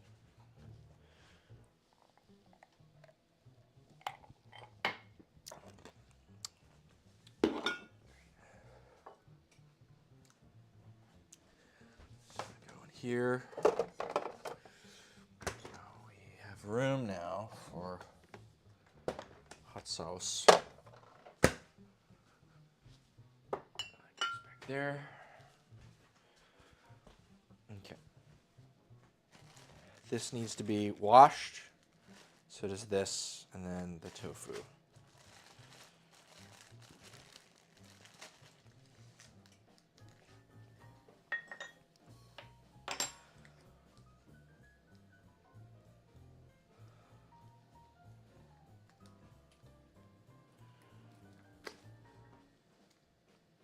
Isn't there like a peel away side?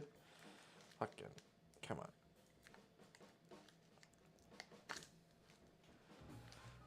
Alright, I guess not.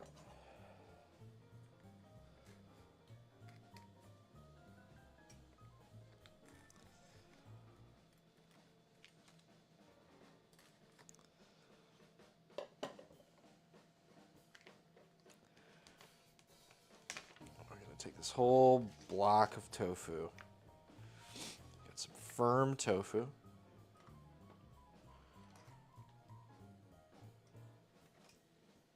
Oh, being dumb. That's fine now. This whole block of tofu is gonna go in there. And then where's the cake go?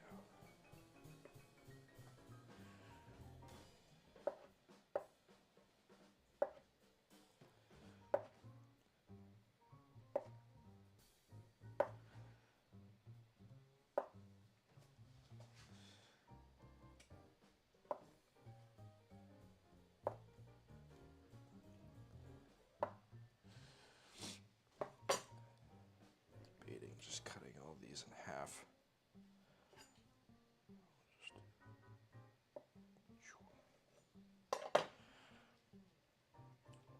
All right, and they're all kind of about that size. Hell yeah. Little squares. Ow.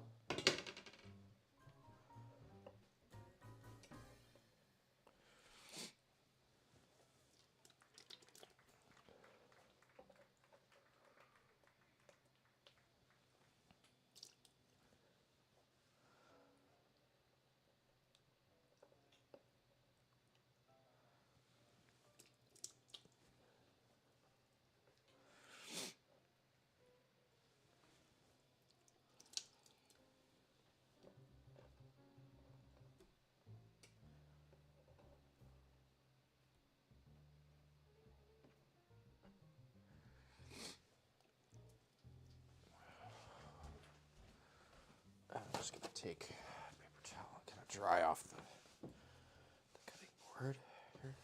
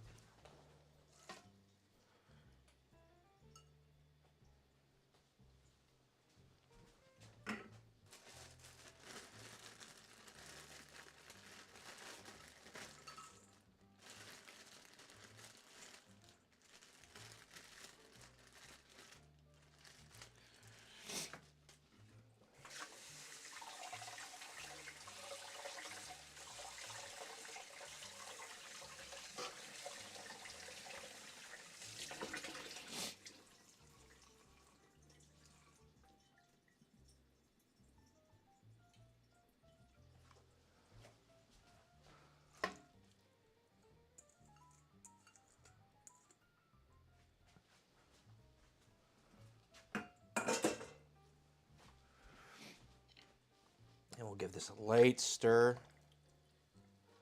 be kind of light about it now that we have the tofu in it. Maybe I should have added the bean sprouts before the tofu.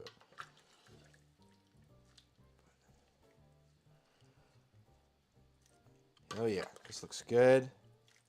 And then we're going to add our enoki.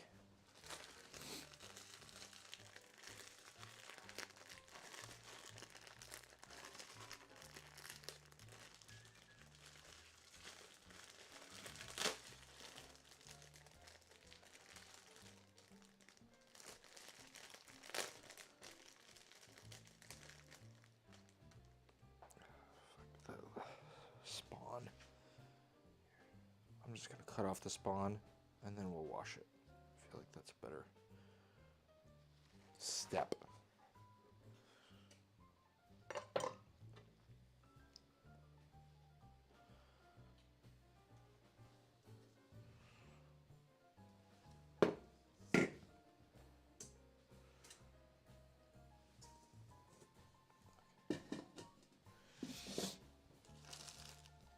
This can go here.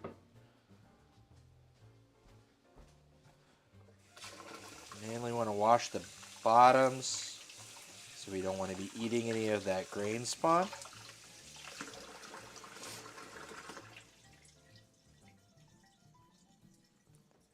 Looks good though.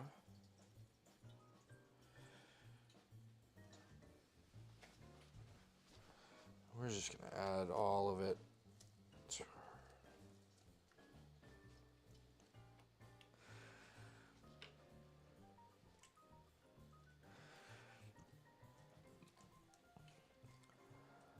Cool. Turning the heat up a little bit. Hopefully this will get to a nice, light boil. And all that stuff can boil for 15 minutes or so. Should be ready. Okay. The oven is off because that stuff is done. All our banchans are completed except for the potato. We might revisit that tomorrow, but like I said, I got stuff to do tomorrow.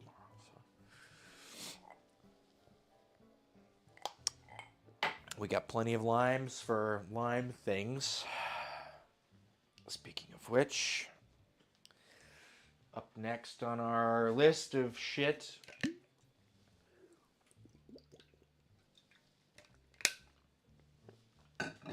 is the buttercream. I think it's the buttercream and then the curd. Double checking our instructions. Preheat the oven. Okay, next make the buttercream by whipping the butter and honey until fluffy. Was I supposed to have butter for buttercream? 600 grams of unsalted butter. I totally forgot about that part. We have unsalted butter, and we almost certainly have 600 grams. There's a lot of butter in here, so maybe I was supposed to leave this out. That makes sense. But I did not do that. So we went 600 grams. I'm looking at, but we need to multiply it by 1 point whatever. Wait, what the, wait, for real? For fucking real? Because this is 453 grams. Jesus Christ. How many sticks of butter does this want? 600 grams. Well, this is 453 plus 113. So 500 and something. That's a lot of butter. Okay. Oh man, just when you thought you were almost done and hey, just gotta finish up a couple things. Fucking no. Turns out you need a metric shitload of butter. That is all the butter. I have vegan butter. Would that work? It's pretty old. I don't know if it's good. But I mean, it's vegan butter. What the hell even is it? You know what I mean? It is 78% vegetable oil spread. What is the other fucking 20 whatever percent? Okay, maybe we use this just to fucking fill this shit out. Does this have an expiration date that it's overstayed? Because February fucking 18th, 2025. Oh no, it's the next year. Shit.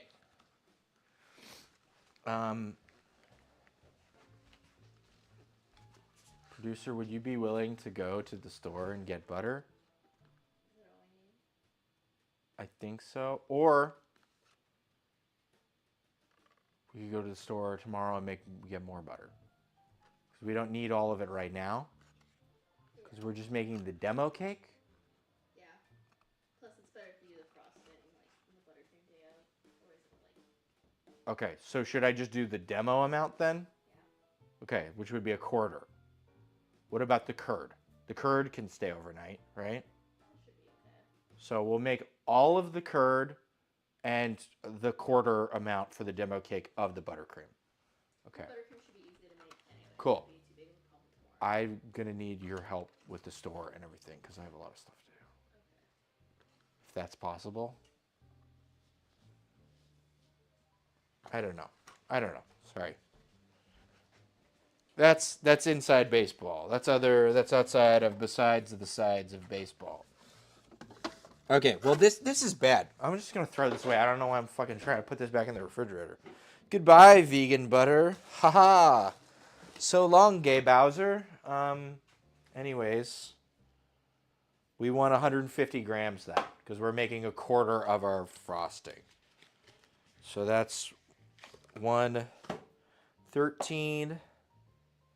Each one of these is how many ounces? 4 sticks is 16 ounces. So each one of these is 4 ounces. So does this have ounce? No, it has tablespoons. Okay, fucking ounces, tablespoons. Okay. Each one of these is 113. And I want about... You know what? We're just going to bust the fucking scale out. Why the fuck am I even trying to pretend? Give me the scale. Ladies and gentlemen, the great Christian McBride.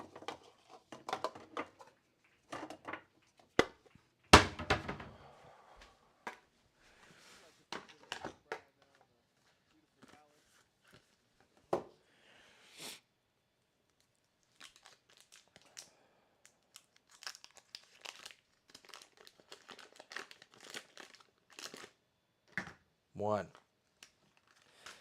We need one, or that's 112. We need like 45, or we need like 40 more grams.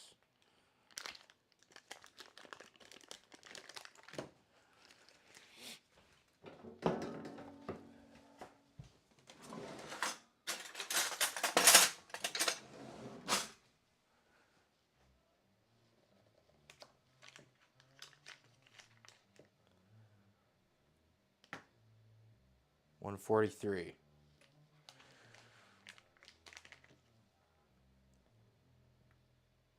49. 52. Perfect. Okay. Meaning we have probably about 400 grams, and we will need at least 2 more sticks of butter tomorrow for our 600 gram. Jesus Christ, this cake is a bitch and a half.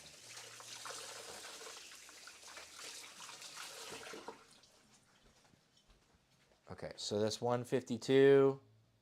Perfect. Whatever. What else do we need? We need caster sugar, an amount of caster sugar.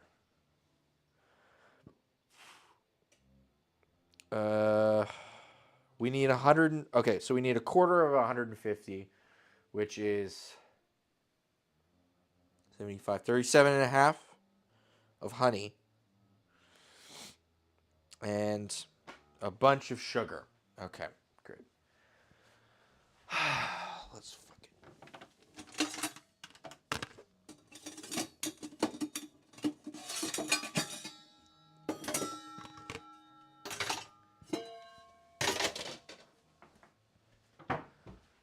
Okay. Here's our butter. It's fine if it's not all that warm because we can just use it with the buttercream. Or with the... We're going to be fucking blitzing this thing with a hand mixer anyway. Okay. I need 37.5 grams, right? Half is 75. Half of 75. 37.5 grams of honey. They said runny honey, but this is honey, and it's running. So that's 38 grams. Great, perfect. And now we need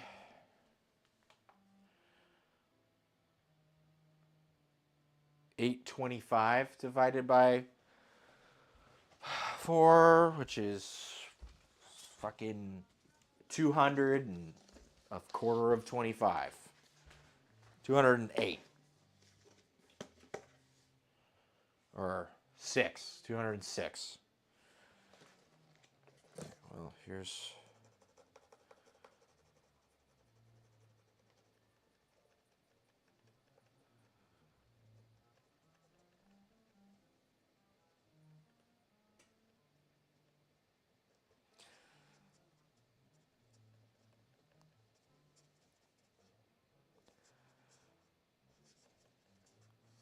Okay, cool. That's 210. Perfect. And we're going to hand mix this. It says to...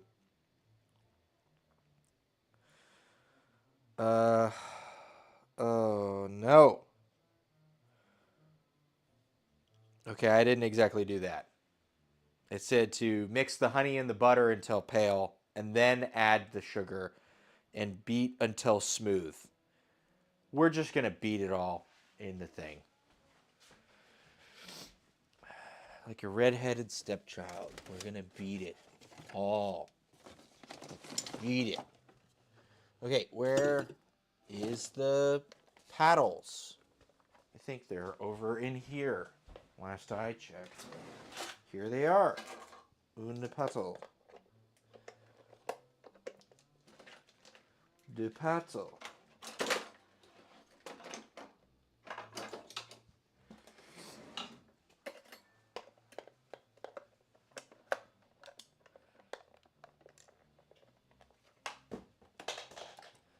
Great. It fell on the ground. Hell yeah. That's my favorite part. How much does it weigh now? Good.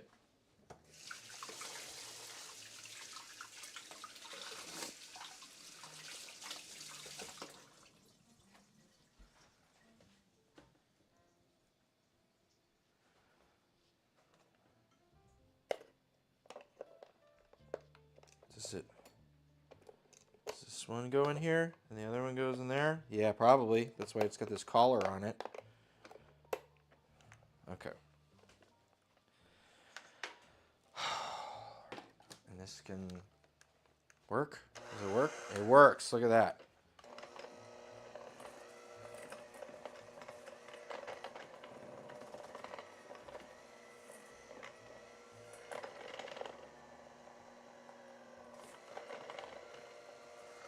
Kind of almost want to just like put it on the lowest heat.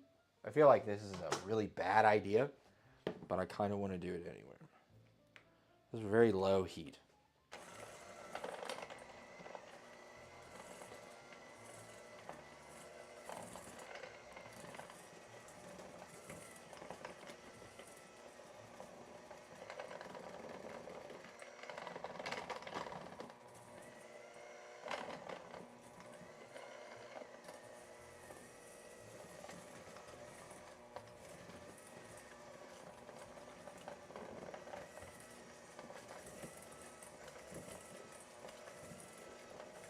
This is smart. This is the smartest thing I've ever done.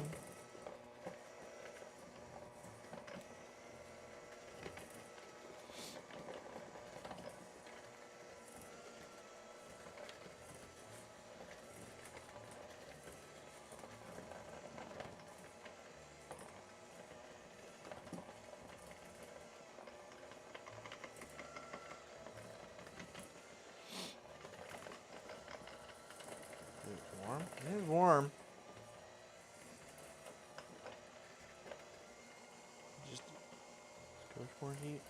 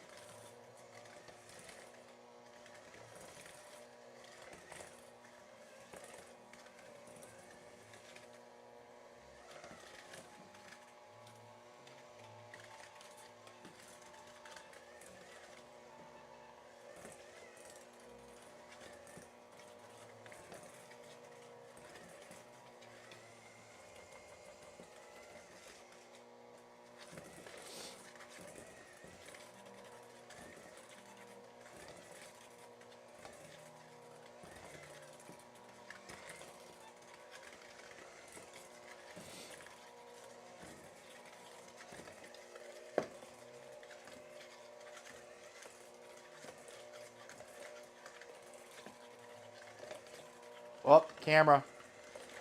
Sorry, I can't really. I'm doing buttercreaming. Does this look like decent buttercream, by the way?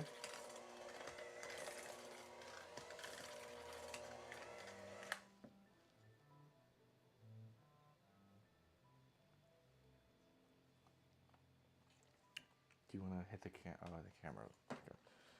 Sorry, I'm being demanding. The maestro, Christian McBride. Okay. I mean, it literally says whip the till pale, sift over, and next make the curd. So it's literally like this is the I know Mr. Hall, Mr. Russell buttercream. is extremely excited about this as well. This is the first time ever in the house we're doing 2 bases. Yeah, it's literally just an amount of butter, Russell said an amount of honey, around life. and a greater amount of sugar, and it's like this is. Does this look like buttercream? It looks a little like thick. Yeah. Should I be adding a little more butter to it? Would that be good?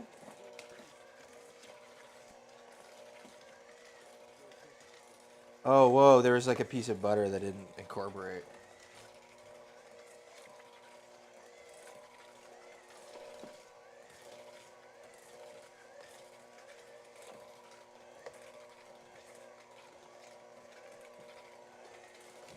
I'll just keep beating it.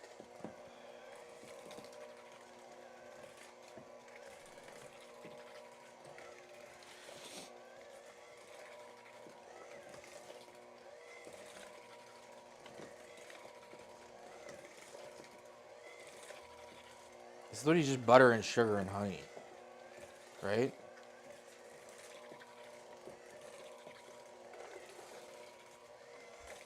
No? Okay, never mind.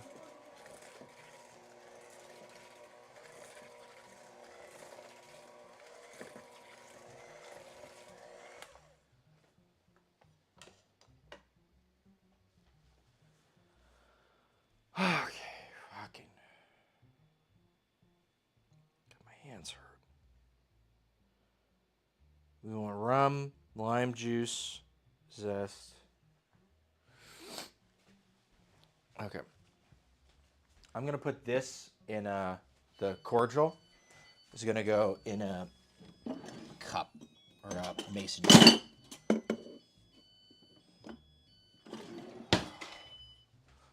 Hopefully it will fit this amount. Yeah, it looks like that'll fit.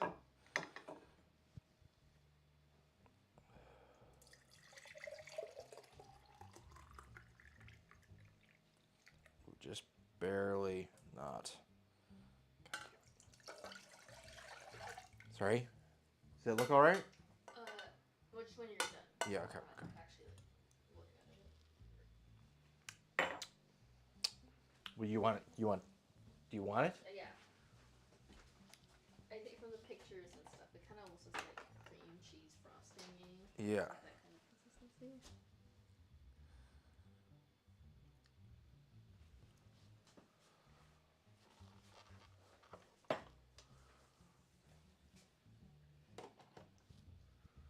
Does it look I feel alright? like it's almost there. It's a little gritty, like you Yeah, yeah. crystals of the sugar. So it's not smooth then. We want it smooth. That's what it says. That's fine. We can Requires just more like more beating. beating. Yeah. Okay, that's fine. That's what it is. I'm just looking at it and it's just like looking weird. You know what I mean?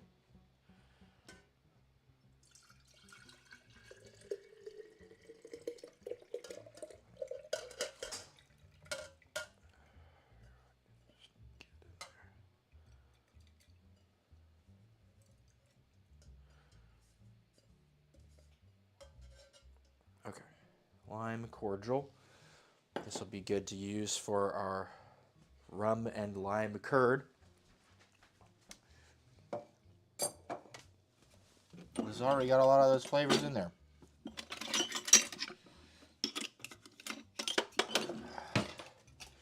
And this will sit in the refrigerator overnight.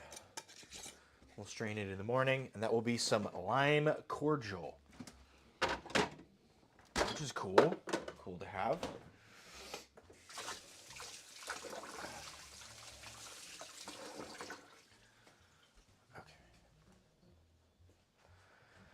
I'm gonna grab the scale again, and we're just gonna do it. Is this hot? Hot? Isn't it hot? Hot? Hot? Yeah, that's hot. Okay, we're gonna do it. You know what? This isn't hot. Let's put it here.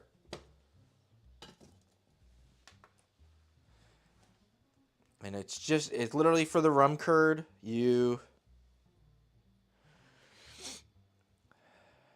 Next, make the rum curd in a saucepan over medium heat. Whisk rum, lime juice, zest with the sugar and cornstarch corn flour until thickened. Remove from the heat. Add butter. Melt with residual heat. Oh, there's even more butter. Are you fucking kidding me? There's another 150 grams of butter. Jesus Christ. Okay, well. Okay. I have two varieties of rum. I have Smith and Cross, and I have Zacapa 23. These are both very nice rums. Probably a bit frivolous to use them on this, but I didn't have time to go to the store. 150 grams of rum. We're going to try to do about 50-50. So we're going to go for 75 grams of each.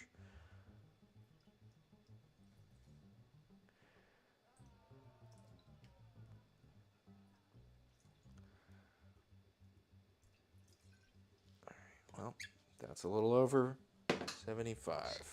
We're at like 80 with that one. So let's just try to hit 150 with this one.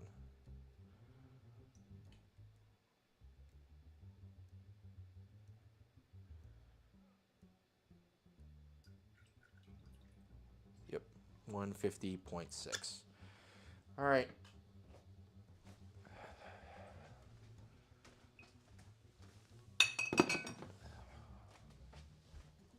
And we want how much? We want rum, and now we want lime juice. So we want 75 grams lime juice.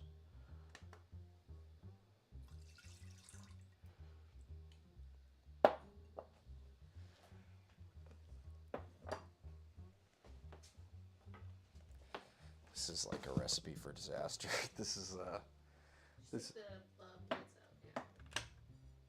with this thing. Okay. Okay, and it wants zest. So we're at 39 grams. I'm just gonna zest all of everything there is to zest remaining.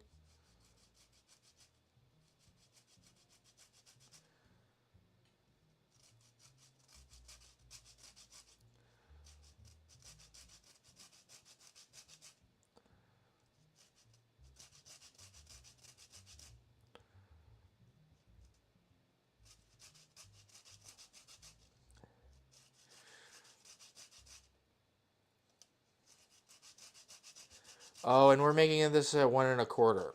I totally forgot about that. Fucking stupid. Meaning we need not 75, but closer to like 100 grams. And we need not 150 grams, but an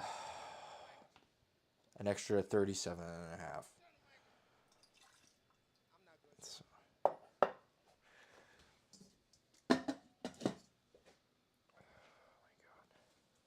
A lot of math. Trying to make this extra little demo cake.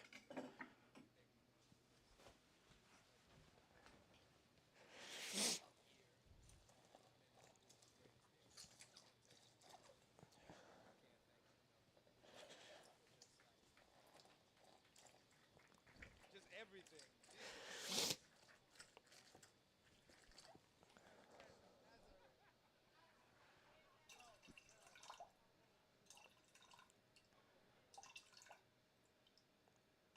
It's just short of, there we go. What was that? 98. Okay. Because adding a whole 25 would be a third, but we want to add a quarter. Okay, so there's that. Now we need to add another fucking 37.5 grams of this fucking rum. Because the whole thing is 150, so. That's 22. And here's...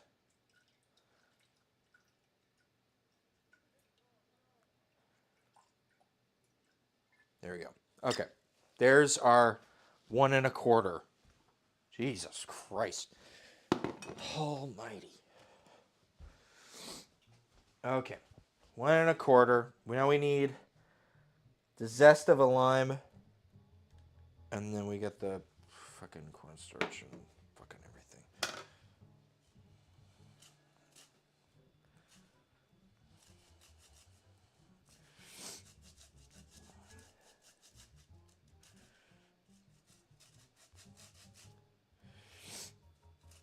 Rhythming.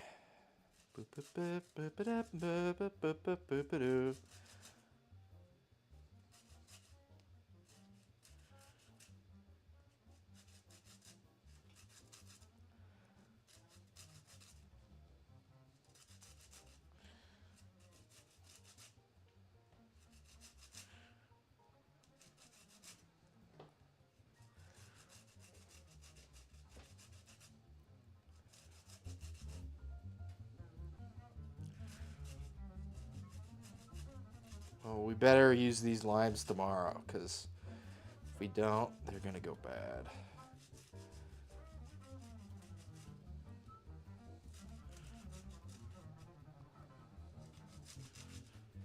That's the thing. When you zest one of these guys, they start to like evaporate. They're liquid because you've broken their like semi-permeable layer, and so they're just like open and just kind of diffuse.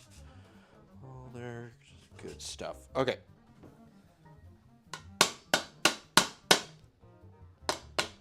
Okay, that is. Whoop. That's a fucking stem. Don't want that. Okay. Now we need more castor sugar. And then corn flour. Or corn starch. So it's 150 grams of castor sugar.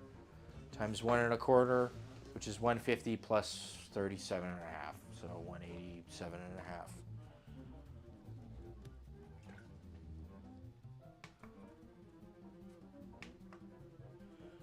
187 and a half.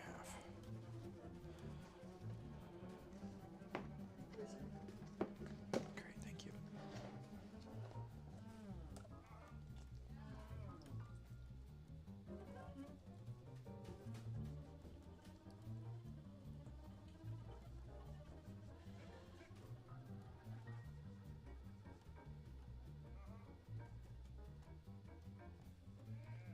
Okay, that's 190. Fine. And then we want the corn flour, cornstarch, rather. So we want to thicken it. And we want How much cornstarch? I'm gonna use a spoon with this because it can cake. And then you fucking foomp a bunch of shit into it. 35 times 1 1/4. So half of that is 17 and a half, and the other half of that is 9. We'll just call it 9. So we want 35 plus 9 is 44 grams.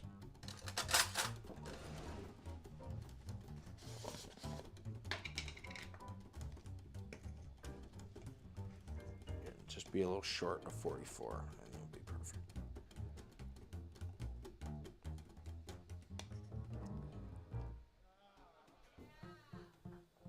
Because it's cold, we can just add it all in.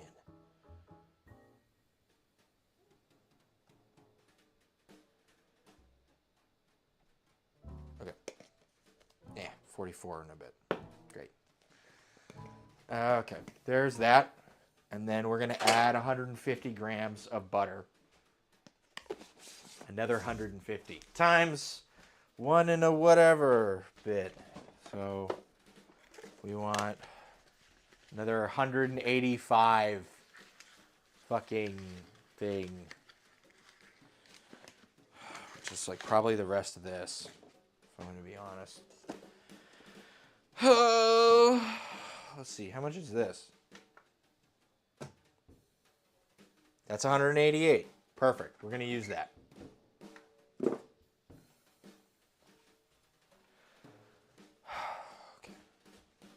Fucking, sorry. Okay. On medium heat, we need to whisk this. We have another whisk. We had 2 whisk.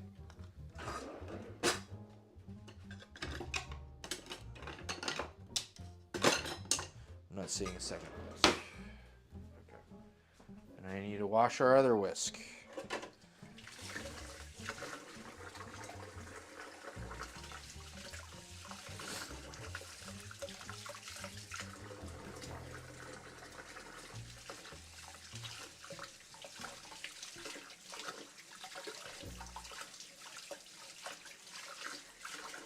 And this is a lot more whiskable because it, like with a whisk, because it is, you know, gets hot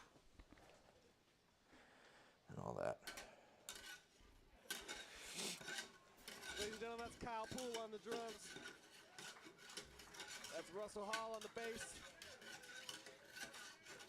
The great Christian McBride on the bass. It's really an honor to have you. Thank you so much. Emmett Cohen on the piano. Okay, again, once more. And we have some very special Next, guests in the house tonight. make the saucepan over medium heat. Whisk the rum, lime juice, zest, sugar, and corn flour until thickened. Remove from heat, add the butter, and melt in the residual heat. Leave it to cool. Okay. One of the greats to do it right here. This is Marcus. And then I'll go back to the fucking butter creaming stuff. And on the trumpet from the Bahamas, you've seen him before on this show. Gibson Jellin.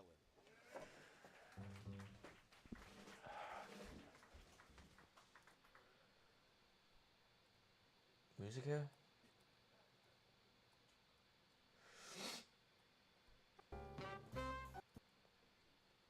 Cool.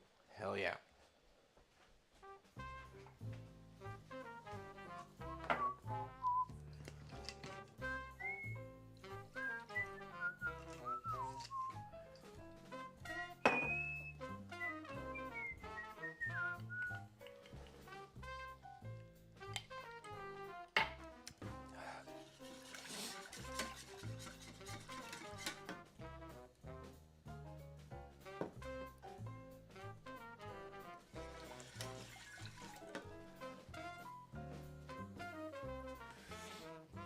Okay.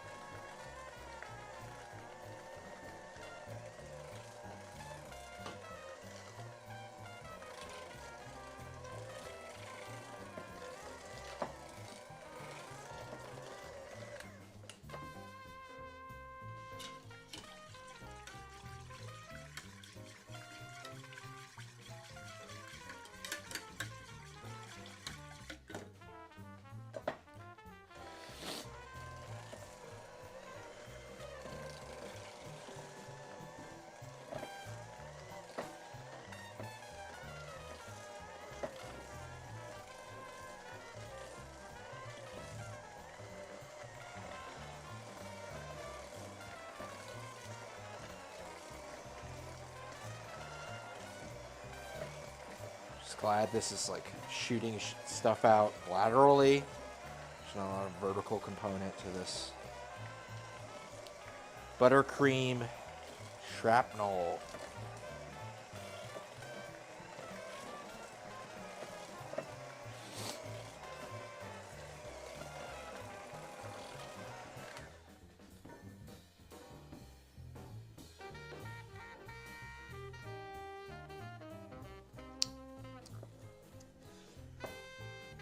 It seems like frosting to me now. We'll use that. Yeah.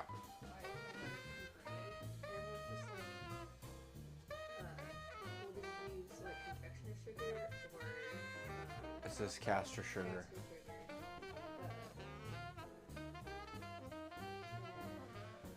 Does it say to use confectioner's sugar in the thing? Am I missing it? Curd uses castor. Buttercream uses icing sugar, which was the wrong one. Okay, well, we're going to use this with the demo cake, and the other one, we could add a little bit of corn flour. It might actually just, because it is just that with corn flour.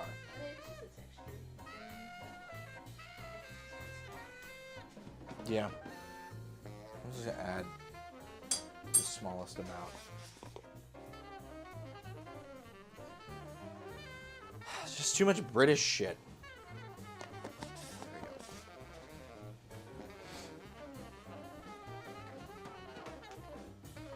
This British guy. Speak English. God damn.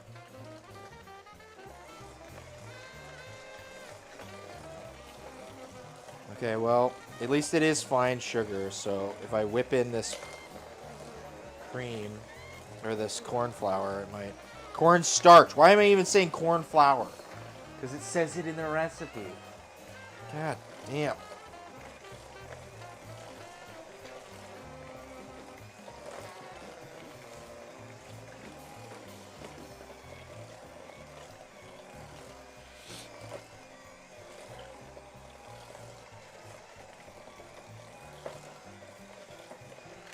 Okay, how about that?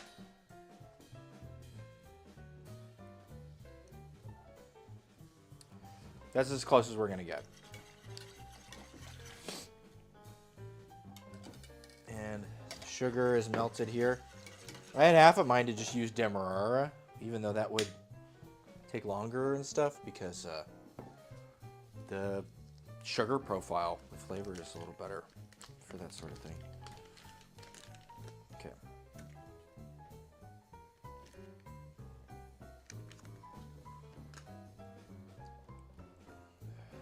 Well, you live and learn. At least we fucked it up on something that doesn't matter.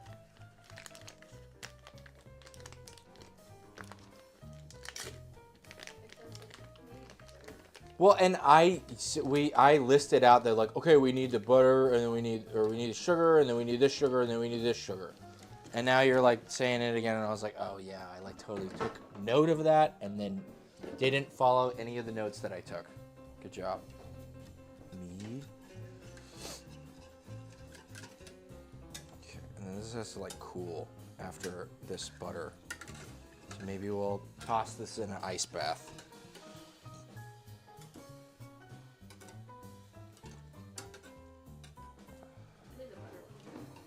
Yeah. Yeah, after the butter, then we'll see where it's at.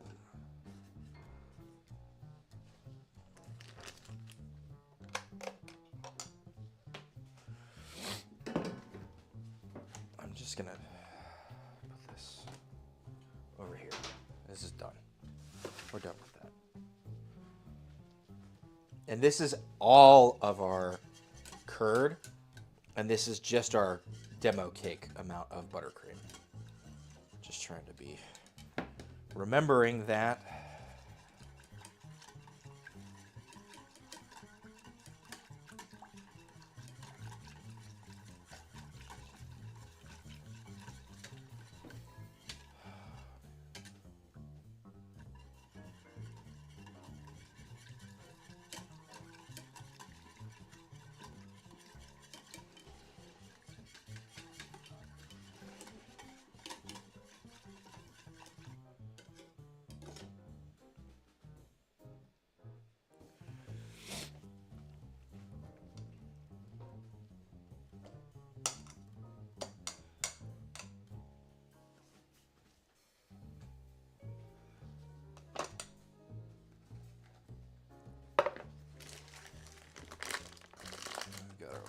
cake.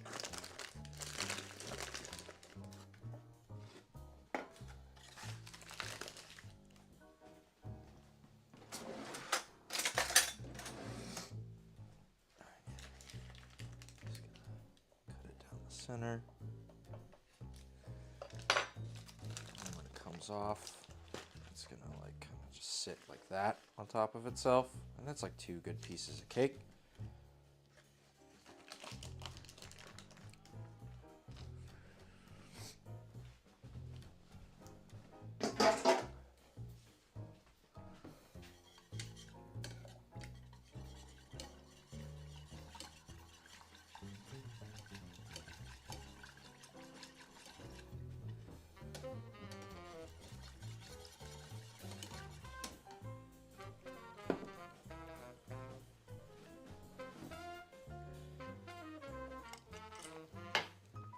You know what?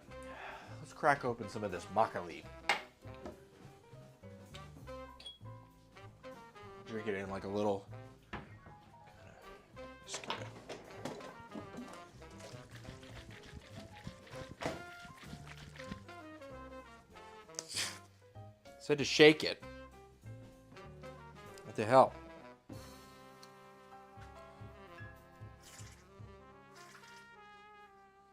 It says shake.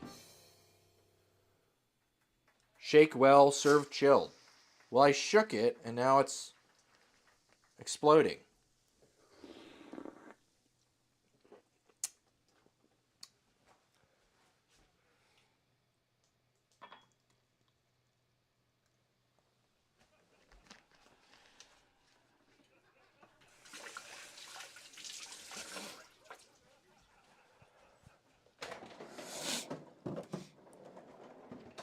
Okay, makgeolli.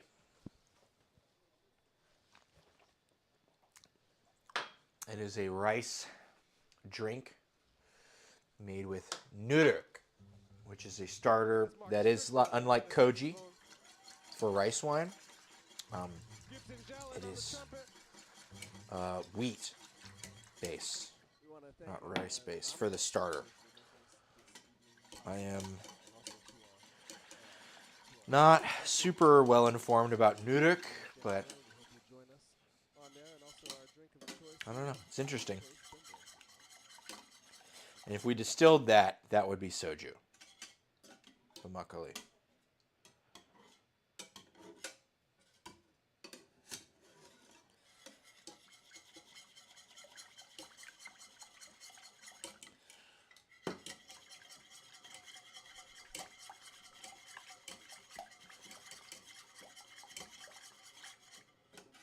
Just played Bamsha Swing by Thelonious Monk. And now we play Serenity by Joe Henderson. McBride's former bosses. And this smells wonderful. I'm just going to cut the heat. Double check the bottom, make sure we're not sticking. Yeah, no sticky. Ooh, this looks really like amazing.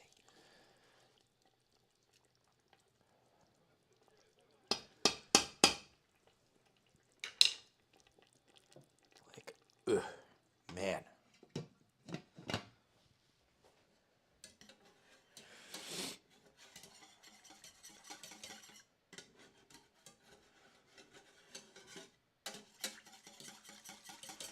Butter is still not melting. Melt butter, please.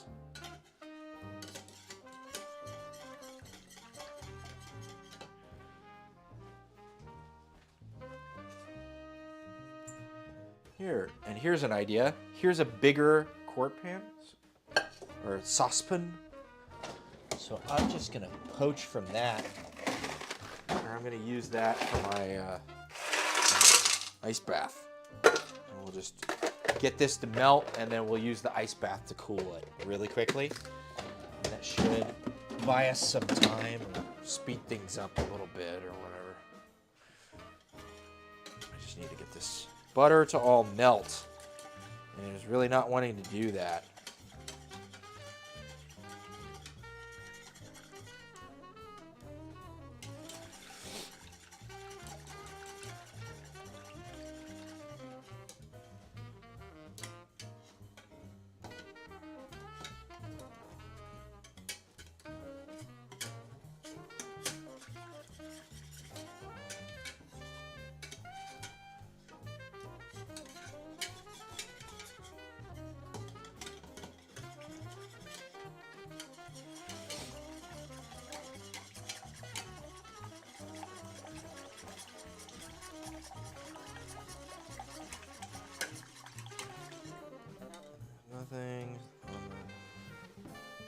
sugar is incorporated. Yeah.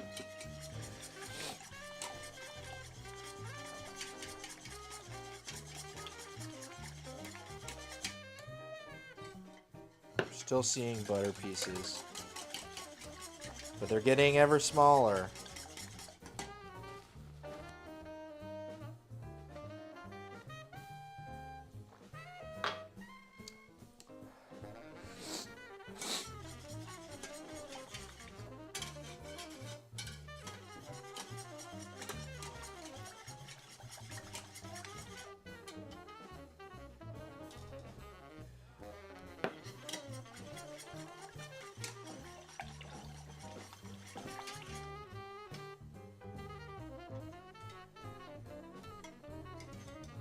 Okay. I am seeing no more butter. So we're going to commit to this ice bath thing.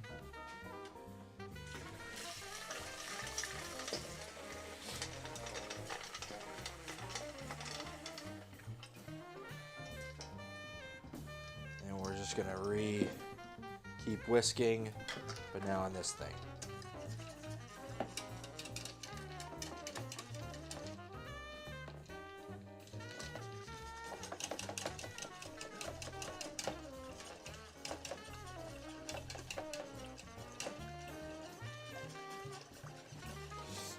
And the cornstarch should be like thickening it, right? As it cools down.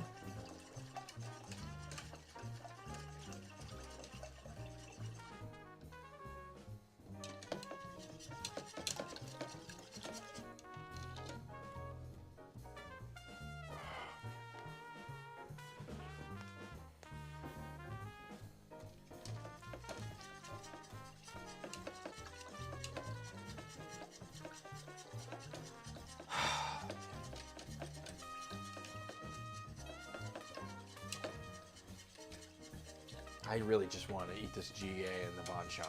I honestly don't give a fuck about this cake right now. But I'm interested. I don't know.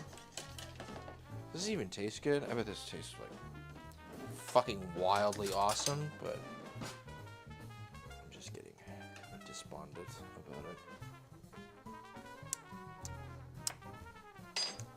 Yeah, it tastes great.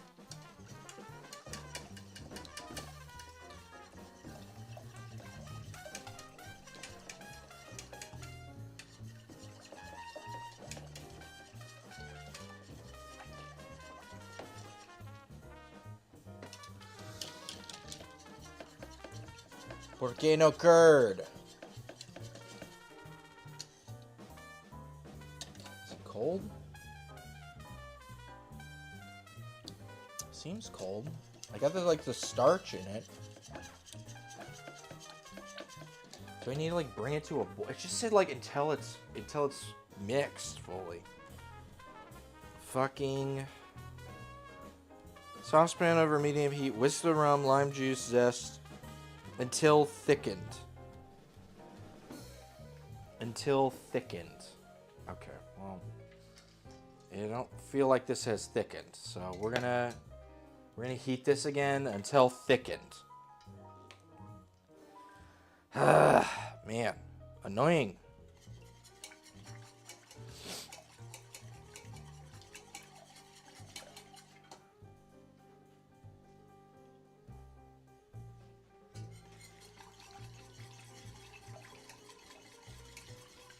So I get kind of the grittiness of the starch in there.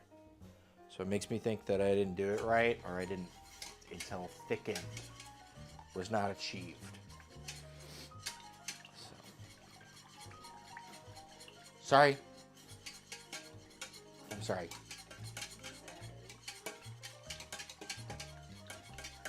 Been cooking for 5.5 hours.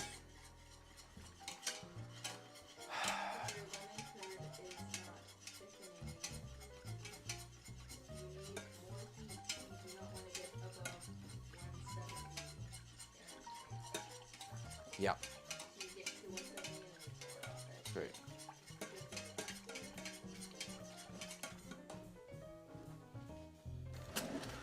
Thank you for the help.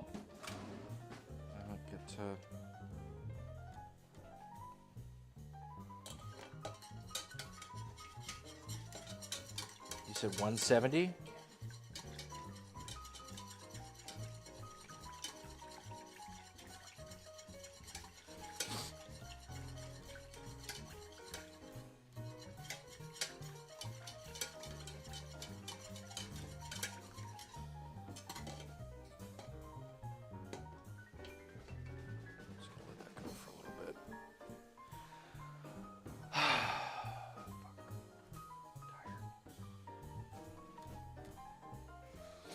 Makgeolli, give me the makgeolli.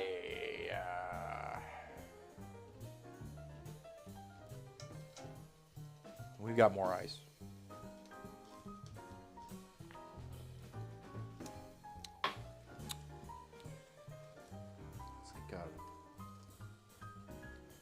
It's good. It's not bad.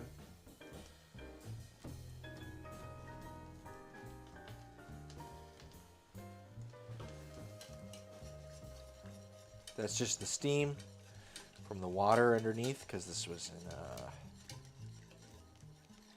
bath.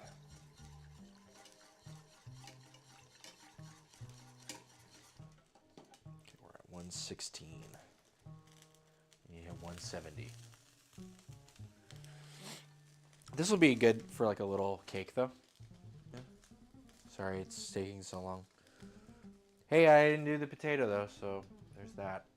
We would be taking even longer. And then we'd run into these roadblocks. And it would be even longer.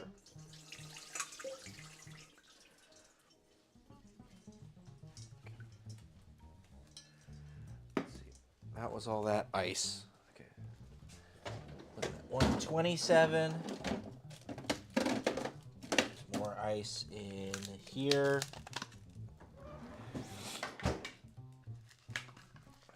Adding more ice to this. 150. We're actually progressing very quickly here. 58. Yeah. I'm gonna turn the heat off. Feels like this is gonna.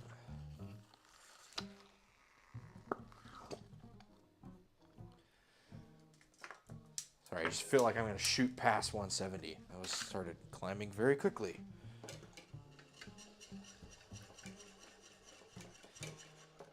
and then we can turn the heat back on.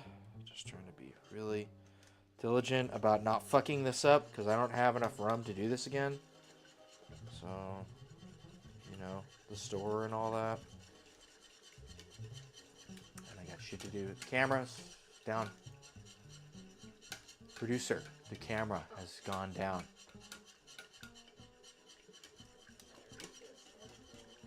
Yeah, you're all right. Okay. So the thermometer is the point at the bottom. Okay.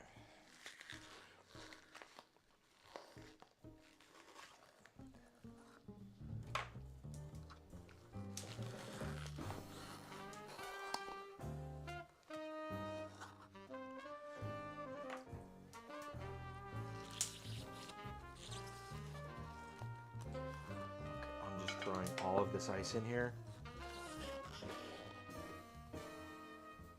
Turn this off.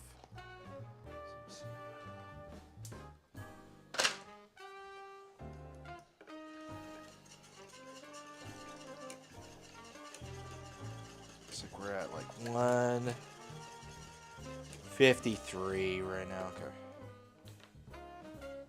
Heat back on. Refill this back up. So we got some ice cubes tomorrow. So I hate when I run out of ice and then I forget to refill it. Just in time for everyone to come over, and there's no fucking ice for anyone. Okay. Still on 15. Just add a little more. Cornstarch. Okay.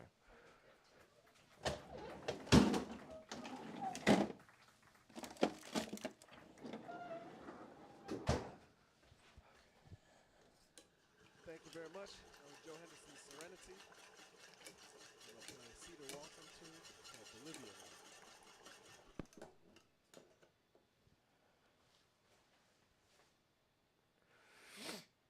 we're sitting at like 158. Oh, there. No, that it's touching the bottom. So if I do this again, it's going to go back down.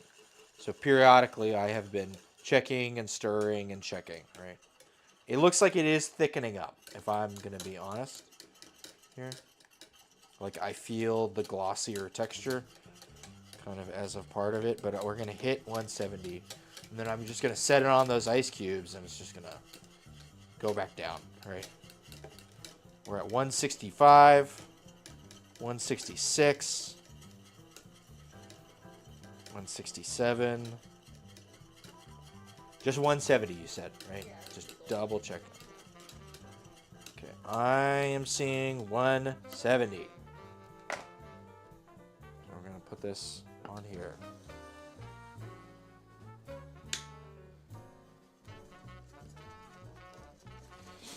And it already looks thicker. This is interesting. This is like a hot nickel ball. You know what I mean? You can see the ice is like got the imprint on it.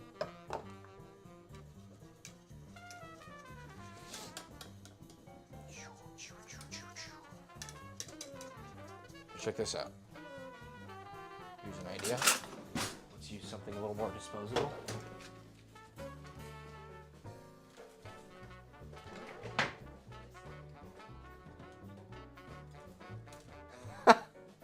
Woo!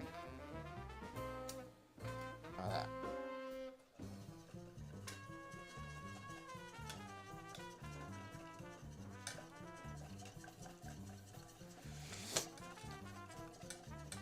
A little bit of jerry rigging. Never hurt nobody.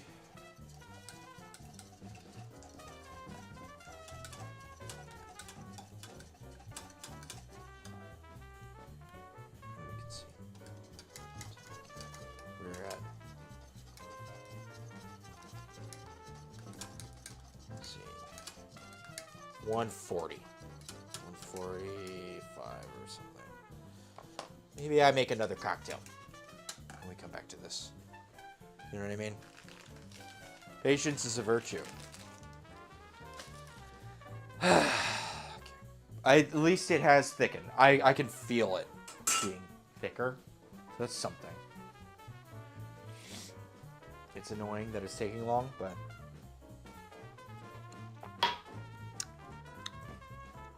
let's try the sour format with the bitter Bianca sour. But then we can use something lighter or less punchy than the whiskey. So we can do a gin sour. Still going to use the Demerara, so it's going to come out kind of dirty looking, but I don't really care about that necessarily. Let's try it with gin. You know, it's just one of those where like, gotta occupy yourself with something. Or I could just fitfully the thing the whole time for like, you know, I'll save a minute or whatever. I already got it in an ice bath. It's doing most of what it's going to be doing anyway. I mean, the stirring it helps keep it at like an equilibrium temperature throughout, so that way the heat transfer is happening maximally. But like, if I stir it and then wait a minute and then stir it again, it's going to do most of that work anyway, like 80% of it. We're already doing the ice bath. We're already like, we're helping it along as much as you could ever hope for, without something like liquid nitrogen. Okay.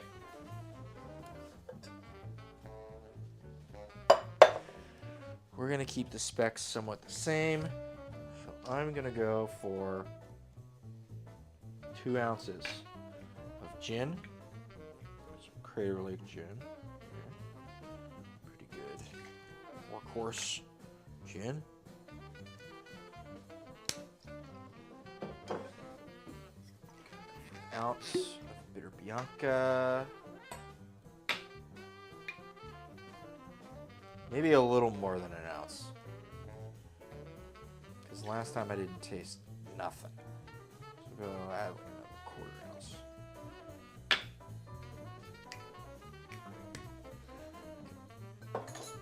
Lime juice. got a little bit of lime. I'd like an ounce and a little over half. Oh yeah. We're gonna do it like we did last time. This is an ounce. I'm gonna use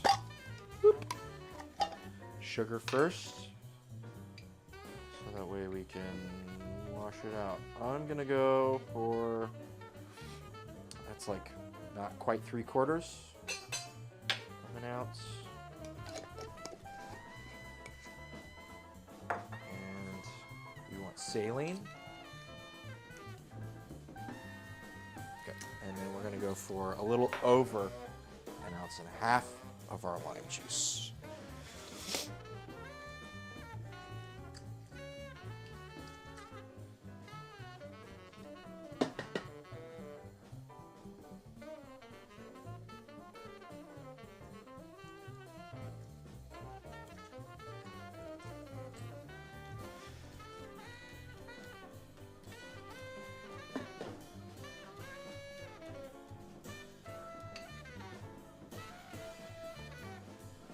Ounce, half, and then some. It's almost like 3/4 of an ounce. Just a little bit on the sourer side. We're gonna grab another egg. So I would like to use our cured egg bath for our yolk.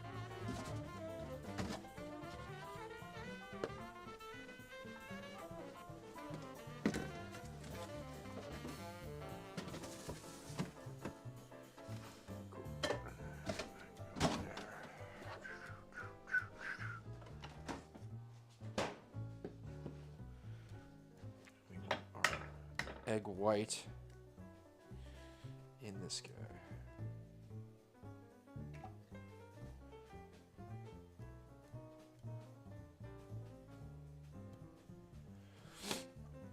Okay. We'll toss the yolk in here and it will cure.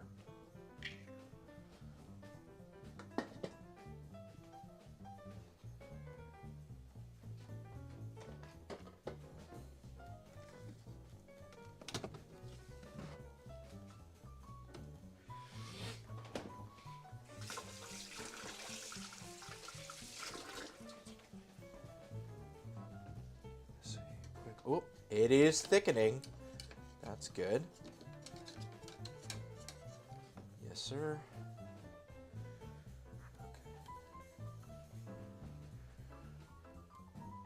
Okay. Okay. And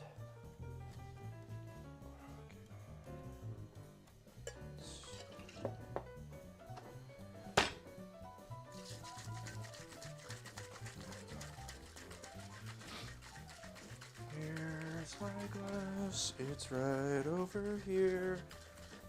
Where is my glass?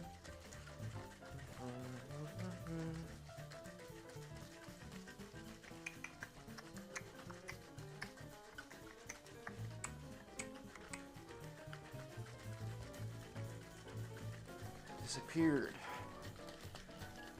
That's okay. We can get another one. I'm sure it's around here somewhere.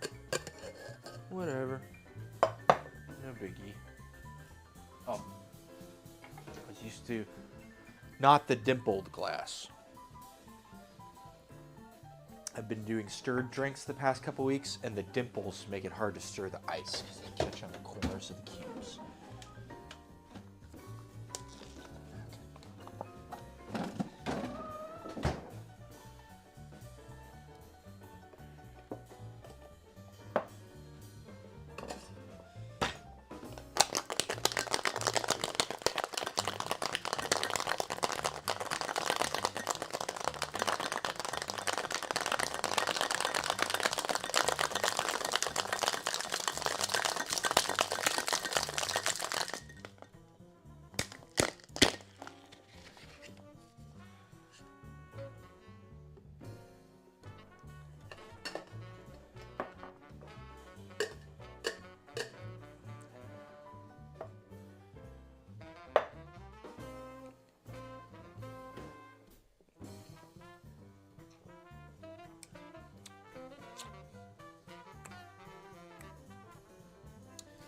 I get a little bit more of the bitter. I think it's mixing well with the gin. Hell yeah. That's good. Kind of gives it a drier sort of feel.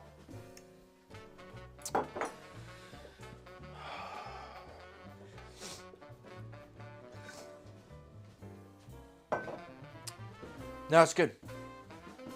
That's kind of the point of bitter in cocktails is, you know, you got sweet things, you've got like sour things, and they might butt up against each other, but they both seem much more like upward currents of energy, right? And the bitter holds things a little, right? If it was just sweet and sour, it's one of those where you drink it, it tastes like juice, and you can drink a bunch of them really quickly, and it doesn't have a lot of like the bitterness adds a bit of staying power. If that makes any sense. Bitterness is important.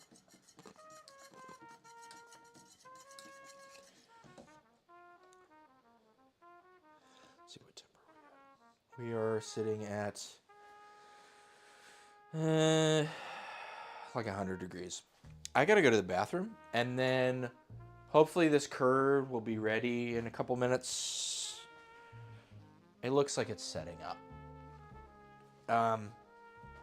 So in a couple minutes, I'm gonna go to the bathroom. I'll be back in like 5 minutes or so. Anyways, skål!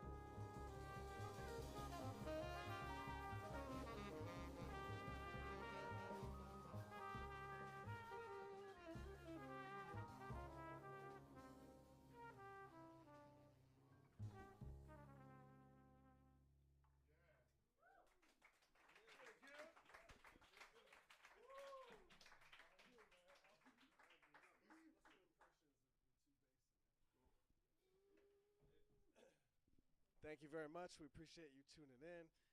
This is such a joy to have the wonderful Mr. Christian McBride in the house. Give him a big round of applause.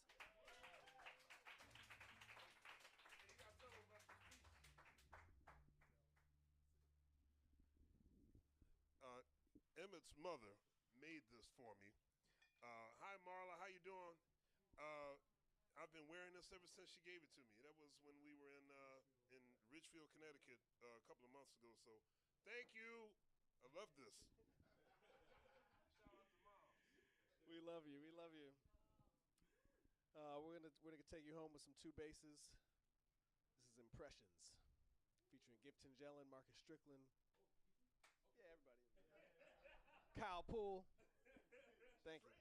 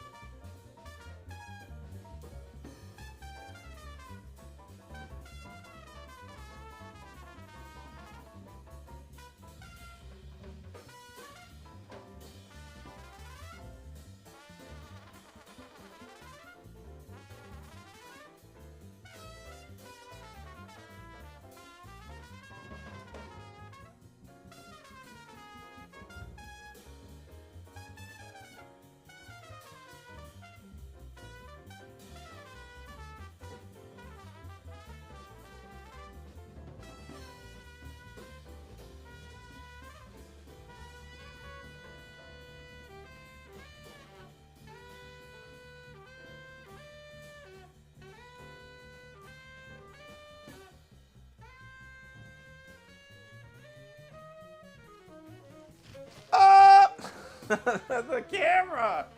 Oh no! Here. It's okay. Okay, what's up? Look, it's thicker now. That's what you would call a rum curd. Rum curd. Great.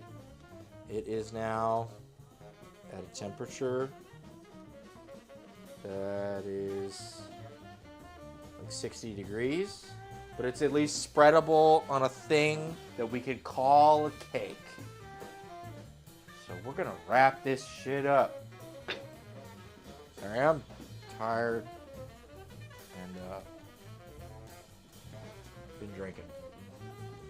Not enough and too much. You get what I mean? Maybe it is more than just keeping things clear for that bitter Bianca with the gin and sour. I think the gin works better with the bitter Bianca than the rye does. Interesting. Okay. Let's make a little cake. Huh? And then we'll plate up some stuff. So we've got our first bread. I'm gonna grab a spoon. Oh, it's time for the fancy spoon, guys. Producer got me a couple of these this year. This is the fanciest fucking spoon you'll ever see in the world. It's perfect for plating stuff. Because that's what it's meant to do. And it holds specifically like a tablespoon. It's got all these like cool, awesome quality of life things about it. And it's the way the tip is made, it like is meant to like pour. Like it'll just like maybe it won't pour. Okay. It's fine. It's good. It's really cool.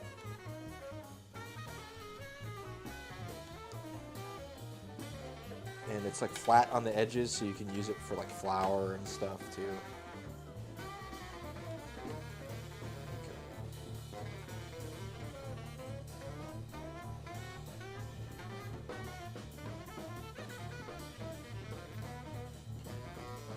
Rum curd. And this rum curd is meant for all of the cake, so I think we'll just use about that much. And I think you used some of the buttercream in the middle. I don't even know. He's British, so maybe he did it upside down, behind his back. Who the fuck knows? I've become less trusting of British people through the course of making this. So maybe I should have done the buttercream and then the front.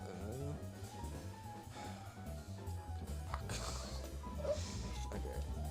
Fucking whatever. We'll just kind of add some in the middle. And just like kind of smear it around. I'm sorry. I want this to be done, and it's not even the real cake. So it's fine. We just kind of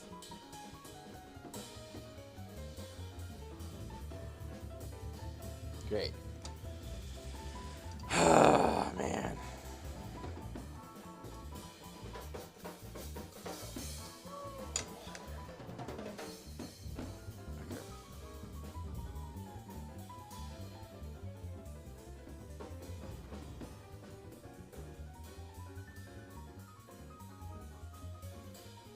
Okay.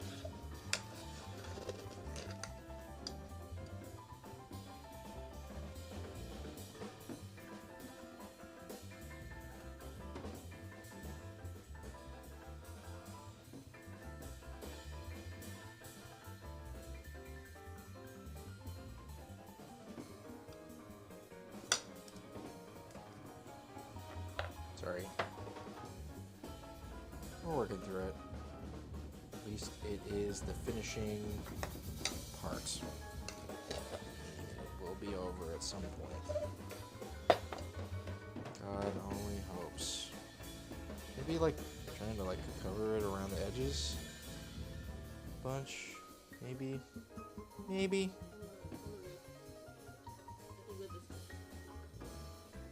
With the consistency and the shape, right? This is one of those where like this probably has more perimeter than the original, like, anticipation. You know what I mean? That the original recipe is probably...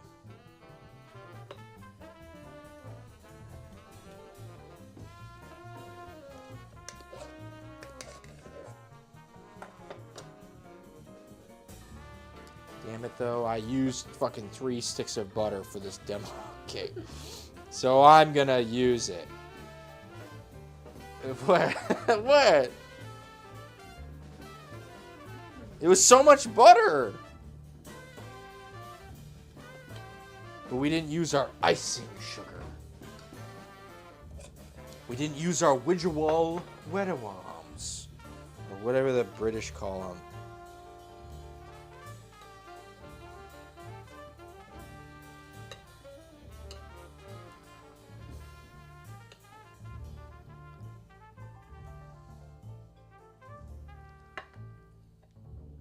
Okay, well, this is going to be a real hack job, but it's starting to kind of come together. And we're going to eat it immediately and never look back. So, you know, it's got to be perfect. I'll never remember this demo cake, so it's got to be perfect. I already know what's wrong with it and what I'm going to do next time. Better make this one perfect.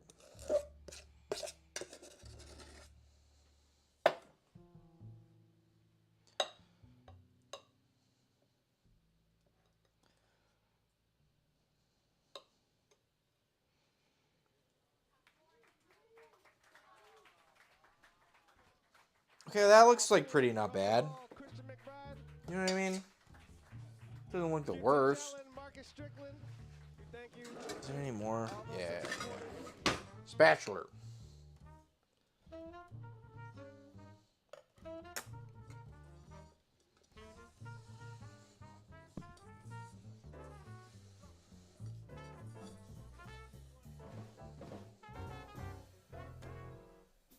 Looks like it's just like mashed potatoes.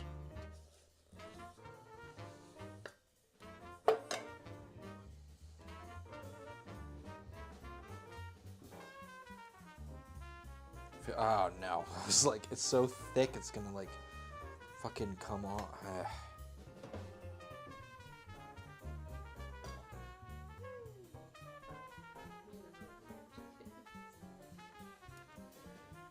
I made biscuits and gravy, y'all. For Korean birthday party, I made biscuits and gravy cake.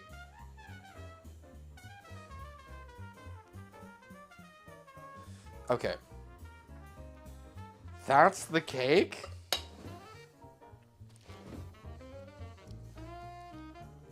It's whatever, it's good.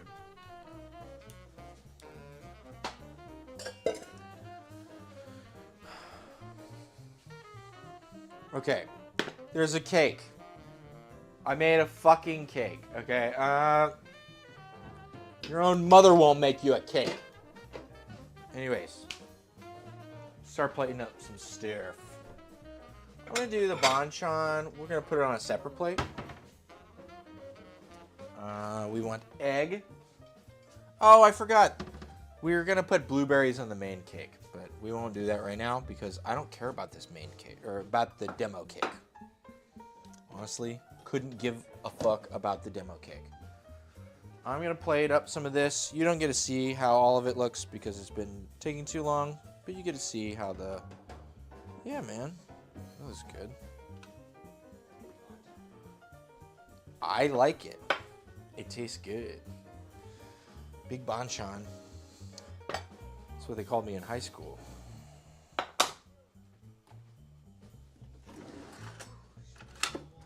Huh? Huh? What's up? Run into the wall.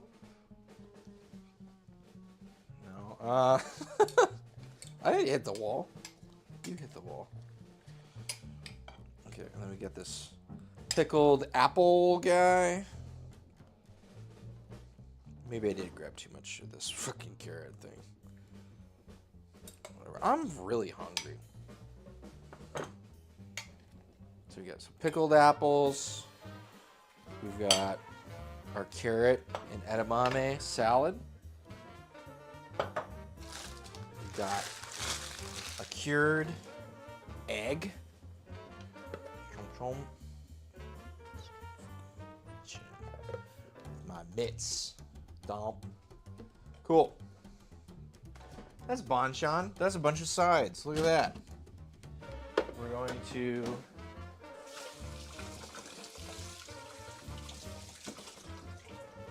I feel like his frosting was like green. Did he add green food dye to his frosting? Okay, and then I'm gonna grab a smaller bowl. And we're gonna just grab rice here. Mr. McBride, Marcus Strickland, Gibson Jellin, Kyle Poole, Russell Hall. My name is Emmett Cohen. Thank you so much. If you'd like to donate, you can do so. There's a screen. And we'll turn off the music. We love for you. right now. We're gonna Emmett take 3 weeks Cohen off. is We'll see you soon. having the finishing touches on that stream there. This looks so fucking good. Those are hefty and hearty, and that's all just fucking those bean sprouts and all that stuff. Hell yeah. I'm just gonna leave that in there because I'm fiending for pain. Okay. And I could add scallions to this, but I really don't think it matters. And it'll be good tomorrow to have scallions. So we got kimchi jjigae, our carrot edamame salad. I got this pickled onion. We've got cured egg. And we have a fucking demo cake of, ultimate... What? Wait, I'm just grabbing just random utensils? Is that the funny thing? The cake. This cake? Yeah. We'll move our jerry-rigged ice bath thingamajig over here. Okay, this is a cake. Okay, let's try all the food. See if we failed. Yeah. Okay, I'm gonna burn my mouth on this already, I know.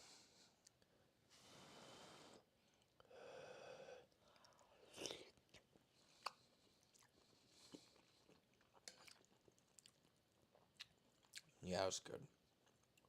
Spicy.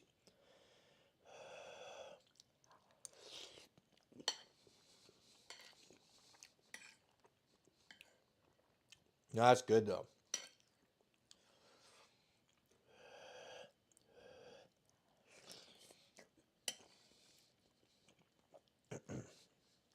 I get what you mean though. It was to attack your throat in the sense like.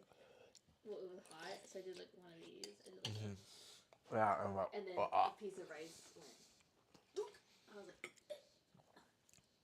Try some more pickled apple. Oh, yeah. Hell yeah.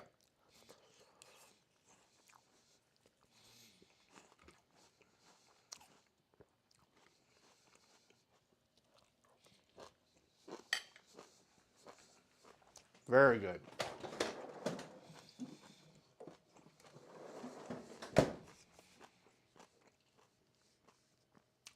Trying to make sure this is the one I opened before.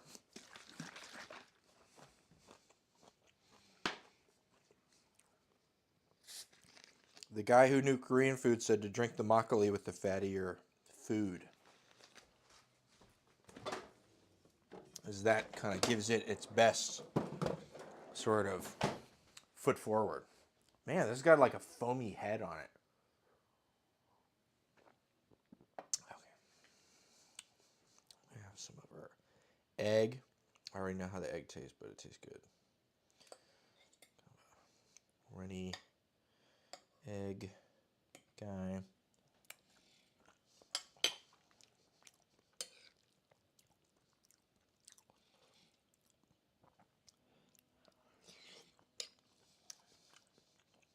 Man.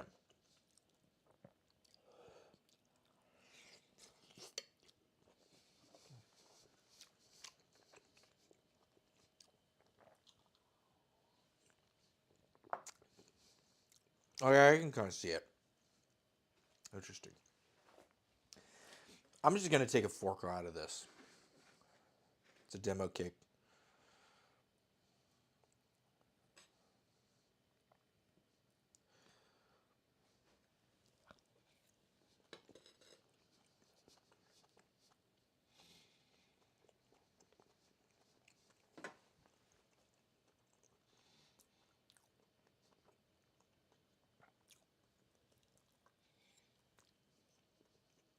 It's pretty good. I'm not getting a lot of curd. But maybe we didn't use as much as there will be for the rest of it. I don't know. It's good though. Very good depth of lime flavor.